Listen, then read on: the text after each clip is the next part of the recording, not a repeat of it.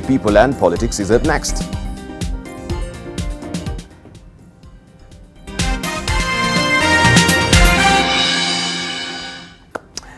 And we have our guests already in studio. This is Bone Khalwale. Also, we have with us Dr. Eseli Simiu. We do have with us Dr. Otende Amolo. Today, Aaron Cheriot is away. We'll be joined by, of course, Jacob Mediu, and also we'll be joined by Kimani Matangi as well. Right, but here is their guest profiles.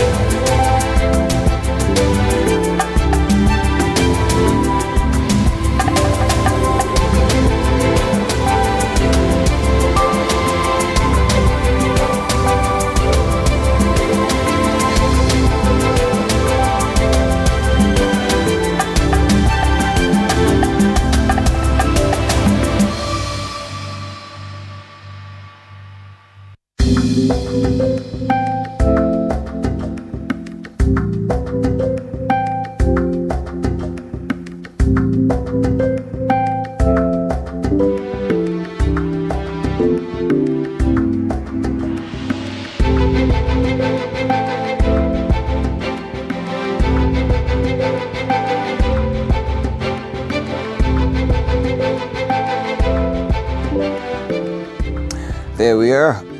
Now, the public altercations over the building bridges initiative have created a toxic environment and negated an otherwise noble venture meant to unite the country. Since the launch of the initiative last year, two formations have emerged, those supporting and opposing it.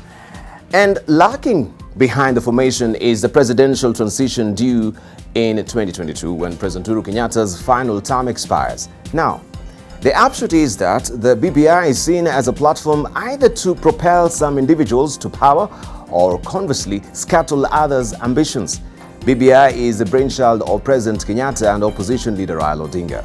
Supporters of Ruto, the man who has set his eyes on the highest office in the land, perceive it as a calculated scheme to block him from ascending to the presidency, and therefore it is a veritable threat that must be jettisoned. Plus, the impending impeachment of Nairobi Governor Mike Mbuvi Sonko hangs in the balance after a judge declined to allow or disallow ward representatives from debating the motion scheduled to be tabled today.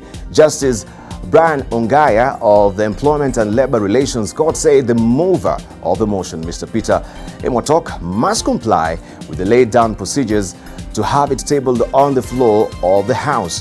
While ruling on Mr. Sonko's application to have the debate stopped, the judge said the proposed motion should stand adjourned except in strict compliance of the standing orders. And talking of standing orders, we shall be looking at that as well. Also, where is the Auditor General?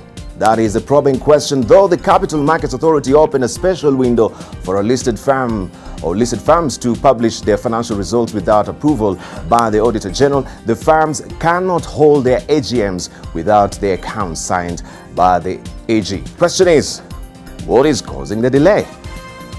Many of them also have not really benefited from what we know as the dividends because they cannot really hold the AGM as it stands. We shall be looking at this with our panelists. They're already here. Kimani Matangi, he's just walked in. Also, I can see my colleague Peke sneaking away. He doesn't want to be seen on air.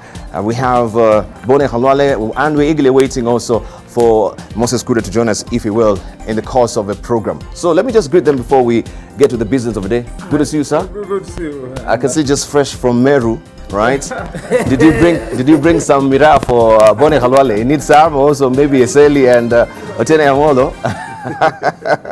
In the meantime, I can be serving you some tea or coffee. What would you care for? Bone Khalwale. Some hot water. Black coffee for you. Dr. Eseli? Black coffee? All of you black coffee. You hot water. Did you say you saw him he just come from Meru? It's fresh from Meru, of course. Hot from Meru. It reminds me. I saw Tiende covering his face in Meru. Otene covering his face in Meru? He was not the one, eh? What are you taking? I wondered, for a man who is used to facing cameras here, why was he covering his face? He was covering his face. I was not in Meru. I didn't make There was somebody who Tiende like covering his face that's like my this. brother from another man. Where were you, Otene? I had some meeting in Naivasha. In Naivasha? Yeah, which was pre-planned. Okay. I just couldn't make the trip in time. Dr. Eseli, how was the weekend? Otiende has intel. Huh? Otiende He has intel. He knew that Meru was going to be a fiasco. There's no way he was So going he avoided the place. Jacob, welcome. No, it wasn't. Right? It was a very good place. All right, let me just try and mic Jacoy as well. I hope I got it right. Right. Okay, should I come this? Slowly up. All right, Jacoyo, just have a seat. Maybe what was your highlight? Let's say from Bone Khalwale, you're not in Meru, of course, but you're in Kakamega. Quisero, for that matter. We had the deputy president there. You're playing host. Tell us more about it. Why you? Yes, I was host in Quisero for the deputy president, but I couldn't help looking the other side. On the other end of the world, I saw in Meru. So you're craning your neck looking at what is going on in Meru instead of concentrating in Quisero. Meru was more exciting. I saw the reggae leaders asking potential dancers to stay in. As they played the tune, the prospective dancers walked out of the stadium. Yeah. Okay. So what was your high spot of that particular event? We'll just play some of the clips of what really happened, but what was your high spot or the low moment that you saw there? Kipchumba Murkomen and Raila Odinga. Kipchumba Murkomen and Raila Odinga. Yeah, he gave a very balanced and calculated speech. And then because he didn't have a seat, he was forced to walk out. He was tired of having stood for 1 hour. Yes. And the highlight of Raila was the look on his face. The look on his face? Yeah. What about his look on the or the look on his face? What about it? I want to leave it to Jacoyo to describe. Having been educated in the US, he's better at descriptive language.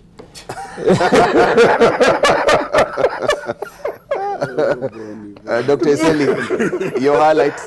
My highlights was the Nation newspaper. The Nation newspaper? Which failed to report events properly.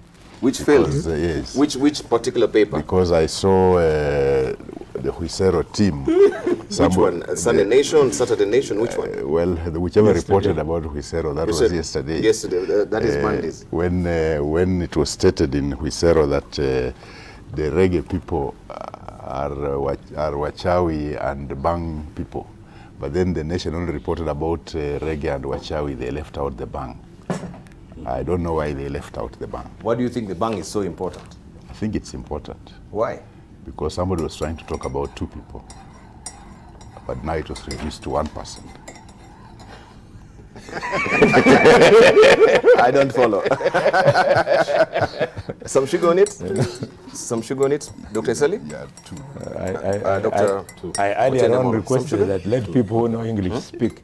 Now this one from Tongaren doesn't know English. You leave that part. The man was educated in the US. Right. Let's hear from Jacoy. Jacoy, you missed out also last week, and I can see there was a whole page of your face.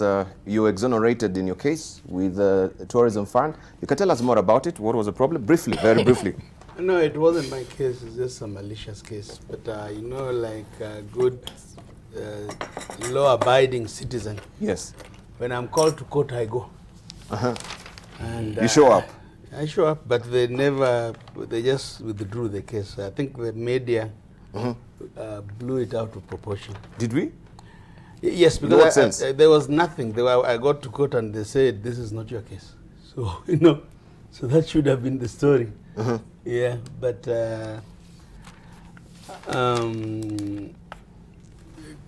as for the happenings of the weekend, Yes. I only saw Boni and Ruto talking about Wachawi and all kinds of things which I didn't understand what that would have to do with the BBI. I don't know what Wachawi would have to do with BBI. So I thought it was kind of like opposition for the heck of opposition. I also know that Murkomen said not so long ago that they will not be attending this BBI rallies. They would be doing their parallel ones. Yes. They seem to be so aggressive. It's in like I dare you, there are some parts of Kenya they cannot do that because what a chap. Because they are overdoing it.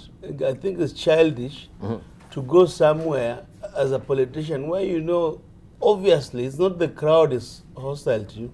Even the group you want to travel with is hostile to you. So they keep coming. It's like looking for blood or bloodshed.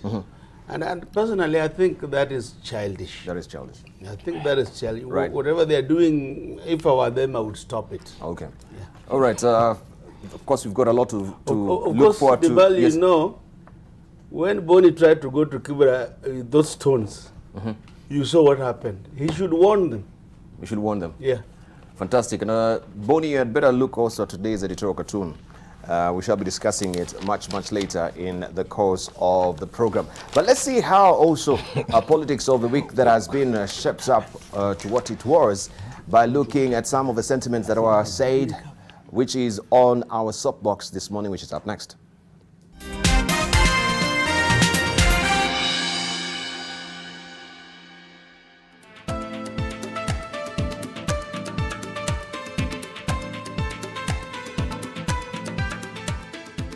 Kuhakikishia wananchi ya kwamba hakuna kitu hata kimoja ambacho kimetajwa either kwa ward ama kwa county ama sub county ambacho hakijawekwa katika hii report. Iwe ni mambo yote yetu ambayo tumeongea, yote iko katika hii document. I want to assure you everything has been put into this document. We were as many as of the opinion that we put those issues in the BBI. Say aye.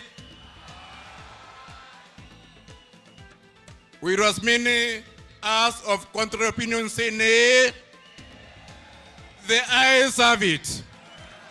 Kwa niaba ya viongozi wa kidini ni kupongeza rais wetu Uhuru Kenyatta na Right Honorable former Prime Minister. Wanaelewa kuwa wakati wanasiasa walikuwa wanachochea chuki katika Kenya, viongozi wa kidini walifanya juhudi za kujenga daraja kati ya upinzani na kati ya serikali. Na pia ni hakikisia Wakenya ambao wamekusanyika hapa kuwa viongozi wa kidini wamehusika katika kila sehemu ya kutayarisha mkutano huu na memorandum ambayo imesomwa. Tuna support BBI. Asante. Nairobi tuna over 2 million people ambao wametoka Mlima Kenya. Na watu wa Nairobi ndio walianza kushika kazi ya mambo ya handshake kwa sababu tulijua vile tumekuwa na shida Nairobi. Na ninataka kutoa shukurani kwa Mauti Kenya yote kwa sababu ile vita Maina Kamanda amepigana, watu yote wameikubali na tuko laini moja na Mungu awabariki. Unye anatosha ama atoshi? Aendelee ama asiendelee? Ashikane na baba ama azishikane na baba? Tangu handshake itokee, amukwa mnafanya biashara kabla. Lakini tangu baba wakutane na Uhuru, kitu moja imefanyika. Mnaweza ingia Kibra ndani utafute Onyango ama Atieno, na Maatieno wanaweza kuja mpaka Thika watafute Njeri. Kwani iko nini? Ni maendeleo ama si maendeleo?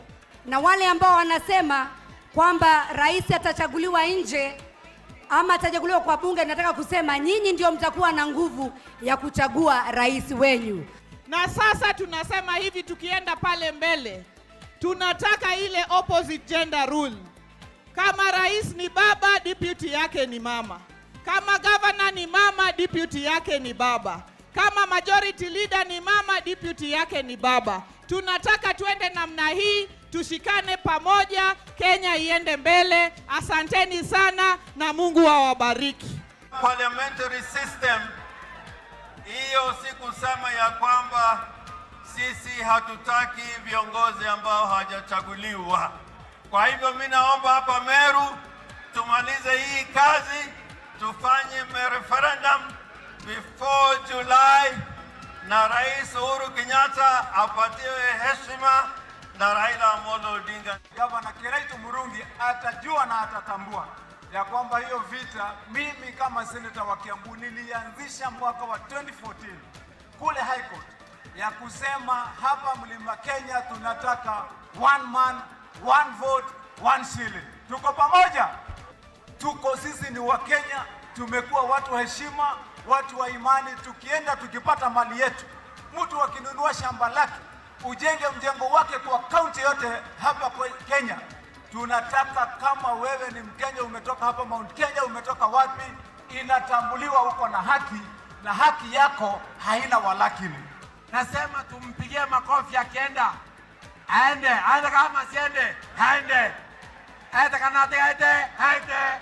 Ibana wakua aende, naite. Ibana wakua naite. Ibana wakua naite. Hiyo si heshima kwa Wameru. Kama kiongozi wa Wameru, hakuna wakati nitatoka hapa niende Kiambu Uhuru Kenyatta akiwa na mkutano ambaye ni kiongozi wa ngema, ambaye ni njamba yetu ya Kenya, ambaye ni mwadhamaki wa Kenya, nilete matusi katika Kiambu. Sisi wa Meru tumeona tumedharauliwa vibaya, na wakati umefika ya bendera ya Meru isimame kwa nafasi kwenda. Kama nyinyi mlichagua Rais Uhuru, lazima Rais Uhuru apewe heshima. Tunakubaliana hiyo?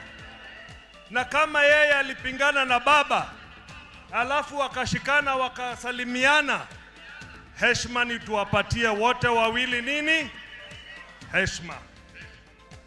Wale ambao wanakuja hapa wanasema wanaunga BBI mkono, alafu wanawanyima nyinyi wenyewe heshima, wakizungumza wanang'oka. Hiyo si heshima kwa Wameru.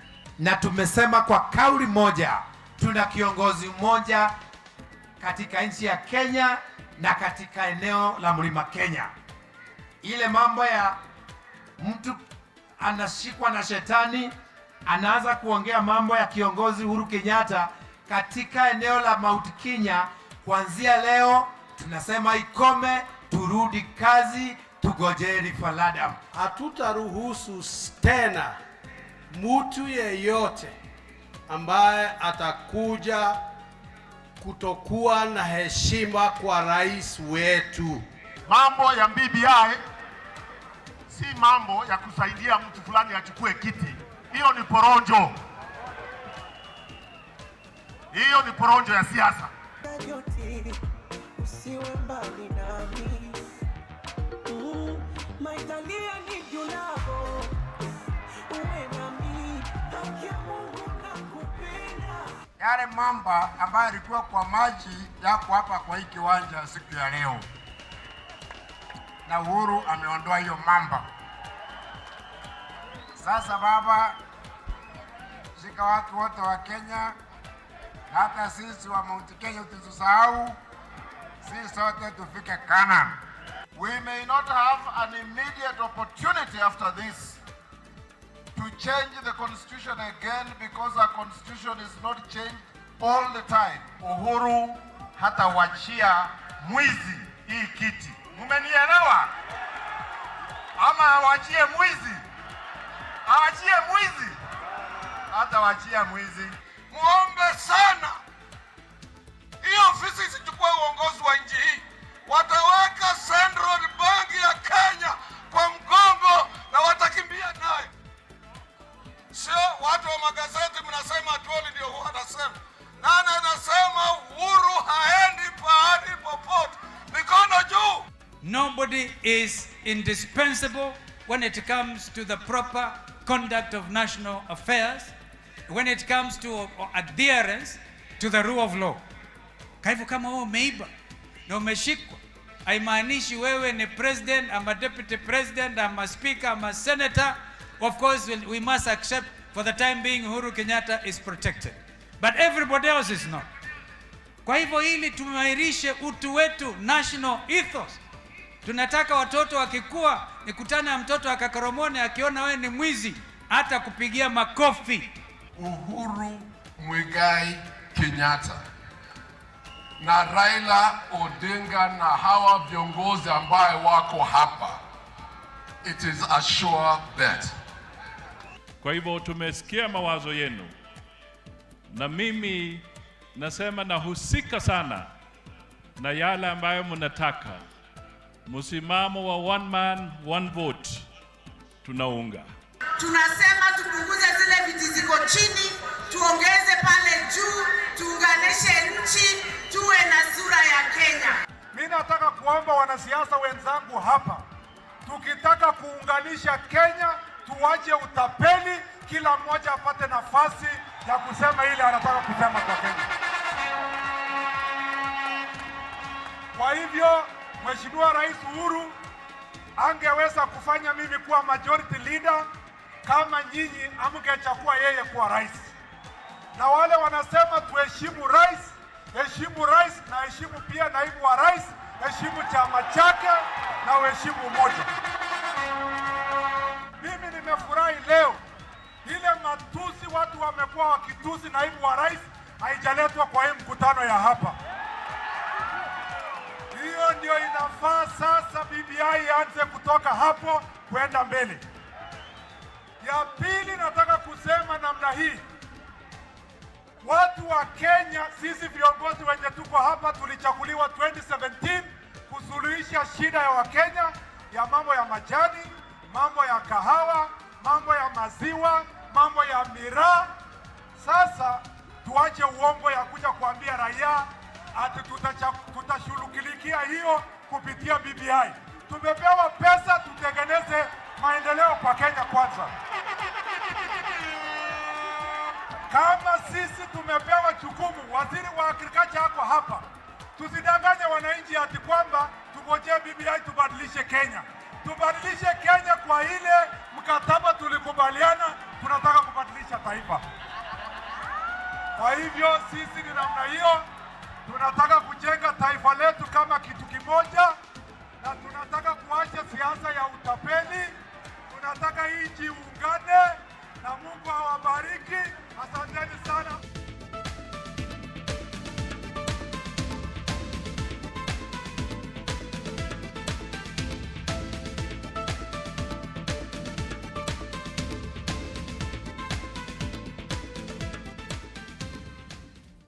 And that was the political tone and tenor over the weekend in Meru. We just want to discuss what is the BBI portending for the country moving forward. As we can see, there is a tension that is rising as far as these rallies are concerned. And we just want to hear from our panelist. Kimani Matangi was there also. I think it's only Kimani Matangi who was on the ground from this panelist. Kimani Matangi, we saw you also giving a bite there. Yes, as I said. And by the way, before you even move on, today I have my stopwatch here, right? And I have also my red card and a yellow card. And my bell as well, for the interest of keeping time.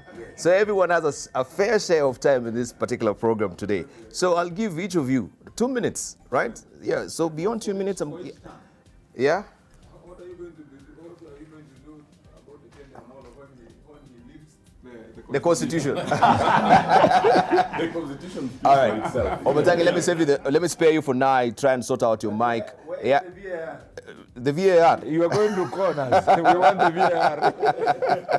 I'll sort out your mic over time we come to you. But let's just begin with Otiende Amollo. What was your take from you weren't really there, but now you've listened to what really happened on the ground. At least you have an inkling of what really the political tone and tenor was there on the ground. Yes, as I explained, I was unable to go to Meru because of some prior commitment in Naivasha, and I couldn't make the trip in time. But I was, I'm well briefed in terms of what went on, and we've also seen it. I think I would only say two things. First is that the Tanga team is sustaining its confusion over BBI. They really can't make up their minds whether they support the process or not. So sometimes they castigate it, sometimes they attend, sometimes they throw tantrums, sometimes they do all sorts of things. It's absolute confusion. They really just need to make up their minds.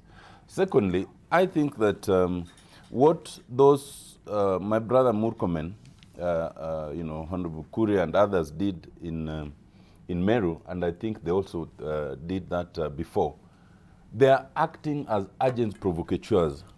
They don't attend to attend the meeting. They attend to raburos. Now, that is childish. That is unnecessary. If you choose to attend, like, for example, I really like what Honorable Mudavadi, Honorable Etangula, and the others, you know, Kalonzo and the others are doing now. Initially, they were not attending the meetings. And in fact, initially, they had given sentiments, like when it was in Kisii, in opposition. But once they made up their minds to support, they support in good faith. And you see that these are people who come there to support the process, to speak what is reasonable, what can push us forward. And the number of leaders who attended in Meru is impressive. In fact, if you look at it, all serious leaders were in Meru, except the deputy president. And that brings me to my last point. I've said this before, that the work of the deputy president is to deputize the president. You cannot have a meeting that is organized with the blessings of the president, and you are in the opposite side of, you know, of the country with Dr. Boni Halwale, and you are so disinterested, even in the meeting you've attended, that you are busy following the proceedings in Meru and calling the organizers, what did you call them again? That, you know, all sorts of names. And that is the person you are deputizing. That demonstrates that you have come to the conclusion that you can no longer deputize. And when you come to that conclusion, you do the decent thing. You leave that seat. That is my view. All right, back to Wamatangi. Wamatangi? Yes, yes, Debal. Thank you. Let me say good morning to our viewers. And as you rightfully noted when I walked in, I think you made a comment and said I was straight hot from Meru. It is true. I was in Meru. And remember, when I was speaking about the BBI rallies around the country, I said when it comes to my region, I will attend.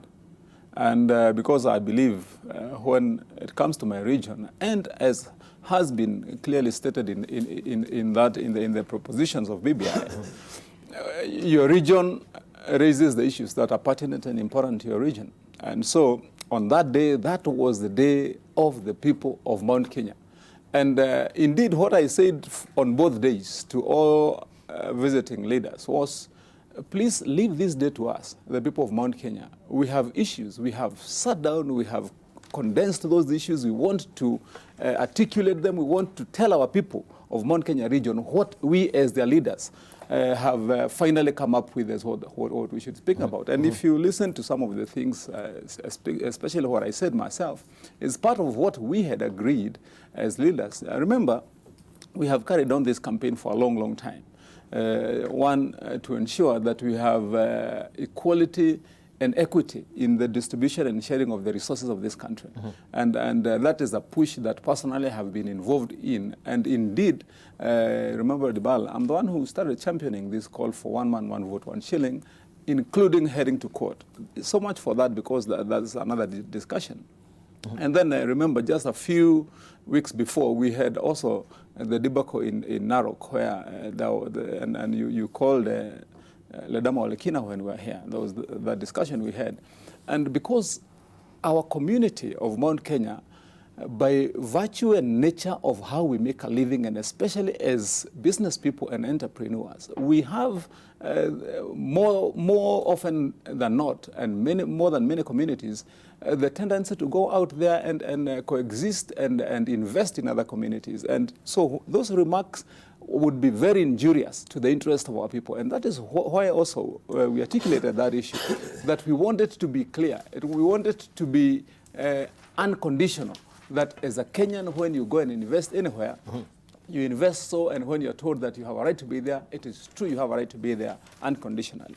So, but because politicians all the time when they visit a place, politics will always play out. That is why you found there was still part of politics in the process. People played out what interest they had. But for me, for the leaders of Mount Kenya, what we stand with, what we intended and why we went to Meru was to hand over that document you saw us handing over, such that then it can be included in the final views of what BBI report will be saying. And when we get to the debate at national level, if we'll be voting for a referendum, we are going to be voting on those issues in the interest of our people. Thank you very much. Dr. Eseli. I think, okay, first I would like to congratulate the organizers of the Meru event. At least for once I saw some synergy in the organization and the way they presented themselves. And I think you should give Wamatangi some time to explain exactly what he means by 1 man, 1 vote, 1 shilling. That's what because if it's a question of highly populated areas, Yes. I come from the western part of Kenya, which is densely populated, and would like to know what this 1 man, 1 vote, 1 shilling means, Yes. which Mount Kenya thinks will benefit them, and see whether we can tap into it. Absolutely. However, I think people need to come clear about this BBI issue, because in my view, the BBI report was presented at Bomas and then it was sent back for validation. So this validation process is going on at KICC, where people are presenting their views. I guess some of the views are being done by memoranda, like the one that will come from Meru will be a memoranda to the validation process. I believe that at the end of it, what was presented at Bomas might be altered to an extent as to what the committee will have received. But we need to be very clear so that we don't, because it is now coming out like two sides throwing barbs at each other, such that one calls the other thief, and the side that's called thief calls the other side Yarege, Wachawi, Nabangi, which is very unfortunate, because we can't have leaders calling them each other names like that.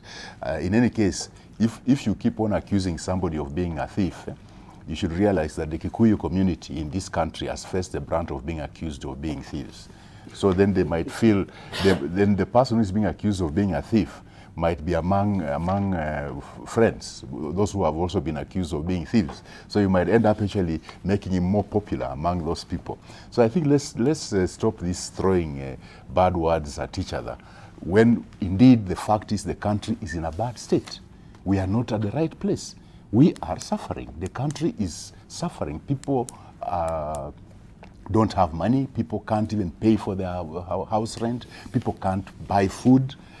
People are really suffering. Like when schools opened is when I realized, as I go through the secondary schools in my constituency, I find that parents have been unable to pay fees. It's a huge amount being owed, and we are not focusing on this. We are busy doing other things. I think we need to focus on this, because like if you come up with something like the TOT, turnover tax, really, what are we doing? What are we doing to the Kenyans? I think those are the serious things that we need to focus on, because Kenyans are suffering, and yes, we need to correct it. That BBI might be one of the ways of correcting it, but I don't think the kind of drama that we are going through is useful. Yeah. All right. Okay. Boy Halwale. Before I make my comments on the issue at hand, now that the High Court has directed, and now that the government has confirmed that it is ready to take care of coronavirus, people who have been exposed to the coronavirus, it is then time for us to move all our students from China so that they are taken direct to that area for isolation. They are kept there for 2 weeks. Yes. If they are okay, they join their families back home for as long as it will take for the coronavirus to stabilize. I am speaking this on behalf of 2 families in Kakamega. I have the family of Mr. Asira, who has 3 children stuck in Wuhan. They are not sick, but they have nobody to help them. I have a child educated from Form 1 to Form 4 from Ekoromani, a brother of Muchome, Polycarp Muchome. He's also stuck in Wuhan. So we need to respond to these people now that the country is telling us that they are prepared. The first comment I want to make, and I think I want it to be the only one on this particular one, is to my brother Kimani Wamatangi. Wamatangi, Yes. thank you very much. You have now come out very clearly. You've always been neither here nor there when it comes to matters of Jubilee. But now it is very clear where you are, and we congratulate you for this. You remember you're the one who gave me the cap?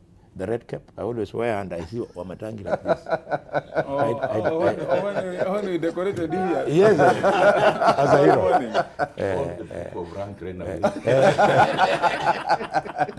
Thank you so much for confirming that you have finally defected to BBI. And BBI, you know, the owner of BBI is called the Orange Democratic Movement. Now, Wamatangi. I think I'll get my time to, yeah, go ahead. Wamatangi, I want you to stop misleading Kenyans. Yes.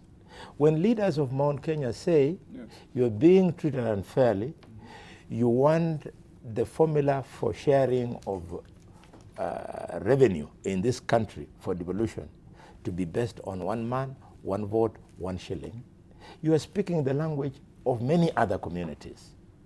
Trouble is, you are lying to the country that population is not a factor.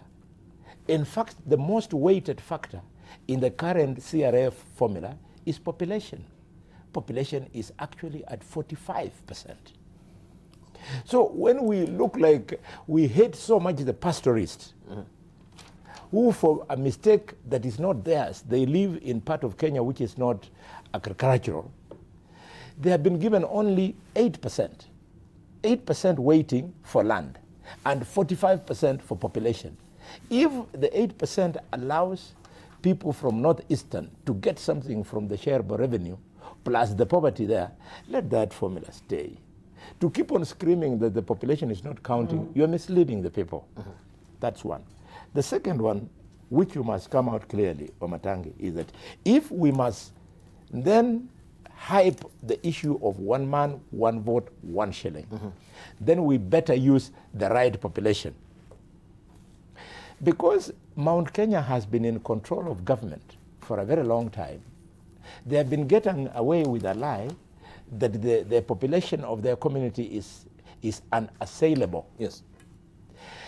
If it is true that the population of Kenya is what was depicted, they told us, Eseli, that Kolomani, it was in the headlines here 1 week ago. Amolo just listened to this nonsense. That Kolomani has 45,000 people. They are called Idaho, okay? That the Idaho are 45,000. The Idahos? Yes, that's what they told us. And they come from a place called Ekolomani. And in Ekolomani, there is no industry. There are no settlers in Ekolomani. This is a small rural area which had a population of 145,000 people. Now they are saying it's 45,000. If Ekolomani has got a population of 45,000 people, how come it has got registered voters of 49,000 who actually who voted in 2017? We would like the government to release the population census. What they released was supposed to serve the purpose that Mount Kenya is now speaking to in BBI. To Which try and hoodwink the country so that they get a lion's share of the shareable revenue. You want to put... So you're not trusting the veracity of that particular report from the census report itself? Exactly. So why not? And the control fortunately for us who are not satisfied, is the Huduma number. Why have they refused to release the Huduma number? When they first spoke to the Huduma number, they told us the Huduma number had shown that the population was 52 million. What happened for it to become 47 million? I think it is important that Kenyans know this, that the population is being doctored to favor the people who are in control of power. Thank you. Jacob Midio, Boni, you've taken 5 minutes. Let's hear from Jacob Midio. Well, first of all, I think what Boni is addressing is important. But let me just caution my friend Omatangi that the way he has just addressed that point is the way to fail BBI. Yes. I thought BBI is to bring the country together. So such that when you make it a vehicle for the Kikuyus to achieve something on their own, it will just annoy us because we won't let you. But I agree with the grievances of the Kikuyus. You cannot tell me how Turkana County, Boni, gets more money than Kiambu County or more than Kakamega County. That is what we want to address in BBI. You know, even though they are pastoralists, even though they are poor, I don't know how you define poverty, but we are all Kenyans. We are saying sections of the society must not be over-advantaged over the rest of us. Secondly, Dibal, I saw Murkomen talk. Then I saw this young man called Didmat Barasa talk in Western Kenya. And I think we must have some standards of expressing ourselves in public. Because when all those hundreds of leaders are in Meru, and this guy talks about BBI is about one man, they're trying to trivialize, and I want to caution the people, the organizers of the BBI rallies, to stay on points. Those ones of thieves and all those things are not explaining the issue well to Kenyans. I think we must stay on the reasons why we need BBI.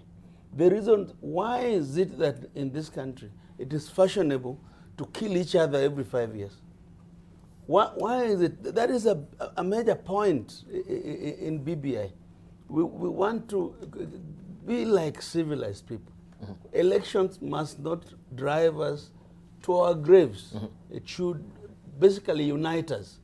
And we must be accepting and greeting each other and wait for the next election. So that what I see in the Ruto wing of their anti-BBI campaign sounds thoroughly uncivilized. And there are also a few people on the other side who are also sounding very obnoxious. Right, thank you.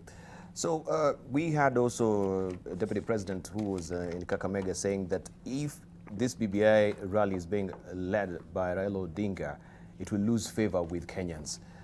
Maybe we should get your comment, Dr. Otiende Amollo. And also, I just wanted to make a comment about the papers which are running by the side. Those are today's papers. They're not really related to what the discussion that we're having, but since we didn't actually just give you that particular handy opportunity to see the dailies, you can actually be seeing them on the side as well. Right, let's just hear from Dr. Otiende. First, there's a matter that perhaps we may need to talk about a little. That is the coronavirus issue that Dr. Halwale introduced. Yes. And for me, first of all, we need to congratulate the courts because the courts had to step in when the entire executive was failing this country and stop and did what needs to be done. I think that is a good thing.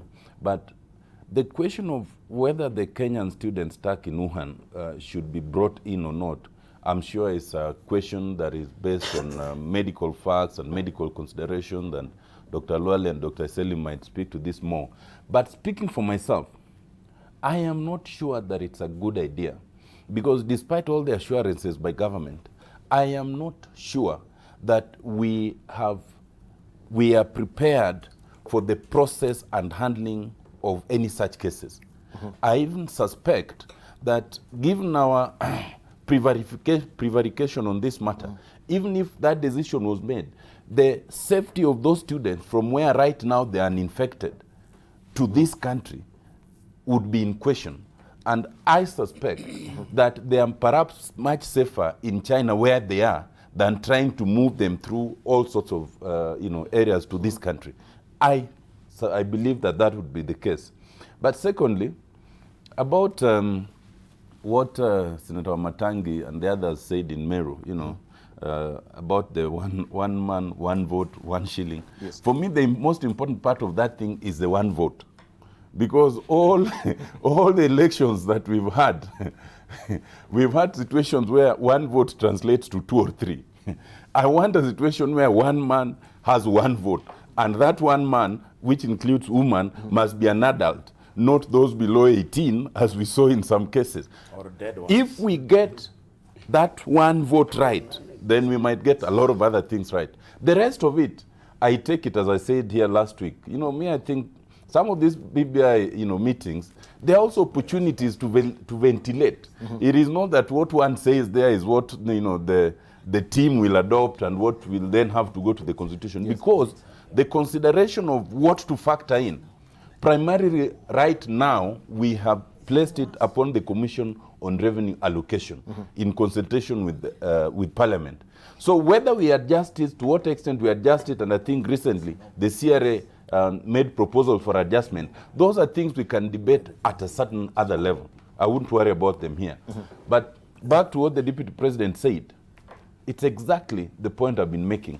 You see, every time the Tanga team talks about BBI, they forget that the true leader of the BBI process is the president. He is the one who even gazetted the names of the team right now. Yes. But when they attack, they leave out the name of the president, then they hope to attack Raila Amolo Odinga, thinking that by doing so, they will reduce the importance of the process. But what is clear is, the process has been gathering momentum from the first meeting in Kisii. So rather than complain and try to belittle it, any leader who is wise, any leader who wants to be an important factor moving forward should find a clever way of joining the team rather than castigating it. And as I've said before, the Deputy President promised to stop the reggae. The reggae has not stopped, and it won't stop. It won't stop. All right, let's hear from Kimani Matangi. Yes, 1 vote, 1 man, 1 shilling. 1 shilling. Many Kenyans this is really going way over their heads. Maybe you can explain for us. Let me just explain that in a few minutes, very few, Dibal. But let me start by saying to my friend Halole that certainly I hear you on the perception you have about my attendance to the meeting. But with due respect also let you know that I don't owe you an apology at all for any position I may take in politics, and it's my right. However, I also take the honor of having welcomed you to Jubilee and dressed you up in the cape, and I'm still a member of Jubilee. What I would want to urge most of us politicians is this: that when it comes to issues that are life and death issues about our people, about the future of our children, we must separate politics from it. And I want to re-emphasize what I've said, because that's what I believe and that's what I stand for. That when it comes to the interest of the people of Mount Kenya region, where I come from, then politics take a backstage. I'll deal with the issues, then wait for politics later. And so when I attended that meeting, my friend Bonnie, I did so because that meeting is in my region. That is the opportunity for us as the people of Mount Kenya. And when I spoke, that's what I said in both meetings, Friday and Saturday, that for all of those who have come to Mount Kenya that time, that is our meeting, not your meeting. And so leave us to deal with our issues. Now, on this question that you have brought about about one man, one vote. Anyway, I believe it's a while since the last time we sat with you in Senate. And this while pulling of politics may have clouded your mind a little bit on the issues.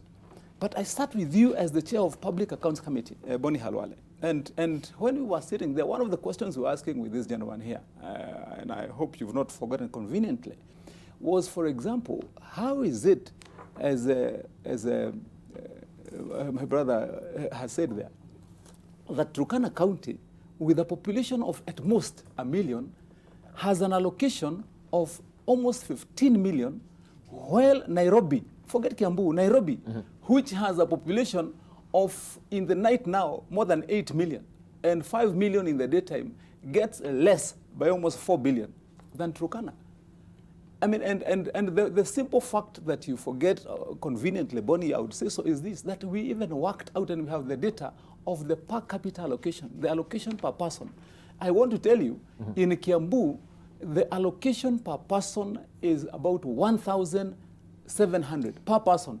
In Tana River, the per capita allocation is about 24,000 shillings. The per capita allocation in Turkana is about 28,000. And do your mathematics per person. So what we are saying, in said you asking the same question, look at the per capita allocation for each person in Kakamega County. You are less than, at less than 3,000 bob from the allocations you receive, while somebody in the same republic is receiving more than 28,000 and continue. Now, lastly, you know, these percentages that Bonnie has spoken about, I want to, maybe let me explain to Kenyans who may have the interest. Yes, it is true, population right now with the new proposals, the third generation formula, is intended to be at 45%, but 45% across the board for everyone, whether you're in Turkana, whether you're in Mandera, whether you're in Kiambu. And then we have the 26%, which is equitable share. That is spread across the board to everybody. But after that has happened, there are other allocations which exclude the other counties. For example, we have an allocation that is called Equalization Fund. That excludes all the other counties. We have one called poverty. Poverty excludes so many other counties. We have another one that is that's called landmass.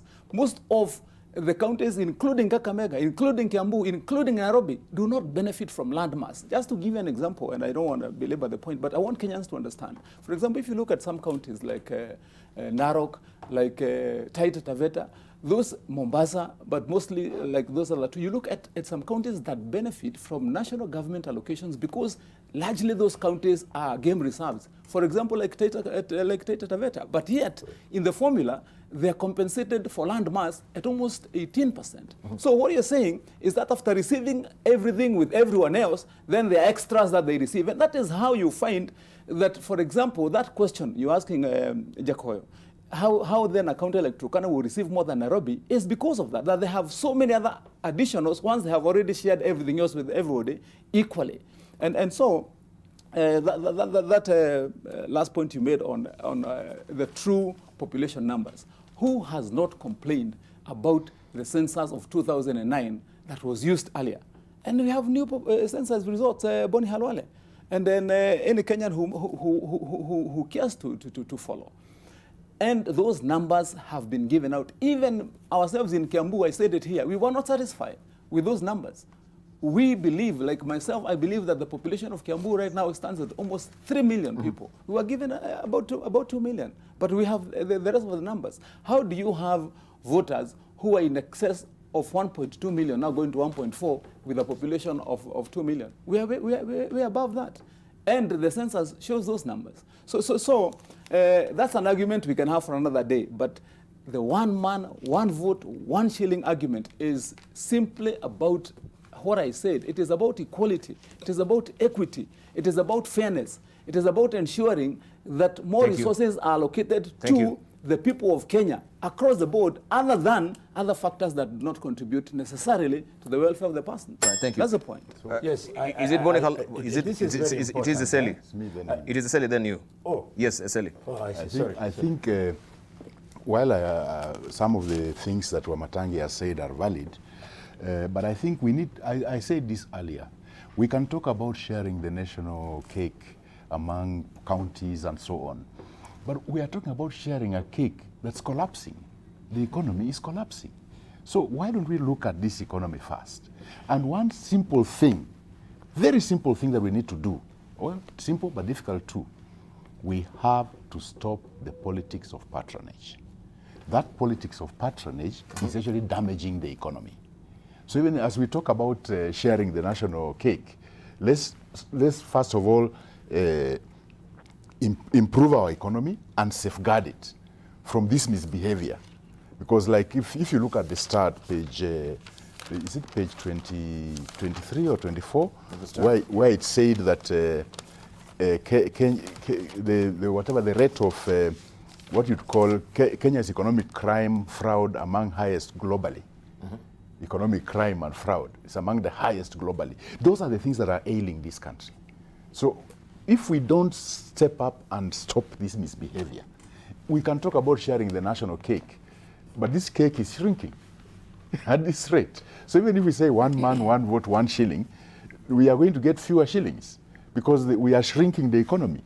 And in fact, with that kind of thing, then this politics of patronage comes in. Like, if you check on somebody like Mobutu in his Zaire then, by the time he died, people expected that Mobutu had a lot of money hidden away, only to find that the amount of money he had squirreled away was not so much. Most of what he had stolen, he had used it to buy support. That's the politics of patronage. Okay. So if this is the situation we are in Kenya, we need to stop it. All right, thank you. There's a very interesting editorial cartoon also in the People Daily today, and this is all about BBI and you know, those particular posts that we do have. Prime Minister, the President, the Deputy President, or the Deputy Prime Minister, I should say, all the way down to MCS. And Wanjiku is asking, God, who will feed them? You're talking about the national cake. Yes, we're not really growing this particular national cake. Everybody's trying to get to where the feeding trough is. There isn't enough space on the feeding trough. That's why we want all these positions. And because of our tribalism, we all think that if our man is at the feeding trough, then we'll also get to feed. Because of the politics of patronage. Yes, we expect that this person at the feeding trough will be able to pass some goodies to you.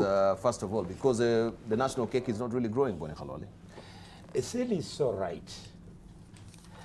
The mindset of the leader from my tribe has captured almost all Kenyans. You find a cattle herder and a professor at the university from the same community, they are captured. A professor from that community and a fisherman, they are all captured. A boda from that community and a professor from that community are all captured. The point is this. That's why we are talking about the cost of running government. The moment you attempt to expand the executive as proposed by the latter-day reggae leaders, you are doing exactly what the cartoon is speaking to. You are saying, let us expand without caring who is baking the cake. Allow me to respond to a very important issue raised by my brother. My brother, I saw you get a PhD the other day, which means that if you are not in politics, you have a chance of going to the university to teach. Please, when you look for a university in which to teach, don't enter any of the Kenyan universities. You would be a very poor teacher. Why, my friend? Tell me why. Give me reason. The things and justify the reason. Yes, the things you are telling Kenyans about the formula for sharing revenue are all lies. No, it is not. It's in the Constitution, my friend. Unless you stop reading. They're all lies. The one weight of that formula that spreads across the board is 25%. Irrespective of your population, level of poverty, size of your county, you get 25%. That's what I call shareable revenue. Equitable share. Relax, Mwalimu.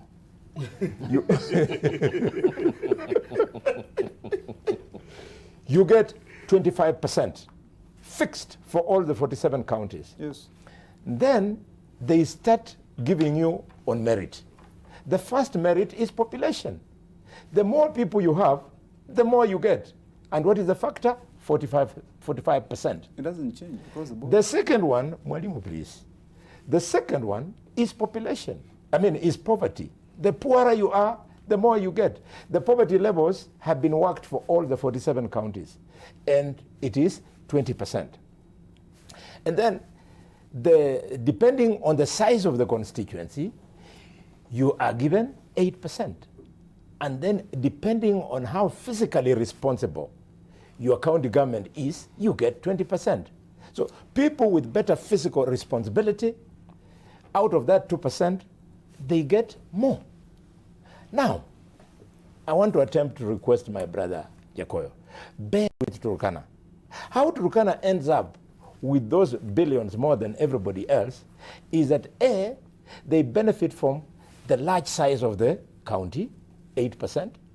Then they benefit from those unacceptable, completely unacceptable poverty levels in Turkana. It is on this panel that we have been discussing how unacceptable it is for people to go and eat wild fruits in Turkana. That thing can never happen in Kakamega. Number 3. And the last one. Oh, okay. Number 3 and the last one. Okay. So and then let me conclude by saying that this formula, and let Kenyans know, is not worked out by the Senate. It is pushed by the Senate, but it is worked out by professionals at the Commission for Revenue Allocation. They are not fools. Those are professionals. They are not tribalists. They actually they were calling us, I don't know whether they still do it these days. They invite senators and plead with us. Thank you. That please support this formula because professionally, scientifically, it is the one which appears to be fairest. The problem is the greed that some people think that they are more than they are. Thank you. And they think, some people in Mount Kenya cheat. Thank you. That they contribute more to the GDP than other communities. Thank you. Thank you, Bonnie Kolole. We want to take a short break right now. And just as a primer, on the other side of the break, as we're winding up also on the BBI and the caravan in Meru as well, there is this also editorial cartoon in today's Daily Nation. Why BBI is a hard sell in sections of Jubilee. And you can see, I'll let you to just decipher this. I think from the extreme end there is Boni Khalwale, right? If I may just, that is the Daily Nation, right?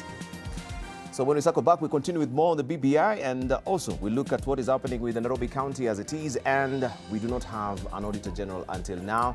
Many listed firms are affected. They cannot really hold their annual general meeting as it is, and also to share their dividends as it is, because it is mandatory that this has to be signed by the Auditor General. And we know the Capital Markets Authority also gave a window for the listed companies to actually submit their financial reports without the signature of the Auditor General. What does it portend for these firms, and where is the Auditor General? That's the question we'll be asking on the other side of the break.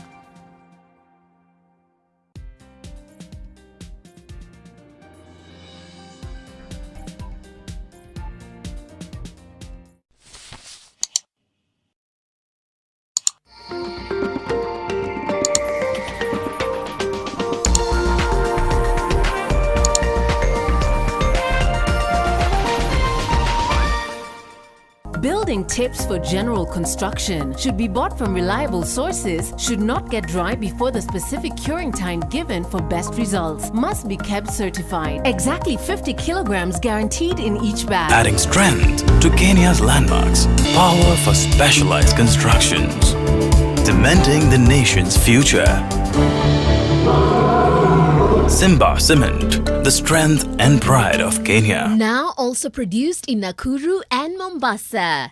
Discover the all-new Nivea Nourishing Cocoa Lotion, specially formulated with Nivea's Deep Moisture Serum and Africa's natural cocoa for 48-hour deep moisture.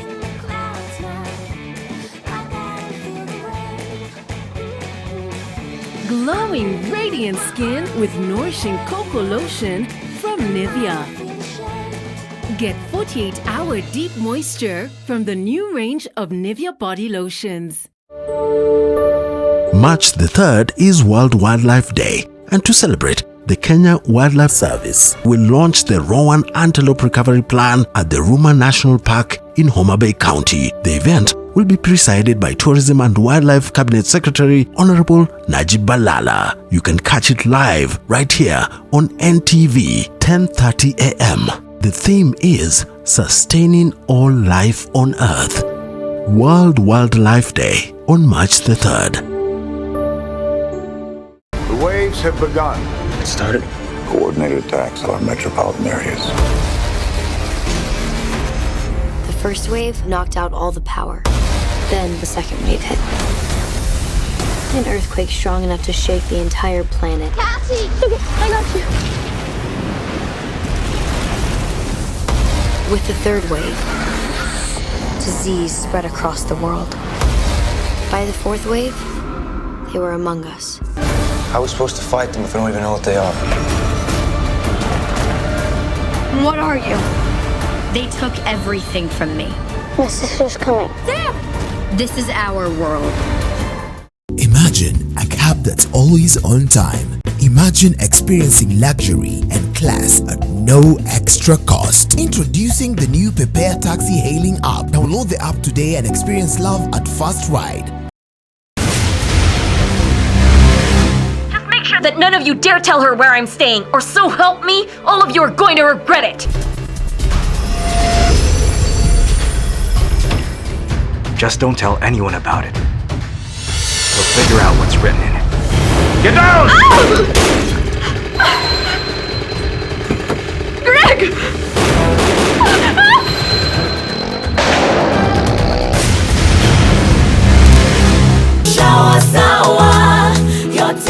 Sour Shower has never been better with the new look Sour. Now with a new formulation too that will leave you feeling fresh for longer, while the soap lasts even longer.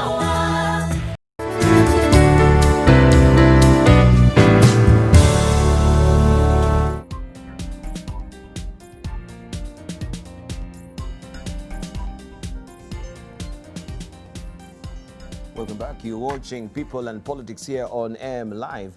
Also, we have reactions on Twitter. Remember, you can always hit us on Twitter. AM Live NTV is a Twitter handle. AM Live NTV is our profile name on Facebook, and 20686 is our SMS portal. Also, remember to follow me at Dibal Ainea. Now, we have Ono Matopaya saying Big Brother's initiative still sucking our pockets. Also, we have Sawe saying Central are looking for a safe future for them and the generation when they're in power or not. When they have everything on paper, it will just roll. That's what we, the other communities, must emulate. Also, we have Paul Ondeng saying, it is fallacious to think that one man, one vote, 1 shilling can work. The missing component in this argument is a cost of service delivery. We cannot provide healthcare to a person in Turkana at the same cost as Kenyan in Ruiru. Also, we have Rafael saying that one person, one vote, or one man, one vote, period. Parliament shouldn't pick our next president. The people should. Also, we have Nicodemus saying the one man, one vote, 1 shilling argument can't be realized as it may lead to more marginalization and divided nation. I believe essential services are equally required in each and every corner of the country. Also, Sawe continues to say the Tanga team are getting confused with the BBI reggae as time goes by. Today they support, tomorrow they are against it. They need to make up their minds if they really mean good for this nation, more so the future of our children. Also, we have Ed saying, Dibal, never seen Kimani Wamatangi so worked up. This BBI thing is serious. Also, we have Amem saying, ask Wamatangi, if they need one man, one vote, 1 shilling, what formula apply to regions with huge resources that bring in billions to national revenue and remain marginalized? E.g. oil, port in Mombasa, national parks, forests, etc., etc. Those are reactions on Twitter. Let's continue the conversation apace. Also, we shall be sampling the rest as we continue to tweet. But we can get reactions. Jakawa Midu, I think it was your turn. Then we wind up on the BBI. We go to the affairs of Nairobi County, briefly. No, in fact, it is the last tweet. The last tweet? Going to be my first point. Uh-huh. That, you know, Bonnie, I'm the one who defended Turkana here when their oil was sold, given for free to the Chinese. And they are supposed to be benefiting. So they have their resources. which is being mismanaged by the national government after reckless borrowing. Number two, I want to plead with you, Bonnie, that, you know, all the facts around this formula, you must know that the issues are political. They are not for those professionals. These are political issues. And if you go to Kiambu, you will find that this is what even central Mount Kenya region, this is what they have been fed to believe, that they have numbers, they must get more, which is wrong. But the best way to deal with it, is to take into account the feelings of the citizen and convince them politically that what they are being fed is wrong. I thought somebody would raise here not this issue of formula, but that in the last, since Kibaki took power, the 70% which remains with national government has over-advantaged central province, and it is good to talk about it. It has go out and look at roads in central province. Look at even distribution of jobs. Like when you say you don't want PM, you don't want deputies, the reason why the rest of the country is hungry or angry is because government was left for the Kikuyu and the Kalenjin, while the rest of us were never allowed near government since Kibaki took power. Even now, if you look at national appointments, it is even the appointments. Somebody is politically misunderstanding the anger of the rest of the nation. Because you can't tell us that the government that represent 40-something tribes has only one tribe doing it. This is where actually the anger is, and we must take our time to deal with this thing in this BBI. Thank you. All right. Did you want me to, if you just give me a minute, yes, because I didn't want to dwell on this issue of the formula anymore. We need to wind up on it. I think yes, we'll but there are two facts that I must make, which are statements of fact, and I will not be responding to either to Bonnie or to anyone. But 2.5 minutes. Just to put it correct, that you know, as they say, numbers don't lie. If you look at the national statistics, and I referred to the per capita allocation, and I want to explain to maybe any of our viewers who may not know that economic language of per capita. That means it is the allocation per person in that county, and you arrive at that by dividing the number of people in that county with the amount of resources that have been allocated. And I want to state as a statement of fact that in Kiambu County and in the greater Mount Kenya region, the per capita allocation, the allocation per person after we divide what is sent to those counties by each individual is less than 3,000. It's actually about 2,000 when it generates for Mount Kenya region. Yet, in our country, there are more than half of the counties with the same per capita allocation per individual of more than 24,000 shillings. And what we are saying is simple, that if that formula is used for the next 20 years, that the most marginalized people are going to be the people of Mount Kenya region. Lastly, because there's a viewer there who asked that then what kind of formula would we be using? I have been in the forefront debate, fighting for equality of everybody, including in those counties that are marginalized, and including counties like Nairobi and Mombasa. And I'm the one who made even more radical proposals to that formula, including one called service pressure, whereby you recognize counties like Nairobi, counties like Mombasa, counties like Kisumu, counties like Nakuru. Those counties serve people who are not even necessarily people who either live in that county or people who come from that county predominantly. I thought you no, you know, it's because one of the viewers asked, so what kind of ideal formula would we arrive at? And what I'm speaking to is this, that indeed in the proposals that we have made proposals that when considered would bring more equality, more equity to ensure that the concerns of every person are addressed. The problem, Dibal, is this, that when Mount Kenya region raises a voice and raises an issue, then it becomes a point of friction and conflict, as though these gentlemen don't expect the people of Mount Kenya to have issues to raise. I thought even we are Kenyans, maybe just like everybody else. Just a moment. Just like you have had everybody raising the issues you had in Kisii, you had in these other places. So Mount Kenya has its issues. That's the point. Just, I think it's Otene Amolo. Just a moment. I think it's Otene. You respond. And I thought even Omatangi, you'll have told us maybe the better argument will be that Kiambu County is an ASAL region, right? You're more marginalized. I'm saying these are for, of course, Matang family and Chick. It is part actually of the proposals that have been there Thank in you. Parliament for Thank a long you. time Thank you. to Thank you. consider part of Kiambu as a beneficiary of ASAL. We attended the ASAL meeting in Mombasa and we're being kicked out. Thank you. Thank you. Thank you. Kiambu is an ASAL area. This must be a Jubilee thing. The other week it was Aaron Cheriot getting worked up. Senator Matang getting really worked up. But quite honestly, I don't think we should.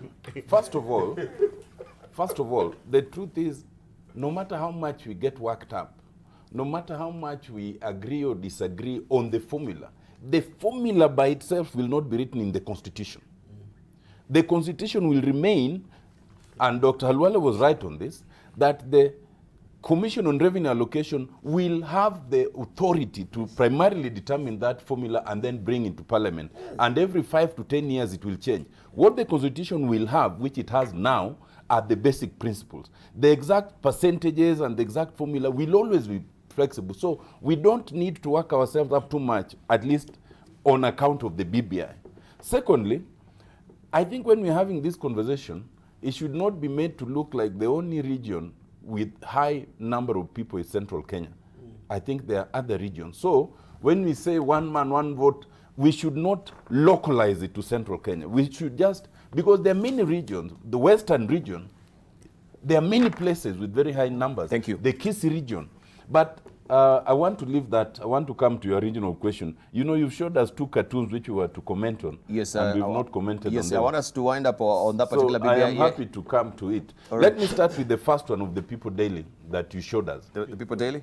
Okay. There's a point that Jacoyo Midio was making, and I think it should be made very clearly. The first issue, and why people are clamoring for a number of positions, is historical. And it is historical because we've been in a situation where the resources, governmental resources, will only follow the leadership that is elected.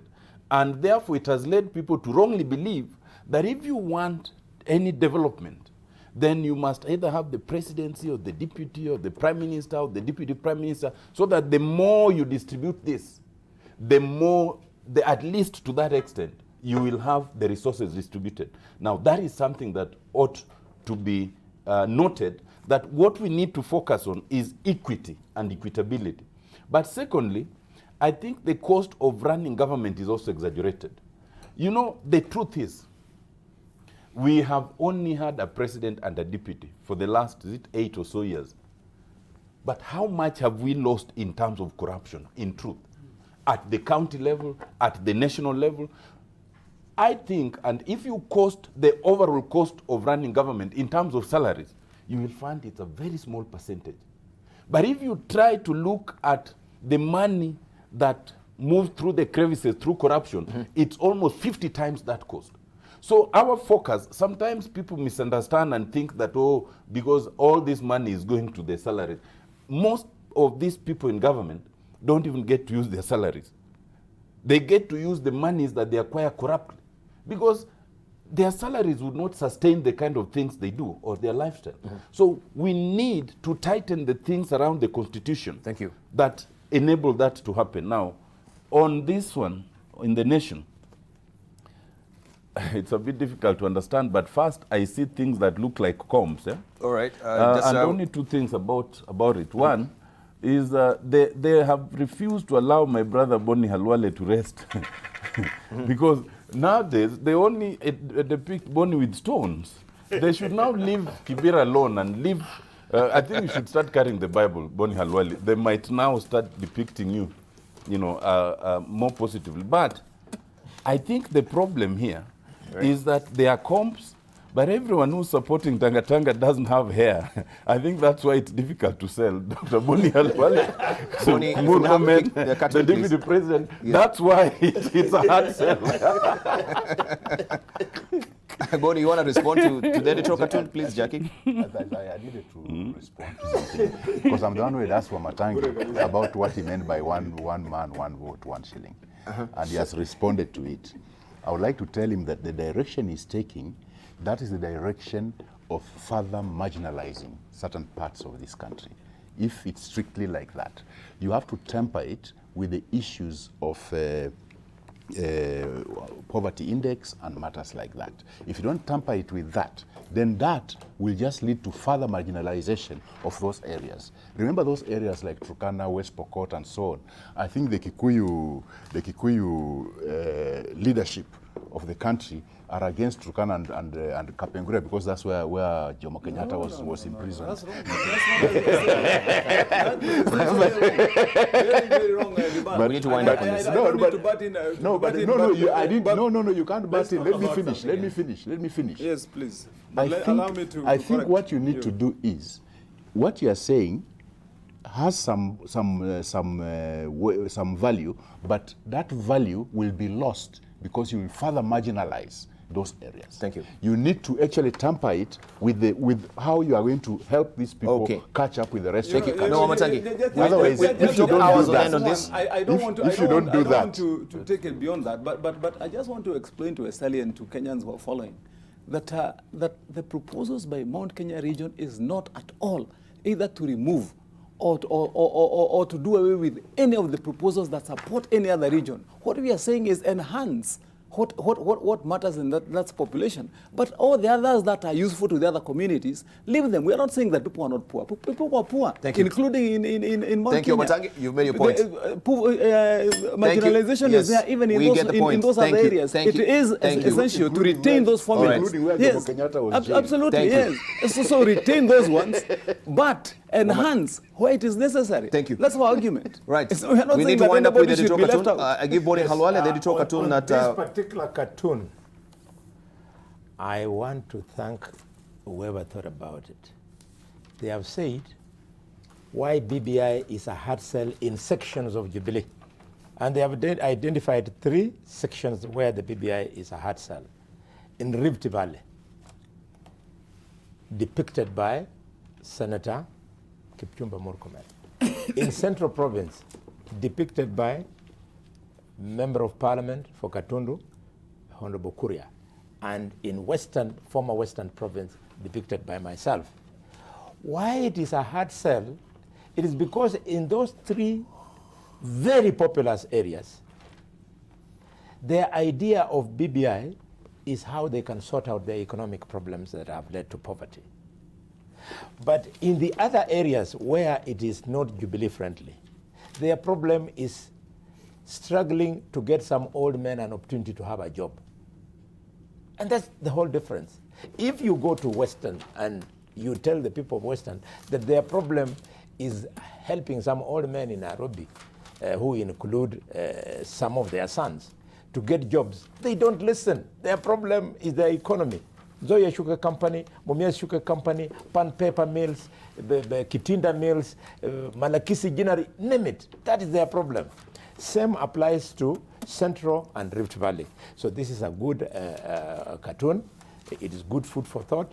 But as I conclude, may the public know that the Commission of Revenue Allocation was meant to fight the mindset of tribalism. Some people, led by Kimani Wamatangi, not the people of Central Province, but the leaders, they want the formula to service tribalism. For your information, people of Rift Valley, I mean not Rift Valley, Mount Kenya, when the Commission of Revenue Allocation approached Senate, and I was there, they came with a proposal that 60% should be on population. Thank you. The Council of Governors came with a proposal that it should be 47.6%. But because Senate is a house of trying to bring the whole country together, they factored in, as Eseli has said, the other important factors of poverty, area, and what have you, and said we will disagree with both CRA and the Commission and the Council of Governors and tweak it a little bit so that it becomes the 45 that we have now. You can imagine if we had weighted it way CRA wanted at 60, the amount of money that would have gone to Nairobi and Kiambu and Kakamega would have been unimaginable at 60%. Right. Let's also think of Kenya, Mwalimu Wamatangi. Daktari, I think the point you have missed is that the proposal, and I have emphasized that twice, that includes the interest of other people to remain the way they are. Thank you so much. And the argument is ensure that we consider our pleas, which is about the numbers in our areas, including in Kakamega. We have a lot of numbers. Yes. Thank you. And remember in Kakamega, your people are receiving less than 3,000 shillings per person. All right. That's the truth. Thank you. We need to give a sporting chance to also Jacob Yes, with the cartoon. Well, why BBI is having problems in some Jubilee zones. Boni cannot go without being corrected that Narok, where there was that huge rally, is also in the Rift Valley. That Moses Kuria is the beneficiary of this 70% that you people are not talking about. So that is why we are saying in the BBI that we take at least 45% to the counties. Right. I saw the other day, last week. I thought you were commenting on the cartoon. It's on the cartoon. Yes. Is it on the cartoon? It is why. You trying to gag me. Let me tell you, I saw the governor of West Pokot. He took the little that they get and allocated 400 million shillings to bursary, secondary school bursary. I know how his governor has worked so hard with the little he gets. Thank you. So we needed to put these things in the constitution. We don't need the favor of the Senate. All right. Maybe back to the cartoon as we're winding up and we move to the Nairobi affairs as it is right now. Looking at this particular editorial cartoon, Boni Khalwale, you can see we have all these comms lined up over there.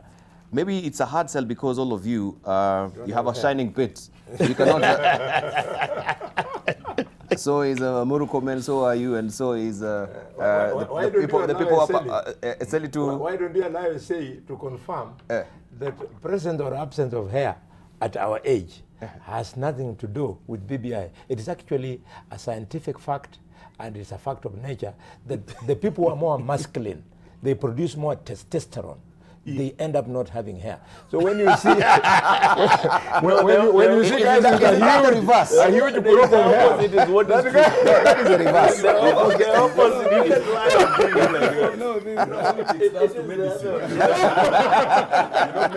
medical terms. All right. Medical terms thrown at randomly can be very misleading. Don't mislead Kenyans. All right, thank you. He was warning me against being a teacher anywhere. But who unto this country if he would ever teach medicine? Thank you. Let's move on swiftly. Now, the impending impeachment of Nairobi Governor Mike Mbuvi Sonko hangs in the balance after a judge declined to allow or disallow ward representatives from debating the motion scheduled to be tabled today. Justice Brian Ongaya of the Employment and Labor Relations Court said the mover of the motion, Mr. Peter Imotok, must comply with the laid-down procedures to have it tabled on the floor of the House. While ruling on Mr. Sonko's application to have the debate stopped, the judge said the proposed motion should stand adjourned except in strict compliance of his standing orders. So we want just to discuss about this particular development so far as it is.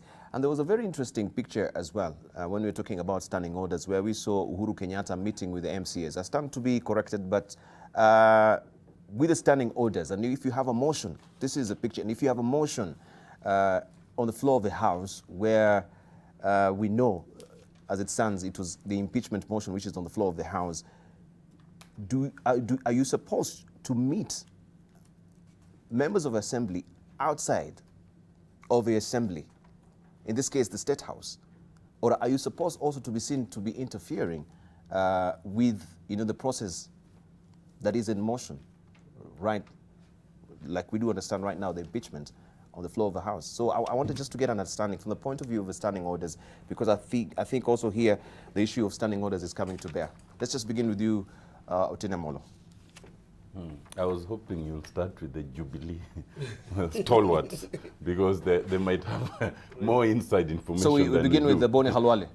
But okay. First, the court ruling. I agree with it 100%.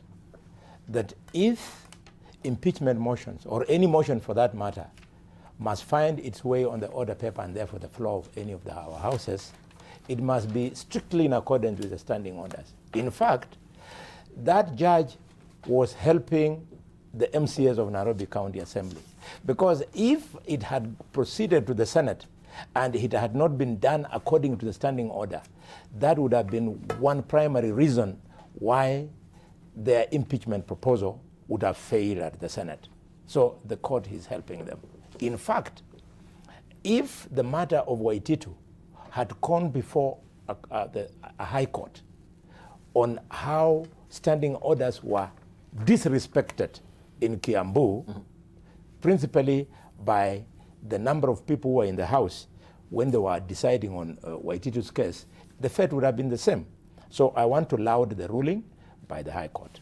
Number two, and finally, the meeting by the President. The President should rethink. He allowed himself to misguide himself. He cannot find a constitutional organ called a county assembly discharging its role on a serious matter of corruption, where he has made his personal pronouncement that not even his own brother, his own sister, he would save him from the jaws of the fight against corruption if those people are corrupt. It is clear that he was trying to cushion the governor of Nairobi. That is unconstitutional. The President should rethink. He should allow the MCAs of Nairobi to exercise their constitutional mandate. He interfered, and in so doing, he has confirmed that the fight against corruption is selective. It is selective in the sense that when the fight is fingering Governor Sonko, who for whatever reason the President had to assist, he supported. But when corruption is being fought and it's pointing at a helpless fellow like Rashid Echeza, Rashid has to go through what he is going through. We would like what is good for the politically correct to be also good for those who are politically not very correct. The issue of MCAs of Nairobi meeting the President is not acceptable under the 2010 Constitution of Kenya. Kimani Wamatangi, did the President give the optics that is prevailing upon the MCAs to drop this particular impeachment motion? I'm not so sure about that line of debate, Dibal, because one. But what would be the rhyme or reason for him meeting with MCAs when this impeachment motion is ongoing? Sure, let me make my point. One, as the leader of Jubilee Party, the President can meet his members or any members of any county assembly, and indeed, if they approached him on any matter like that for resolution, which is an alternative to either impeachment or any other process, he has a right to listen to those people. But at State House, at State House, well, that's his office. But let me make this point that I believe that the process of impeachment in the County Assembly of Nairobi, if you follow from the events of since the new speaker came in, and the number of times that motion has been filed for impeachment, you read, in my view, more politics in the move than substance or content for the impeachment. I'm not trying to delve into the issues or the substance of the matters that are before court that face the governor, but just the processes in the assembly. That motion and has been running in your newspapers, has been out there waiting to be tabled, sometimes fronted, not tabled, not tread out for so long, and including, if you remember our last comments here, that it's gone to a point whereby you find it's sometimes used as a bargaining tool, either or tools of ransom, sometimes against even a governor, either to get means, to get money, or anything. And so you might want to ask yourself, and this is one issue that this country must address after the dust has settled on all the issues that are there about impeachment and corruption in county assemblies and in county governments. Because indeed, the Senate in our last session, one of the senators had proposed an impeachment bill, an act, which was discussed, which was almost going to pass.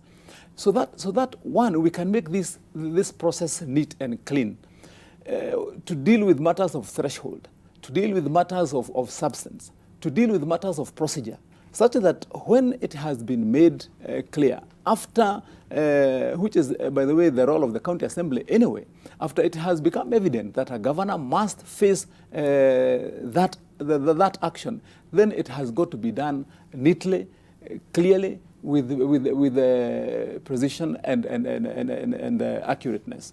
So what we need to do, and this would be my final comment on this, is to ensure that we clean up this process of politics.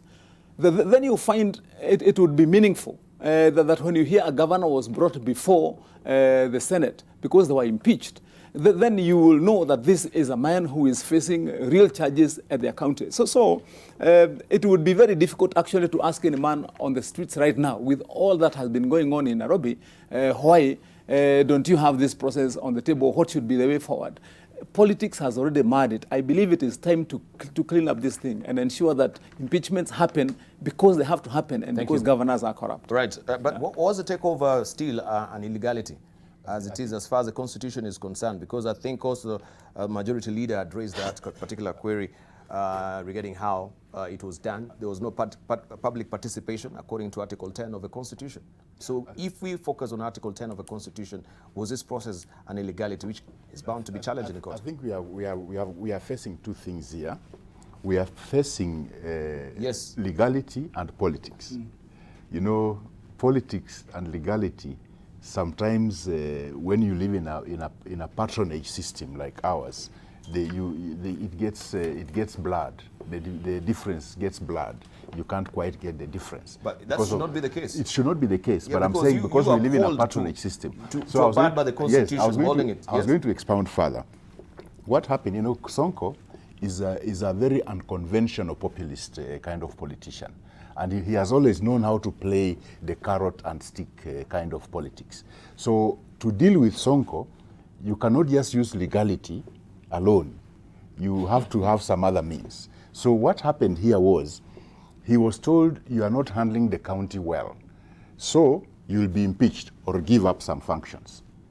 So he gave up some functions, so the impeachment goes. It's just politics. Because he gave up some functions, now the impeachment is shelved. Is that the sacred cows that Bonnie Halol is talking about? Now conveniently using legality. But I think that we should start from where the rain started beating Nairobi. In the first place, why was Sonko allowed to stand as governor in the first place? All right, let's leave it at that. Let's leave it at that. That's where we start from. Just a moment, Otende. Three things to be said. First, I had hoped that the Jubilee members of the panel might know things we don't know. But it is clear that they are also at the same level with us. So we can safely talk about maybe the editorial with the truth today. But first is the process. I think you enjoy more the right of reply than being proactive. You know, the county assembly of Nairobi is a legislature. And in principle, the judiciary must always be very cautious in interfering with the legislative processes, including impeachment. Because if it does too much, even if it was now a question of the presidency and the people were to consider this through the parliament, then you could have a situation where the judiciary would curtail such a situation. So I think it should have a cautious intervention. That said, to the extent of what the papers are quoting, that there were serious process issues, then you would not fault the judiciary for that. Because the process in an impeachment is also usually as important as the outcome, whether it succeeds or it does not succeed. And to that extent, It's just as important as the other process of takeover of functions of the county. So that brings me to the second question. That takeover, was it lawful? The truth is, under the Constitution, you'd say yes, but there are two fundamental questions that must be answered. If you have stopped the governor, as the courts have stopped the governor from executing the functions of his office as interpreted, can he execute that function to the extent of transferring them? That's a very serious legal question, which I think remains. The second question is, when you say the county can transfer functions, who is the county? Is it just the governor? Because in the Constitution, the county comprises of the county executive, which includes the governor, his deputy, the CECs, and the county assembly. So to the extent that it's not evident that the county assembly was involved in advance, and in fact, if you look at the Intergovernmental Relations Act, such a transfer is contemplated to involve more than the county assembly. It even involves parliament, because the transfer can be a very fundamental issue. It can be an issue where you can elect a governor and then the next day they transfer all the functions to the national government. Then what does that do to the people? So there are process issues also in terms of that transfer, even though in principle it is allowed. And I think that those who manage these things should always be very careful, even when advising the president, including, I saw during the transfer, no less a person than the Speaker of the Senate was witnessing it. And yet, if an issue properly arises, it is the Senate that ought to make that decision. So those who manage these things, it's not just about the outcome. It's about the process. Lastly, the invitation of the MCAs to State House. Yes. I am not aware of anything in the standing orders that would stop that. Because any leader of the party, and this happens even with us in the National Assembly, even in the Senate, from time to time, would always call members of that party to have discussion. So if the president, as the leader of Jubilee, thought that there were things that they needed to discuss as Jubilee, there is nothing by itself wrong with that. In any event, it is assumed that no matter what you say in a Kamukunji, in State House, whatever, as an MCA who swore to uphold the Constitution, you should still be able to exercise your discretion according to the Constitution, not merely because you've been invited. But I suspect that there's a fundamental issue here. I suspect that the more fundamental issue is the fear that the impeachment could actually succeed and what, therefore, it would mean. In the case of Kiambu and elsewhere, where the impeachment succeeds, the deputy takes over and all that. But in Nairobi, without a deputy, it means we would be looking possibly at fresh elections. And I suspect that a lot of people, especially including in government, might not want the prospect of a fresh election for the governor and the deputy governor of Nairobi right now. And I think that's a fundamental issue.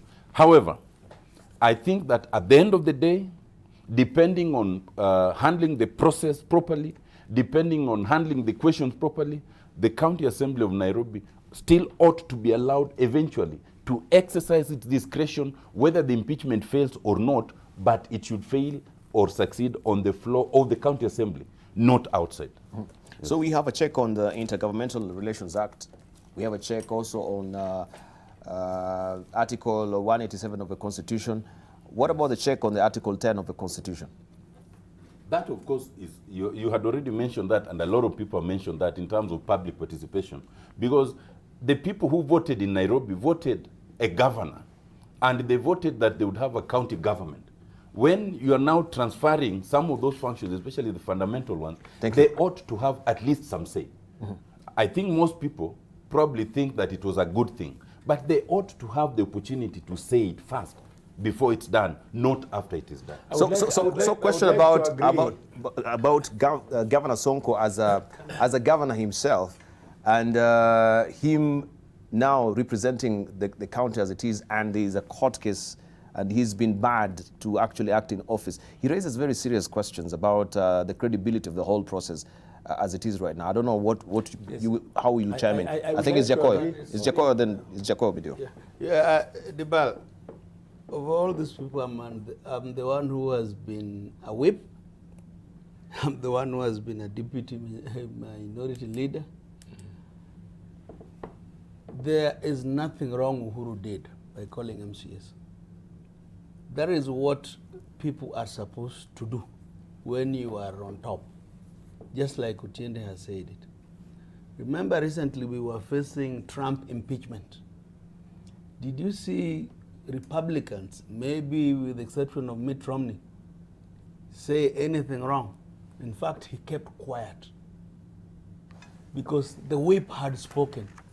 You know, if you go to the House of Commons, if there's a vote in the House, the whip even has the powers to call the Prime Minister to come back and vote, because you must physically cast your vote. So who is the bigger whip here in the country? In fact, even in the sense of the handshake, it is Uhuru. Raila has no powers, but it is Uhuru. Before, what we used to do in Parliament is, when there is an issue coming, we would call meetings and agree on which way. And that is why, when I was the whip, once I speak, nobody from my side can contradict. That is how the whip works. But the more recent one is this Donald Trump thing I'm telling you, that the Republican Party has spoken. Here is a case of a rogue MCA who brings a private motion. It is not a party motion. This is a private member's motion. So the party can tell him, no, in any case, the MCA is even an ODM MCA, it's not even a Jubilee MCA. You see, what Wamatangi is saying, which I totally agree with, is let us bring sanity to our politics. I even spoke to some of the ODM MPs, MCAs. I told them, no, that is not how you do legislation. Otiende has at least addressed the legalities. But lastly, this guy is charged in court. What if the court finds him innocent? You know, the Senate must help us. What if Sonko is found innocent sometime in the future? Then what do you do? Because I had said here at the back that Uhuru Kenyatta must give Kenyans a solution about Nairobi. And that is why we are trying to put Nairobi under the national government.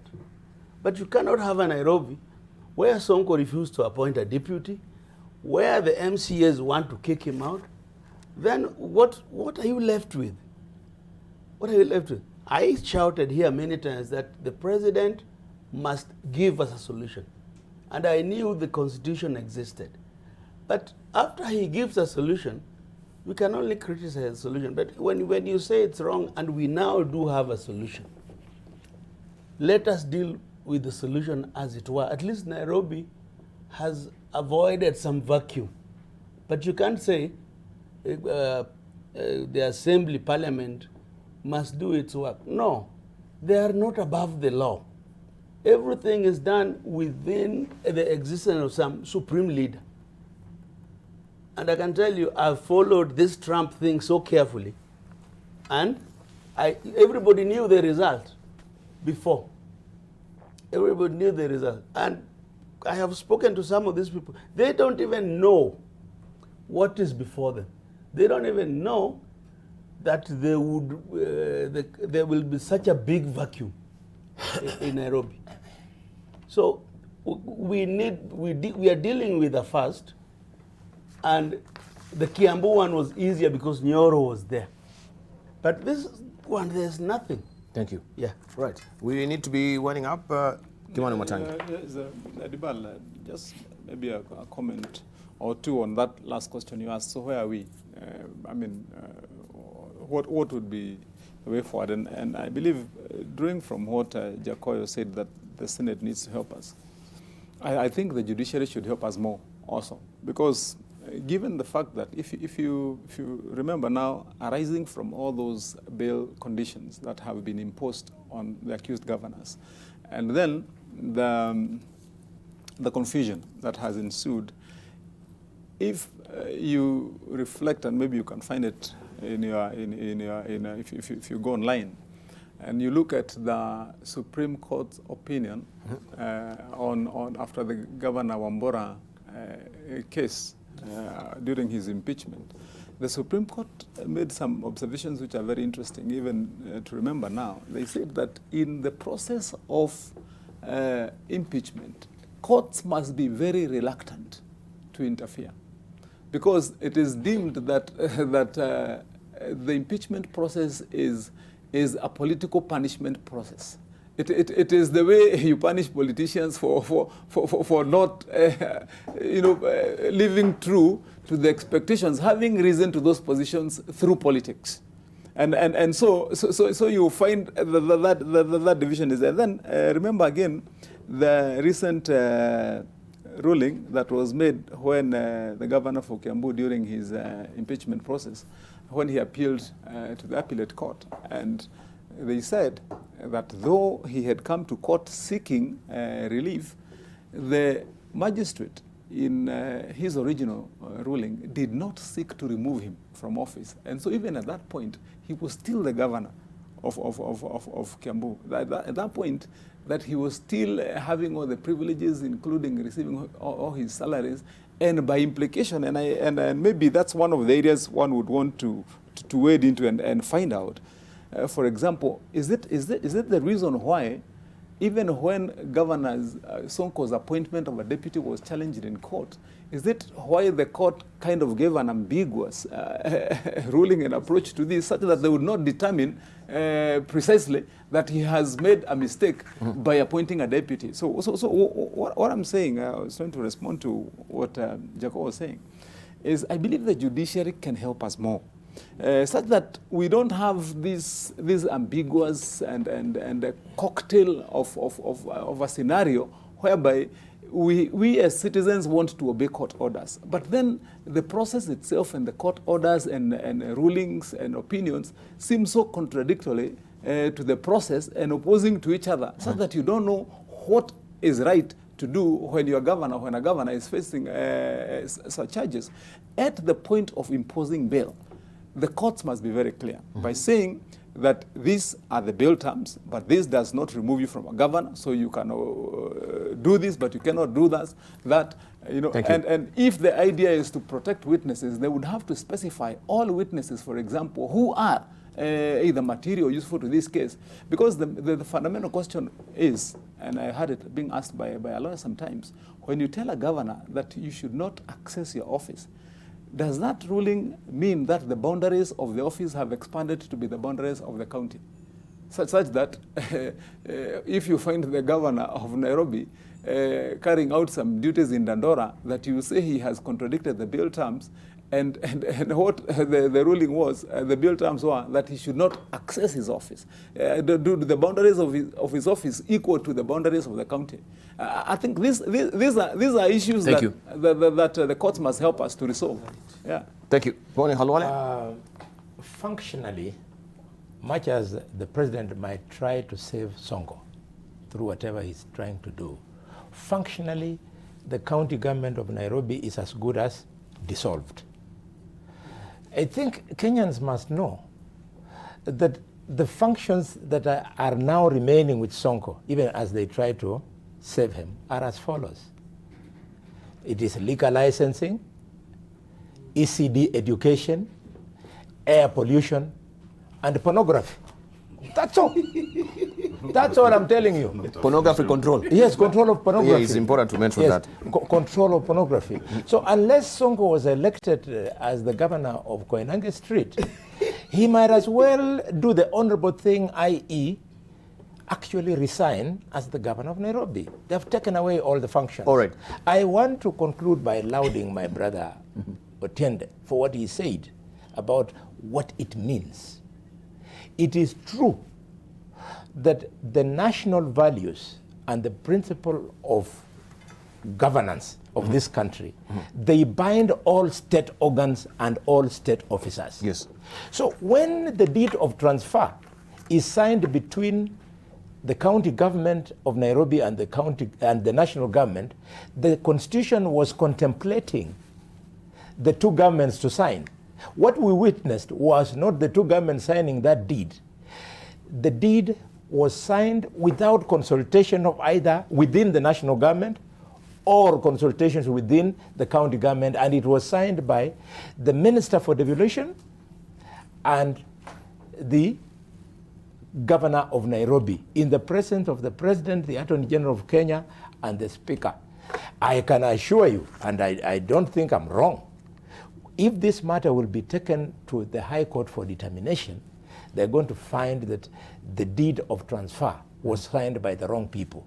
To my understanding, it should have been signed by Sonko in the presence of the county attorney and signed by the President on behalf of the national government in the presence of the Attorney General of Kenya. Mm-hmm. The minister called Wamalwa was signing that deed of transfer as who? Because there are many functions, health, finance, and what have you, that were transferred. And those functions are not under the docket of the Ministry of Devolution. They are under different ministries. So the person who signs for all the ministries in Kenya is the President of Kenya. All right. Maybe as we're winding up on it as well, does it also bring to bear the bill that I think has been sponsored also by Aaron Cheriot, who's away, on the metropolis? And I think that this making Nairobi County as, to be a metropolis. Yeah. This was also, I think it began with Senator Kemi Gitura of Murang'a then. Yes. Are we likely to see a scenario where if there is this takeover then, why can't we just have Nairobi County as a metropolis as it was so, envisaged from that particular bill? It's already there. It's already there? The BBI proposals to disengage Nairobi as a county and make it a standalone metropolis. And that was actually the original proposal, even in the harmonized draft constitution. But that is a long end of a stick. We have a prime solution here with the bills already in house. I'm telling you that you cannot do that without amending the constitution. Because the constitution makes Nairobi a county like the others. Mm-hmm. There is no shortcut to this. But since we are winding up, I think that it is clear that there was some mistake made in the process of this takeover of Nairobi. And while it's important to be very careful, perhaps it's not too late. It can still be ratified, what we call ex post facto. It ought to have been done well. It wasn't, but it can still go through those processes. Ex post facto? Yes. I need to write that as a new word for me. I like it. Okay. Anyway, since now we are winding up, that means I thought after the fact. Yes, I thought I would comment on this coronavirus thing. Just this morning, I saw that Cameroon now had recorded its first case, I think, of a Frenchman who had traveled from France. The other week it was Nigeria, an Italian, and before that we had a case in Algeria and in Egypt. And while we thank God that so far we've not recorded any case, and we hope it remains that way, I am starting to wonder the trajectory of this coronavirus. I am yet to hear of any black who has contracted it. Maybe the doctors here would advise us. Is there a genetic pattern, or it's by sheer coincidence and at the mercy of the Lord that we have not gone that way? I would really love to know that. That the strain of the virus has not really affected the black man. That one, medical science has a way that it operates. So it would be unwise for me to say that blacks are resistant, because we don't have the evidence. Mm-hmm. We don't have the unequivocal evidence that actually blacks are resistant. So I would urge that whatever precautions we are taking as a nation, we continue taking those precautions, because we cannot sit back and think that blacks are resistant and then we end up with a pandemic. We'll be unable to handle it if it came into on a large scale. So I would rather we await the team that has been set up, and I have a lot of confidence in the new Minister for Health. The bit I've heard him speaking, he appears to have his hands on, and we expect proper response. We need to wind up. We need to stop the Chinese planes from landing here, and we need to, this morning before I came here, I saw on CNN that 6 people have died in the US and 80 people are infected. So if Americans are dying with all their medical advancements, we cannot be careless about this. I have a lot of faith in my friend Butai. Please take it seriously. I even came through the airports yesterday. These people are too casual. They're too casual. Thank you. I think it's going to be a disaster. I'll wind up again on the coronavirus. Yeah. the court made a serious ruling that those 239 passengers should be rounded up and be taken to the quarantine at a military base. The minister, and I don't know why you guys are being nice to Mutahi Kagwe all of a sudden. Or is it because he was a panelist like us? We must put pressure under Mutahi Kagwe to tell the country whether those 239 people have since been rounded up. Thank you. And are they at the best? Right. This thing of saying that people should go under self-quarantine, it is like you are requesting them to do us a favor. Quarantine means arrest. Thank you. And confinement. Thank you, thank you. Mutahi Kagwe should come back on the panel and maybe also clarify this. Dibala, Kimani Watangi, yes, finally. The question I would want to ask maybe is it that we don't have any cases yet, or is it that we don't have any cases reported? You know, that there's a clear distinction. You know, remember during HIV epidemic, it took Kenya almost 10 years after the first cases were reported in the Western world for the first cases to be reported here in Kenya. But when we started reporting big time. Because we sat on it, it incubated, it infected people and spread wild. And by the time we were reporting and showing images of villages that were empty when people had died all over. And that's what we should be asking ourselves. Allow me just to say to make one. We're winding up on this question, because I didn't want the question of Nairobi to go away without me making a comment. Because I believe, in my view, that proposal to make Nairobi a metropolis would have been handled in a better way if the approach of national government is to capacitate Nairobi, devolve and disburse more funds, capacity build, assist the county to stand on its feet. At this time, when we are barely 10 years into devolution, if we start taking up counties and then handing power to national government, thank you. Then we might lose more counties. We risk losing more counties. Thank you, Matangi. Yeah. Right, so we have Opunga Apamo finally as we're winding up BBI. He says BBI should ensure we don't get into the Nairobi-like situation on governance.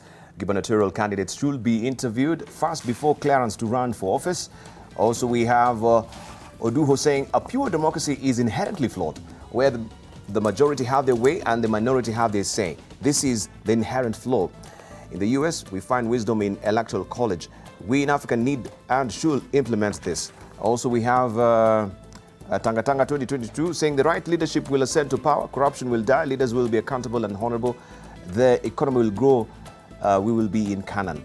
And also we have Ivan saying the cartoon of Boni Murkomen, Bale Helded and Combs is on the Swahili saying akili ni nywele, kila mtu ana yake. Let's wind up on that as well. We have a true north for you before we end up, just to see also the direction of the day.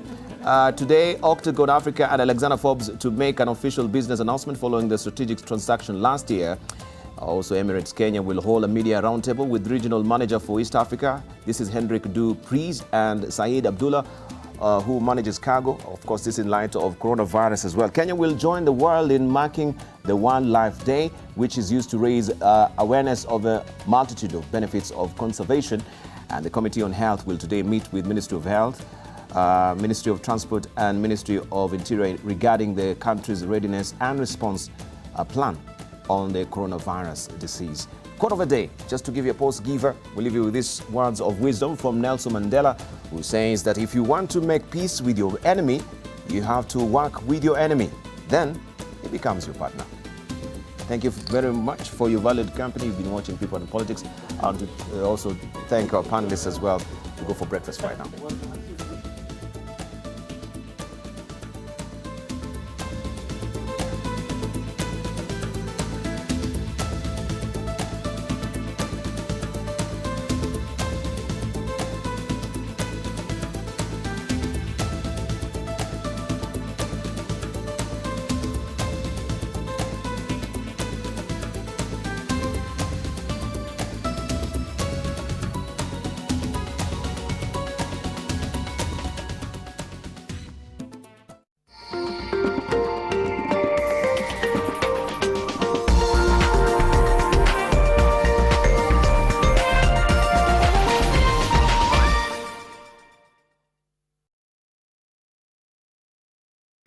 Twende holiday na spot on vacation. 2 days, 1 night for half board at Mayan Nanyuki from 10,000. 3 days Masai Mara from 13,000 with transport, accommodation, meals and game drive. 3 days Mombasa from 13,000 with SGR tickets, accommodation, transfers and meals. 5 days Dubai for 53,000 and Zanzibar from 67,000 with flights, accommodation, meals and excursions. Call us on 0741 06 5656 or visit our office on Gong Road, Ngong Lane Plaza, 4th floor, or visit our website www.spotonvacation.com.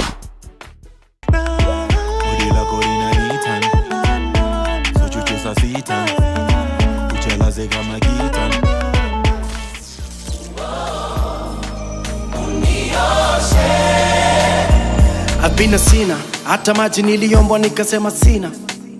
Always wanted to be a singer, but along the way I think focus ilibaki sina. Nataka niwe nawe, tuwe tu milele. Mimi nawe ni mimi nawe ni mimi nawe. Kazi ya Mungu kweli haina makosa. Ingekuwa binadamu wanatoa ningekosa. Sio juju ni maombi. Nikufike na kapete, kapete, kapete, kapete. Foto, kisha chora namba kwenye telefone. Telefone. The Heat in association with Coca-Cola.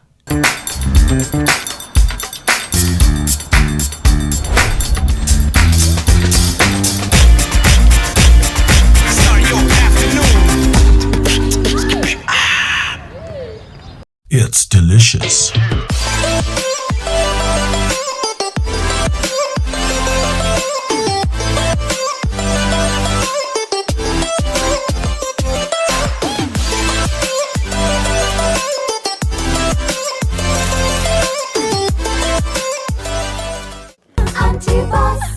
Good morning, darling. What are you doing here? Hapa mali huko ni guest room. Kwa sababu ulilala hapa tukiwa na wewe. Hello darling, I'm here for you. Hata ukivuta usijali. If we fill this place up, give us a deal. Are you sure you can do this today? Double sure, my guy, double sure. Pia nyinyi ni ma personal assistants. Mimi nakwambia job iko fiti. Si usalimie marafiki zangu. Habari zenu nyinyi? Ona sasa vile hii promise yako inatukost. Na si umeshiba. Tosheka. March the 3rd is World Wildlife Day, and to celebrate, the Kenya Wildlife Service will launch the Rowan Antelope Recovery Plan at the Ruma National Park in Homa Bay County. The event will be presided by Tourism and Wildlife Cabinet Secretary Honorable Najib Balala. You can catch it live right here on NTV, 10:30 a.m. The theme is Sustaining All Life on Earth. World Wildlife Day on March the 3rd.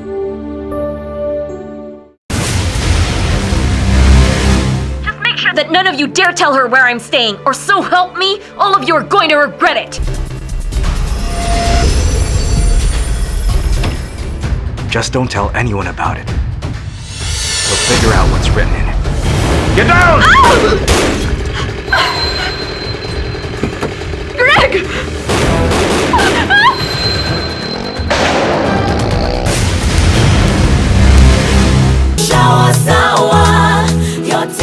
Sour Shower has never been better with the new look Sour. Now with a new formulation too that will leave you feeling fresh for longer, while the soap lasts even longer.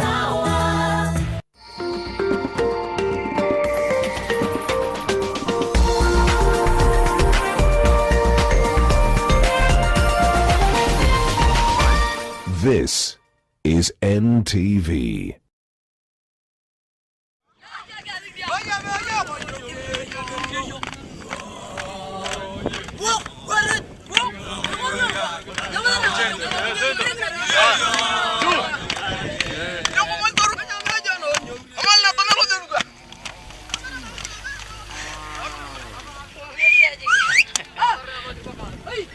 Cattle rustling is no longer a cultural lifestyle by pastoralist communities living in northern Kenya. It is a multi-billion commercial venture orchestrated by ruthless businessmen. They are aided by government officials, politicians and community leaders who arm warriors to carry out deadly raids. These raids have left hundreds of innocent civilians dead and thousands of livestock stolen. Imekuwa ni biashara. Kuna wafanyabiashara wako tayari. Hata kuna watu wamewahi kwao wakiwa na pesa nyingi. Wanafuata wale riders. Livestock theft has been commercialized. And there's a lot of collusion between different players.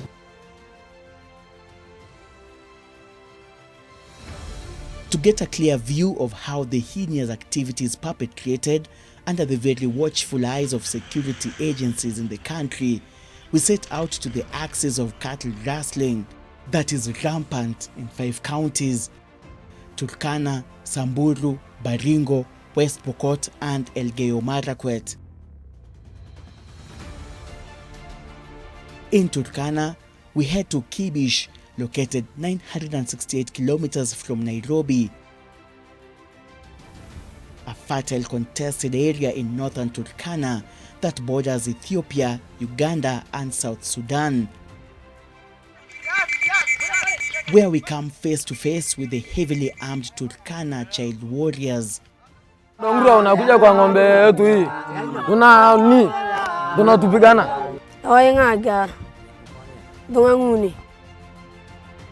We will also show how easy it is to buy guns and ammunition.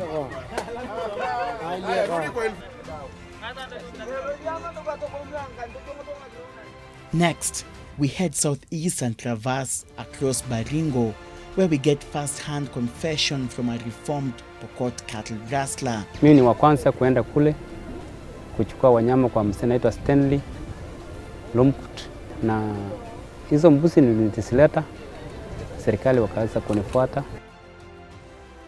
And a touching tale from a Tugen widow left with 3 young children after her husband was shot dead by Pokot cattle rustlers. Wameuawa tu ikaenda tu hivyo. Na walikuwa wamesema watafuatilia. Hakuna mtu ameshikwa. Hakuna.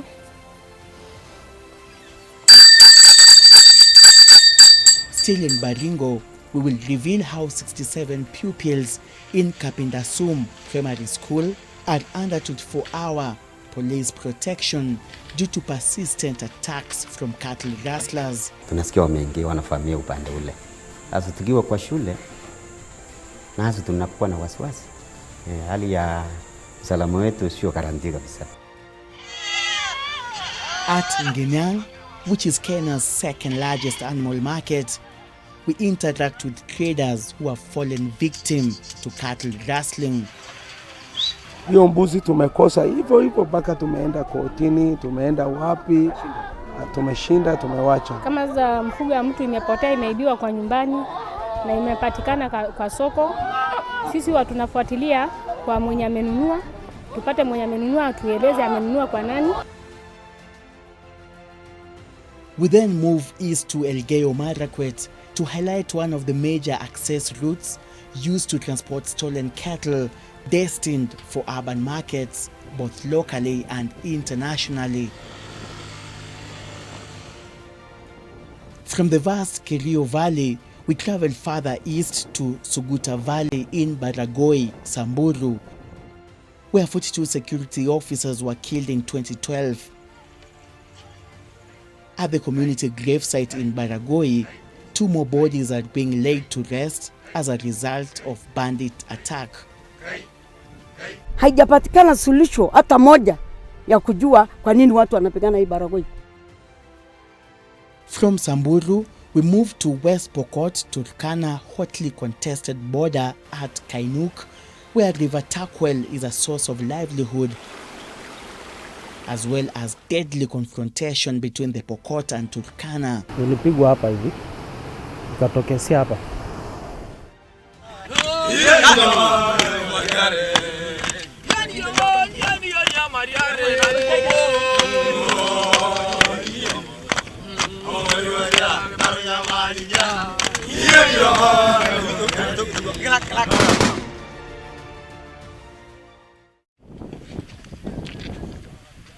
Kulikuwa kuna mfugo, ng'ombe, mbuzi. Wakati huo nikachunga, nikakuja nikalala jioni. Nimelala sasa mwendo wa saa 6 usiku hivi. Wakatuvamia, kumbe waadui wako karibu, wamezingira hapo nyumba kwetu na nyumba jirani. Wakavamia grupu ngine penye jirani ilikuwa, grupu ngine kwetu. Waadui walikuwa 100 and above. Walikuwa na bunduki. Bunduki ndio wanatumia ku raid, sio kitu kingine, sio fimbo.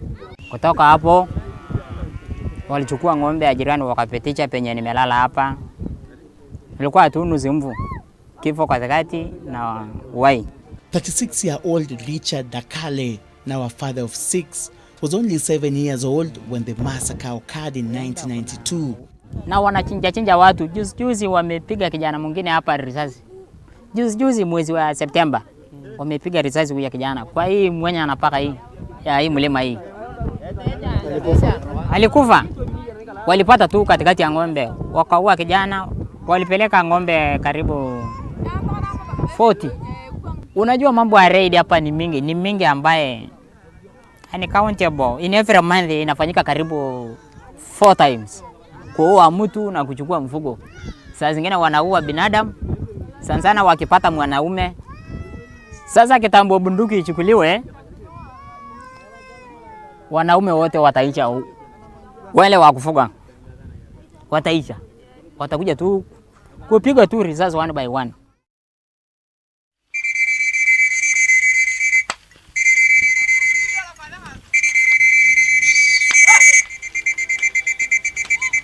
For decades, the Turkanas from Kenya, Toposa and Didinga from South Sudan, and the Nangatom and Merile from Southeast Sudan and Southwest Ethiopia respectively, have been fighting for territorial supremacy.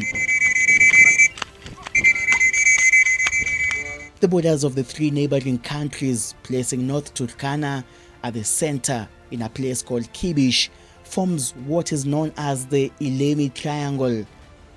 Measuring between 10,320 and 14,000 square kilometers, this territory, situated in northwestern part of Kenya and bordering South Sudan to the north, Uganda to the west, and Ethiopia to the northeast, the Ilemi Triangle constitutes Kibish sub-county in Turkana North, a place that is fiercely contested by both South Sudan and Kenya. The whole of this area, it's as you know, it's a dispute area. The South Sudanese, especially, they claim it's their land. Historically, the Ethiopians, but back 100 years ago, they also had claims on that. But nowadays, I don't see them claiming much. But it used to be an area, a grazing area for the communities of South Sudan, Ethiopia, and Kenya. And eventually, because of the war, South Sudan, there was an agreement with the Kenya government, the former SPLA at those times, that this area could be administered by Kenya for the time being, because the South Sudanese war. So, of course, Kenyans, they really administer it proper, in the sense that they put the borders, they make a huge development of infrastructures. If you have seen Kibish, for example, and they put the flag there to say that this is our place. So now the issue is that still, if you go to Google, we are in South Sudan now, here. Google Maps, we are in South Sudan. Yes. But this is Kenya, administered by Kenya, and we have Turkana people who are Kenyan, so to say, So eventually, that tension is still there, okay? I think that eventually it will become Kenya, I guess, because all the services, all the infrastructures are provided by the Kenya government, so to say, And I think if there is a good understanding that the bordering communities can benefit as well of the little resources available in terms of drought, for example, to allow them to come. If mechanisms are established that they can share some of the resources for a peaceful coexistence, I believe that things can improve, though it takes time. Human and livestock blood flows freely in the volatile Ilemi Triangle as neighboring communities attack one another at will without intervention by respective governments. Here, jungle law carries the day with occupants armed to the teeth. Wakati mvua ananyesha kuweka maji hapa. Watu wa Sudani wanaishi hapa chini hapa. Wa Turkana wanaishi hapa katikati hapa. Hasa mali wakati nini? Watu wa Sudani kiingia tu kwa hiyo nini hiyo. Kwa hiyo bush basi. Hiyo mmegongana na chuma hapa. Mmetolewa ng'ombe, mbuzi, kila kitu. Mtu anakupia hapa. Hapa tu yote. Hivyo mvua ikinyesha hapa ni hatari. Ni hatari kabisa. Hata kutoka asubuhi kupita hapa asubuhi napatana na watu wa Sudani huko hapa anaenda chini ya hiyo laga, kuna maji chini yake hapa hivi.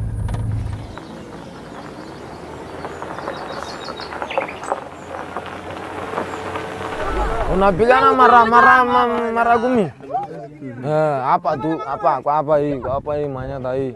Ile huko kwa nini hiyo? Unapigana kwa donguru hapo. Unachukua nini? Mbuzi yetu huko kwa ile inaitwa hare. Unachukua. Mbuzi ngapi? Mbuzi 300 hivi. Atomana kana ngba. Ngevia yuni barenda ya akwana kana ngevia yakara. Ane mama tomana. Amana banya ye. Oye ngaga. Donganguni.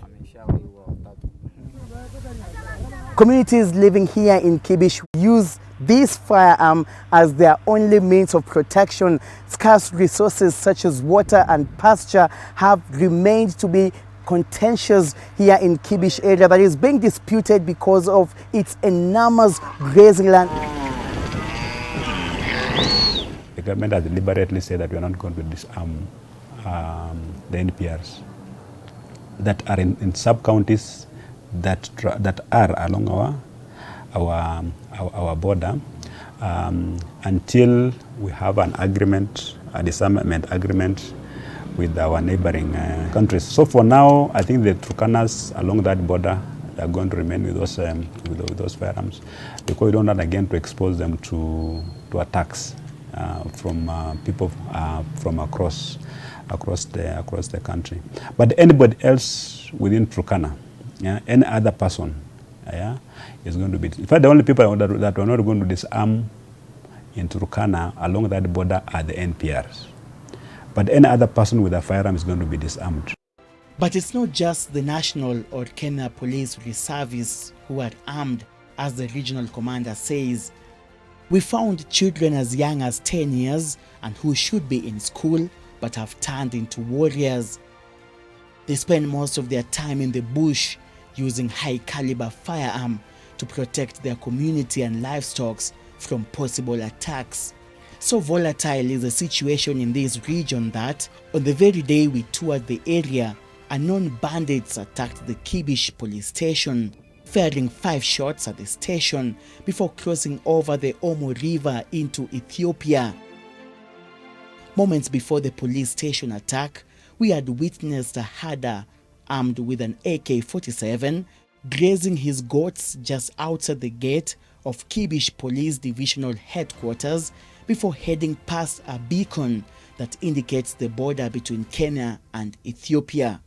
Matopoza sahi landmark yao ni mlima yenye wanapigania sahi. Ni kunyakua masenta akaiko yote mpaka Kibish. Wanasema ni yao.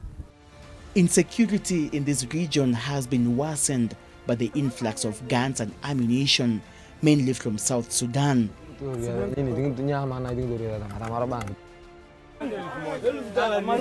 In one of the centers known as Kokoro, we were able to buy freely 5 rounds of 18mm ammunition, each at a cost of 200 Kenya shillings.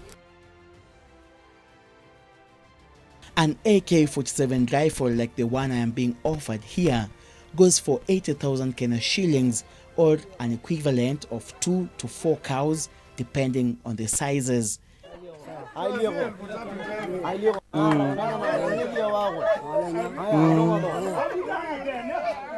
Almost every young man carries a gun openly.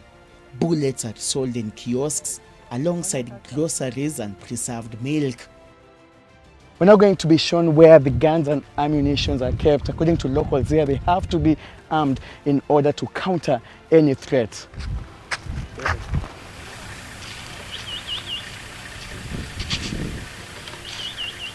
Unaekanga bunduki hapa na sasa.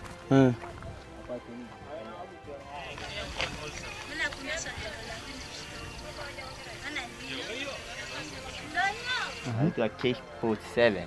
K47. K47. Shikilia hivi. The most popular firearms, which are easily accessible in the wild north, are the German Heckler & Koch G3 rifle, famously known as the G3 rifle, AK-47, and the Australian Steyr rifle. The guns mainly enter Kenya through a place called Nakadok from Narus, which is on the Uganda-South Sudan border, where the Nangatom and Karamajong traders acquire AK-47s for only 30,000 Kenyan shillings. The G3 rifle trades for 150,000 Kenyan shillings due to its long distance firing range. The Kenyan government is now trying to control the firearms trade. Anyone who's holding illegal firearms, because we know there are some people who have been getting firearms even across the border from Ethiopia, to surrender them to the police. Or else we will go and look for those firearms ourselves. Because there are people who have been engaged in illegal activities. We will not allow that any part of our country is interfered with by criminals and thugs. As government, we note that only government agencies are supposed to have firearms, or citizens who have gone through the normal process and are given firearm license, then they can hold firearms. But to have weapons that we cannot account for, then it becomes very challenging even to do policing. Kwani serikali alikuwa mjinga wakati tena aligawia ma KPR tena. The same serikali ndio anakuja tena kunyang'anya. Walifikiria namna gani instead ya waongeze kuliko kusubtract tena. Hiyo tena ni kuletea shida mpaka walemavu watakuwa wengi, hata watachundwa serikali atatatua gani.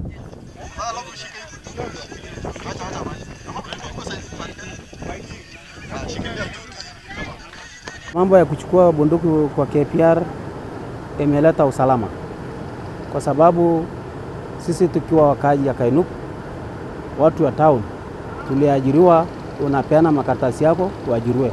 Hakuna KPR ambaye hajasoma, tulikuwa tunafanyiwa recruitment.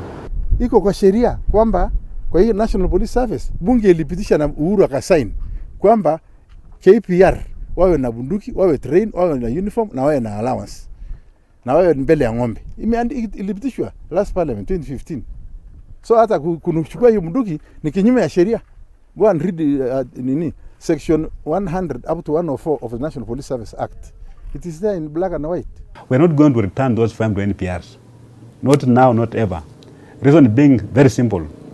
These guys buy firearms, but it's very difficult to acquire ammunition, research. What do? They use government-issued ammunition through NPRs. And NPR will respond to a distress call. He uses 2 rounds of ammunition. He'll tell the OCB that he's used 100. He's given 100. He gives to his community, or he uses those firearms in his other illegal firearm, now ostensibly to protect the community. Yeah. So anytime you hear a leader saying we want NPR, is because he's actually unable to procure ammunition. In March this year, DCI detectives gunned down 29-year-old Lonyang Karen and Kaponyang Achom, aged 41, after they were found transporting 1,850 bullets from Uganda at Kitalakapel in West Pokot. The DCI acted on intelligence brief that the two have been supplying illegal guns. According to intelligence reports, a former MP for a constituency in Baringo continuously used his position in an influential parliamentary committee to demand for guns and ammunition for Kenya police reservists in his constituency. But the guns ended up in the hands of civilians and contributing to cattle rustling in the Kerio Valley region. Out of the 13,805 registered firearms holders in Kenya, 9,398 were vetted by the government, while 4,500 407 did not turn up by the end of the deadline. Geneva-based small arms survey says there are about 750,000 firearms in private hands in Kenya, up from 680,000 in 2016. This makes Kenya's cache for private guns the largest in East Africa. Tanzania, whose population is about 8 million more than Kenya, comes a distant second with 427,000 guns in private hands. Just this year, 350 guns mysteriously disappeared from a police warehouse in Nairobi, only to be intercepted in Nakuru. The firearms were destined for Elgeyo Marakwet and Turkana counties to arm the Kenya Police reservists. It took the intervention of Deputy Inspector General Edward Mbugua, who reportedly gave the order for the weapons to be intercepted and returned to Nairobi. Hata serikali inajua bunduki ya haramu iko. Mtu wako na 5, mtu wako na 4. Na sasa kama serikali anasema mlete bunduki, aambia machifu waende walete bunduki, mtu atatoa moja, 4 ibaki. Baada ya mwezi 3, 6 biashara inaanza tena.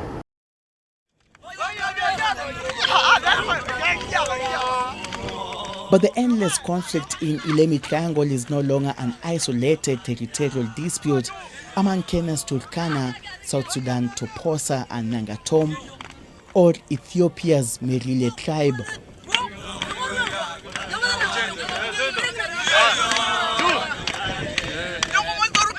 Opportunists who are taking advantage of the situation in the wild north have transformed the once cultural community raids into a multi-billion venture in the name of cattle rustling. These activities are led by bloodthirsty and greedy meat merchants, as well as politicians working under the very eyes of security agencies. Wako ndani ya community wanajulikana ni wafanyabiashara tu kama wengine. Kama wewe ni mfanyabiashara wa nyama, lazima utanunua wanyama. Kama wewe ni mfanyabiashara ya mahindi, ni mahindi utanunua. Inasafirishwa usiku. Ikichukuliwa tu kuna magari iko standby ya kusafirisha hiyo mbuzi ama ng'ombe. Wewe utapata tena. Hakuna siku mbuzi serikali imerecover.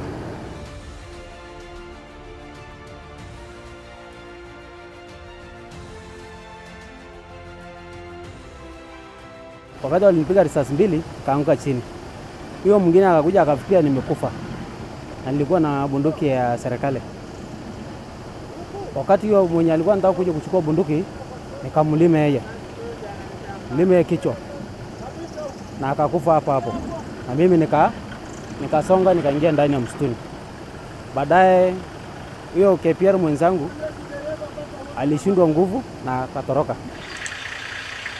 That was the fourth cattle rustling attack that 34-year-old Ekiru has survived at Kainuk, a disputed area in Turkana South, bordering West Pokot County. This year alone, over 20 people have been killed as the Pokot and the Turkana communities claim ownership of this area, reaching pasture and water from River Takwel. Just weeks before we arrived, 2 people were shot dead near a Kenya Wildlife Service base. The area is currently being patrolled by the Anti-Stock Theft Unit using an armored personnel carrier. This is the famous River Takwel, here being referred to as River Malite. It is a major resource for residents here who use it for agriculture, livestock, as well as domestic purposes. Now, before the raids, livestock used to flock around this particular area, but it's not just about insecurity along the river. It's also about this bridge on my right called Kainuk Bridge, whose construction has been delayed by up to 5 years due to constant and persistent insecurity along and around this particular place. Kwanza ilikuwa ni mambo ya utamaduni, alafu baadaye watu walipokuwa ikawa ni biashara ya kununua kuchukua kuiba mifugo na kwenda kuuza kwingine kwa kujipatia kujinufaisha kwa mahitaji ya kijamii nyingine. Kina nani hao walikuwa na nunua? Habari iliyopatikana ni kwamba kila mara kwa security ni kwamba utapata wakati wana raid kuna yule wachuruzi ambao walikuwa wananunua mifugo wanatembea pamoja na watu wenye wanaiba mifugo. Kwa hivyo hii ina maana kwamba kuna washurusi waliojiingiza ndani kuwasukuma wengine kwenda kuiba ili wao waweze kununua kwa bei nafuu na kwenda kuuza kwingine.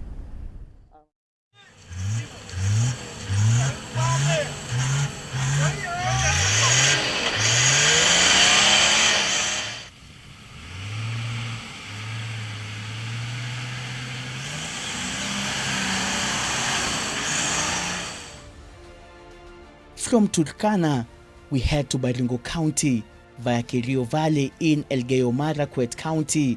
Here we come face to face with a 41-year-old reformed Pokot cattle rustler who gives us chilling accounts of how raids are planned and executed. Mwaka wa 1996, wakati huo nilipoweza kuamua kuingia msituni na kuwa mchambazi wa kuibia wengine wanyama.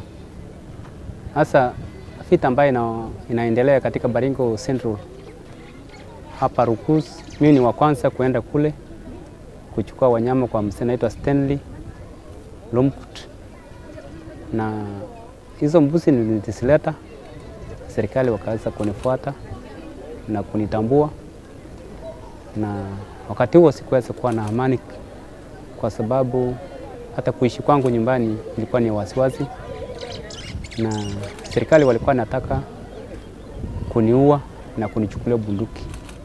Na nimeona mambo watu wakikufa, marafiki zangu wenye nilikuwa na raid na wao hakuna ambaye hako hata na moja mpaka wale wetu tukiwa hivi. Na nikaona hiyo maisha ya kuteseka msituni na kuibia wengine sio vizuri. Na hata hivyo kuna siku nimeenda kule Naivasha, sehemu za Gilgil, nimeibia wengi. Sio ati Pokot peke yao, nimeibia Wakikuyu wenye wanakaa huko. So nilipoona na kukuja kukaa chini na kujihesabia ile mtu anaponyang'anya kitu yake na kuhangaika, nikaona ni uchungu sana, kwa sababu mtu akibaki katika maisha ya ubweke sio vizuri, na ni kwa sababu ya mwanadamu mwingine. It may appear as if it's an intercommunity thing, that will find that the Turkana have gone to steal from the Pokot. People want to make it appear like that one community is raiding another one.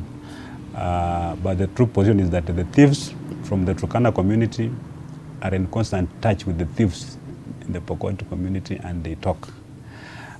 So that a Pokot will actually steal animals from his own community and hand over to the Turkana. Or they're liars, and show them direction. Because some of those places you go there, if you're not very careful, if you are a stranger, you can get lost. You cannot steal and leave. So there's a lot of collaboration.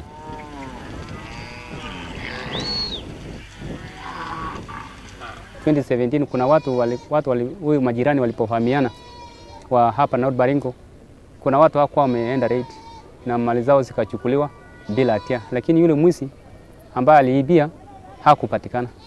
So nilikuwa nataka kuomba ya kwamba jambo lolote ikiweza kutokezea kama vita, wale jamii kama sisi wa Pokot wenye tunawaelewa uwezi, yule mwizi apate kufuatwa bila yule mwananchi ambaye hakukosea kwenda popote kukuzwa. Hasa wakati huu kuna shida ambayo imechangia tu kidogo kidogo. Hasa tuko sahi na resources kama stima hapa hivi. Tulikuwa tunaomba serikali waweze kujua kwamba hata sisi tunaweza kuajiriwa wenye tumekuwa na makaratasi hiyo ya class 8. Tunaweza andikwa hata kuwa na kitu ya kufanya pale. Lakini tukiona mpaka waleo tumeweka nje bila kuangalia kwamba tunaweza jifanyia kitu ama hii faida ya kwetu naweza tufaidi. So tukifikiria na kutazama wengine wakitoka nje ya kwetu hapa hivi, tunaweza fikiria mbaya na kupanga kwamba kwani hao wengine wanafanya nini, wanakula kwetu na sisi hatupate faida.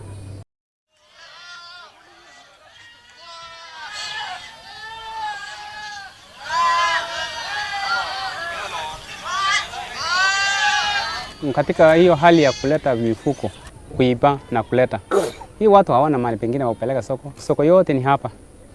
Na kama kuna mbuzi anaweza kufa, atakufa. Kwa sababu kila na wakati mbuzi haya ya wizi inapatikana hapa kwa hii soko.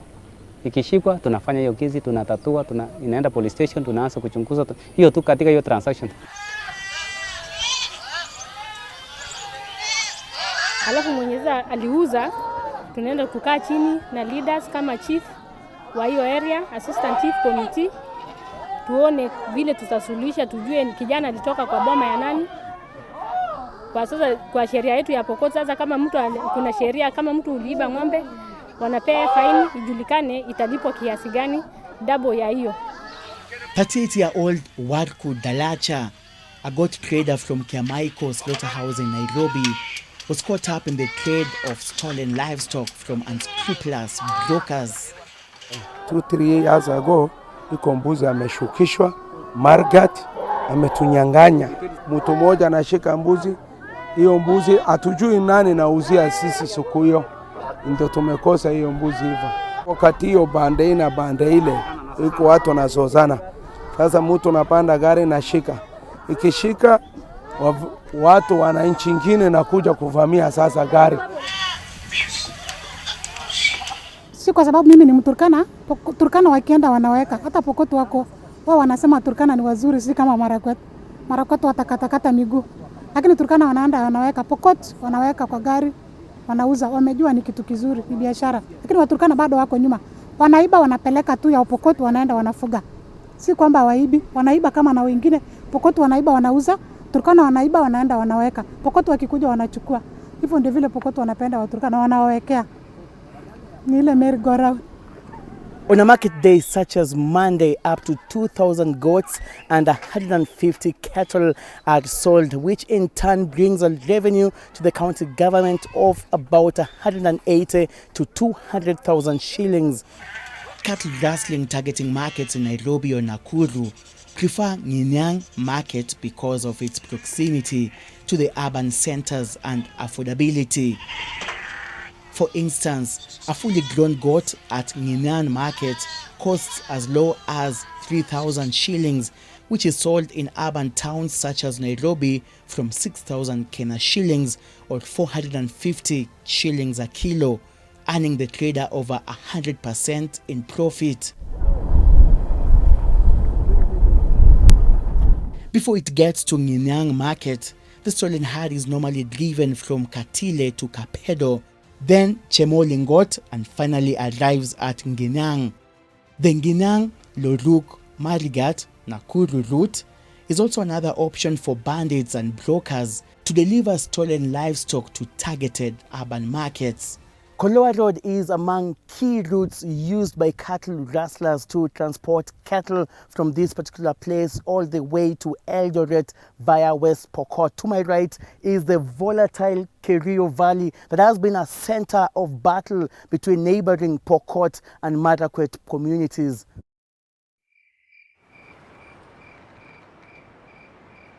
Stolen livestock is usually transported at night to avoid police roadblocks. While driving along one of the routes at night, we met a canter truck which abruptly stopped upon detecting that we had pulled over. The driver of the canter waited for about 5 minutes, perhaps to see whether we would proceed with our journey in the opposite direction. But after noticing we weren't in a hurry to do so, he drove the canter off the road and went in a different direction. We did not follow the vehicle as we had no security backup. Brokers who are bold enough transport stolen herds in broad daylight by bribing security personnel patrolling major highways. An audit by the Inter-African Bureau for Animal Resources estimates that in the period between 1996 and 2000, when meat business was booming, a total of 110,921 goats and 42,109 sheep were slaughtered at Kiamaiko, with an average of 25,000 goats and 8,000 sheep slaughtered yearly. The Food and Agriculture Organization, FAO, estimates 63% of Kenya's beef, mutton and chevron is produced in pastoral areas and ranches. According to the IGAD Center for Pastoral Areas and Livestock Development, ICPALD, the estimated annual average cost of pastoral live animals in the country is 233 billion Kenya shillings. The Kenya National Survey 2019 puts the total value of livestock produced through pastoralism last year alone at 180 billion shillings, contributing to 12% of the gross domestic product GDP and 42% of the agriculture GDP. However, Kenya is estimated to have an annual beef deficit of 300 metric tons, that is equivalent to 1.5 million cattle weighing 400 kilograms each. According to a study released in April this year by the Kenya Markets Trust, KMT, an average Kenyan consumes 17 kilograms of meat per year from all variety of meat excluding camel. This is a 3% increase from 14% per person per year recorded in 2013 by FAO. This high demand for meat by Kenyans, especially in urban centers, is what's propelling cattle rustling mainly in northern and central Rift Valley. That's what we call Rustler's Paradise.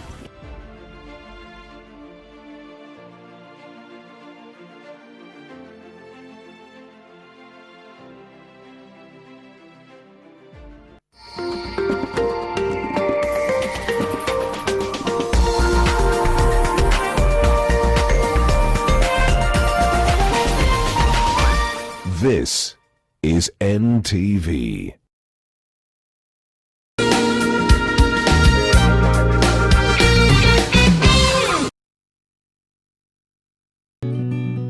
I help women find independence by training them in fish farming. It's tough on my back, joints, and can cause headaches.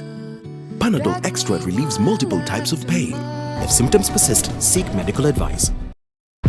Twende holiday na spot on vacation. 2 days, 1 night for half board at Mayan Nanyuki from 10,000. 3 days Masai Mara from 13,000 with transport, accommodation, meals and game drive. 3 days Mombasa from 13,000 with SGR tickets, accommodation, transfers and meals. 5 days Dubai for 53,000 and Zanzibar from 67,000 with flights, accommodation, meals and excursions. Call us on 0741 06 5656 or visit our office on Gong Road, Ngong Lane Plaza, 4th floor, or visit our website www.spotonvacation.com.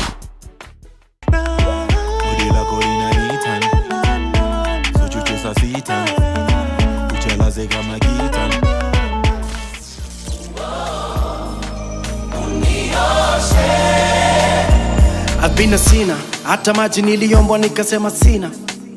Always wanted to be a singer, but along the way I think focus ilibaki sina. Nataka niwe nawe, tuwe tu milele. Mimi nawe ni mimi nawe ni mimi nawe. Kazi ya Mungu kweli haina makosa. Ingekuwa binadamu wanatoa ningekosa. Sio juju ni maombi. Nikufike na kapete, kapete, kapete, kapete photo. Kisha chora namba kwenye telefone. Telefone leo tujua. The Heat in association with Coca-Cola.